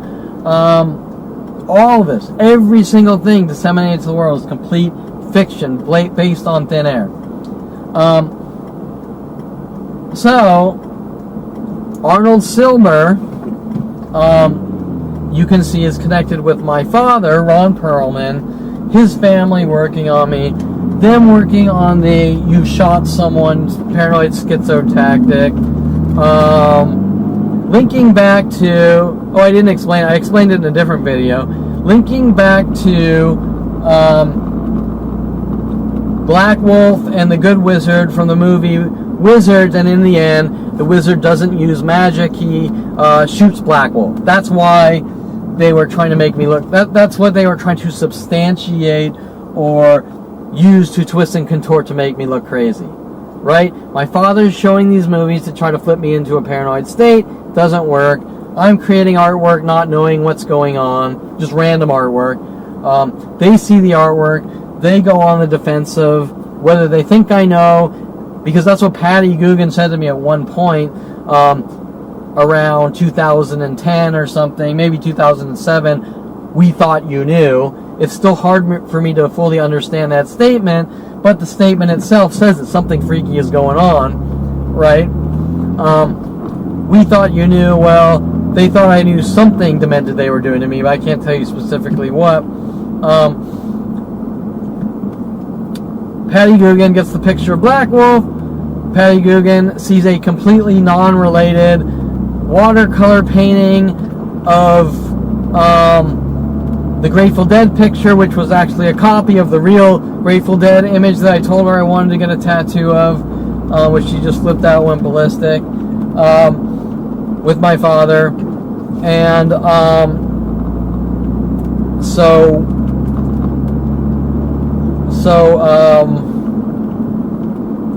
you can see how Patty Guggen was involved in a mass crime and got defensive, right?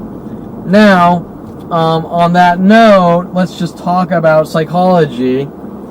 I didn't give Patty Guggen a picture of me shooting Black Wolf, right? I didn't give Patty Guggen a picture of me shooting Patty Guggen or a person, right? I didn't give Patty Guggen a picture of the Good Wizard shooting Black Wolf out of the movie, right?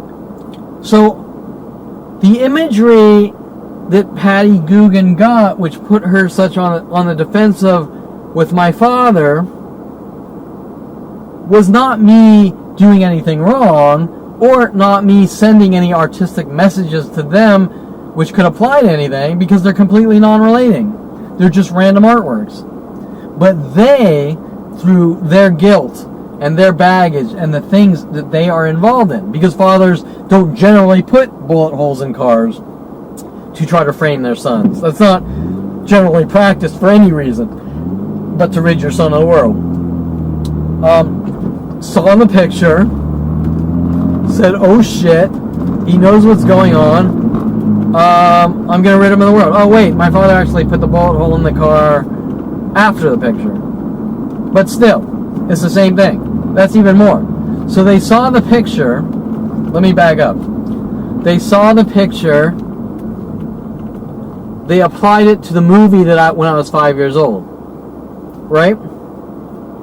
So, if I'm a schizo, why did they have the guilt about a movie at 5 years old that the average child couldn't even remember? Right? Does that make sense? So I create the artwork. Patty Guggen and my father think that I know that my father's trying to make me mentally ill and flip me out and rid me of the world, gang stalker, gaslight me. Then they put the bullet hole in the car, saying that I'm crazy and I'm reenacting the movie and I'm a violent paranoid schizo, because they think that I know what they're doing to cover up their crimes. Now comes the let's take Kevin to Shotsies and hint about Arnold Schwarzenegger shooting people, sabotaging people's lives, this and that. Well, why? Well, like I said before, it's for multiple reasons. One is to gaslight me, flip me out, collapse my brain. The other is to remove me from society by trying to get one of multiple things. One would be that coerced false confession, like me running to the police saying I shot someone, which is what Fernanda Simi with my father was doing in his office, her telling me I need to go to the police, and me going, I don't even know what to say to the police, right? And because you can't just say what I'm saying on these videos to the police. If they know what's going on, like they do, they're going to tell you you're crazy, like they tried, and have thrown me in maximum security prison to try to scare me quiet for misdemeanors. And with the gun picture, remember that. And if you don't know what's going on, or if they don't know what's going on, they can just say this guy's babbling random rhetoric, right? Now, if you walk in with a hard drive full of proof like I did, and they go, I don't have the time, and no matter what you gave them with solid evidence, they keep turning the other eye or lying to your face or things like that, then you know they're involved, which is exactly what I did. And you can go to my website, Police Refusing to Help section, which shows no matter how many people slashed my tires, no matter how many people assaulted me, you name it, they would not help or investigate on any of these things, showing that they're heavily involved. You get the idea. So then Arnold... So anyways, I sidetracked a little on this relevant, non-relevant Arnold Siilber thing, but you can see that once again, Arnold Siilber was told to do the same exact things that every other person was told, like Shelly Humphreys, right? Was to sit there, make up a lie, how I've somehow did something to them and attack me with insane amounts of people until I'm dead and gone. And then the more I walk away, the more I'm followed by mass groups saying, you know what you did, you're a dead man, right? Basically saying, no matter what you do, you're dead, and no matter how much you try to walk away from it, you're dead. Hence, example, Victoria Walker, Matt Von Malaki, Brian Longbotham, Michael Bialis should have no relation.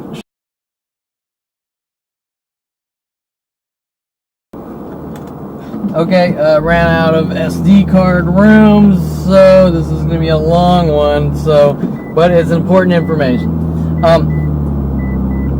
So,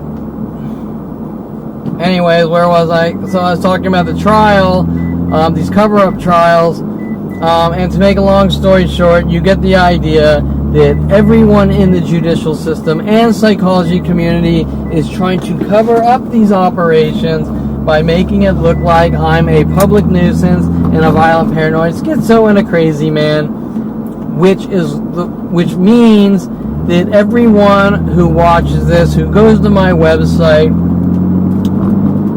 needs to question what is really going on here, that a man is being hunted by an entire planet full of people in secret, unable to comprehend what it's really about, because it's not really about anything, and that most importantly, while most people might not like me based on the lies they've been told, I can understand that, because a lot of people believe what they're told instantly, or they dramatize off the news as if the news is always right, never fact-checking and thinking that the news fact checks or is always right, believing that the information they're fed is always true, hence why things like propaganda are so taboo. Really don't understand. I'm not trying to be mean when I say a lot of people are like sheep. Most people are on autopilot and they're fed information and they just believe it, especially when they're younger. They're elastic, they're more, how do you say this? They're easier to manipulate when they're younger, because they haven't been through life experiences based on lies and deceit, especially when it's on a political or government level, who will do anything to cover up such secrets like theirs, directed at me, which involve constitutional violations, or psychology communities, which was the point I was getting at, involved in something so disturbing, right? Who in the psychology community is allowed to say, well, I think that guy's crazy, so therefore we can hunt him and kill him, right? Crimes are based on crimes. They're not based on someone's perception, right? Some scared little girl claiming that guy could be a serial killer because he didn't shave, that's irrelevant. That doesn't apply to anything.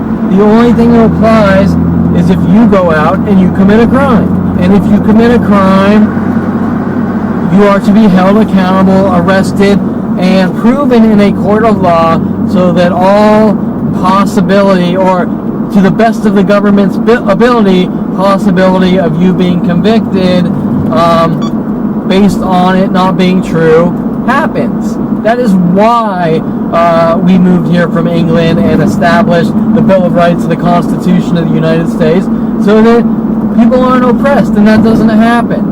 And most people seem to have forgotten that in their technology era because they're in their little warm comfort of their homes. But let me tell you, when people start being ripped away from their homes and killed or disappear based on things like that are being done to me, or they're just made to look like they went crazy and snapped or this and that, known as gang stalking, they will think differently. And so, while most people run around that can't happen here, I am here to tell you bull fucking shit. Okay? I have lived it. I have witnessed it. I have spent the last 17 years all day and night being followed, provoked, attacked, people waiting for me. Every single place I go in the planet, people know me based on these government smears. You name it. Now, let me tell you that there is a reason that it is so important that the government will hunt me and kill me and stop me from talking or try to drag my name through the mud to make me look like a violent paranoid schizo who is a public nuisance. And that is not because anything I've done wrong. I can assure you is what I know. And no, I am not a ex-government employee like Edward Snowden. I have no government resources. I have no government associations. I am some poor schmo that woke up at 29 years old finding out that he is being hunted by the government, NSA, FBI, psychology community with every resource known to man. They probably invested 1 million times more resources in me than they did to bin Laden. And let me tell you, there's nothing I've done but think that Christy Reynolds is cute and couldn't take my eyes off of her. Okay? What is my point? My point is that you could be dragged away from your home for thinking a girl is cute. You could be dragged away from your home and rid of the world for smiling imperfectly at a girl. That's my point. My point is that there is no balance. There is no checks and balances to what our government is doing. There is no checks and balances with these illegal NSA operations, which supposedly a lot of them have been shut down, but I can assure you that a lot of it is still going on, whether it be under the NSA or other organizations that we don't know about, right? And my point is, Edward Snowden is a hero, and while yes, he did breach government contract, which makes him an enemy of the state, sometimes things aren't as simple as you want them to be, and sometimes there are brave heroes like Edward Snowden who have come forward no matter how bad their life is going to end up, to try to make people aware of what's coming, what's next, what's going on, which is beyond any level of unacceptable. And a bunch of whatever you want to call them, elite paranoid psychopaths in our government that data mine all of our lives, trying to do whatever it takes in the name of terrorism, endangering people's lives, especially for what they find out is not a government that's on your side. Okay? It's a power-hungry tyrant kingdom with no law, no order, not following any constitutional rights, laws, balance. They're just going to do whatever the hell they want, and your life is in danger. And when you're met with the kind of resources that I found out I was met with at 29, I mean, think about this. Some guy, he's born into a good I was going to say good family, but middle-class family with money, goes to college, has visions of the capitalistic dream, is helping everyone in his path, wakes up to find out at 29 that for absolutely no reason at all, there's billions and billions of government dollars invested to hunt him down and exterminate him with the psychology community, should rattle you. And you don't know where it's coming from. At 29, I find out there's a worldwide campaign to kill me, although I can't process it. Right? Think about that. You're living your life, you're helping everyone in your path, you're the nicest person known to man. You're like one of these dudes that spent their lives traveling third world countries and feeding the homeless, and feeding and sheltering the homeless, and not like the movie Volunteers.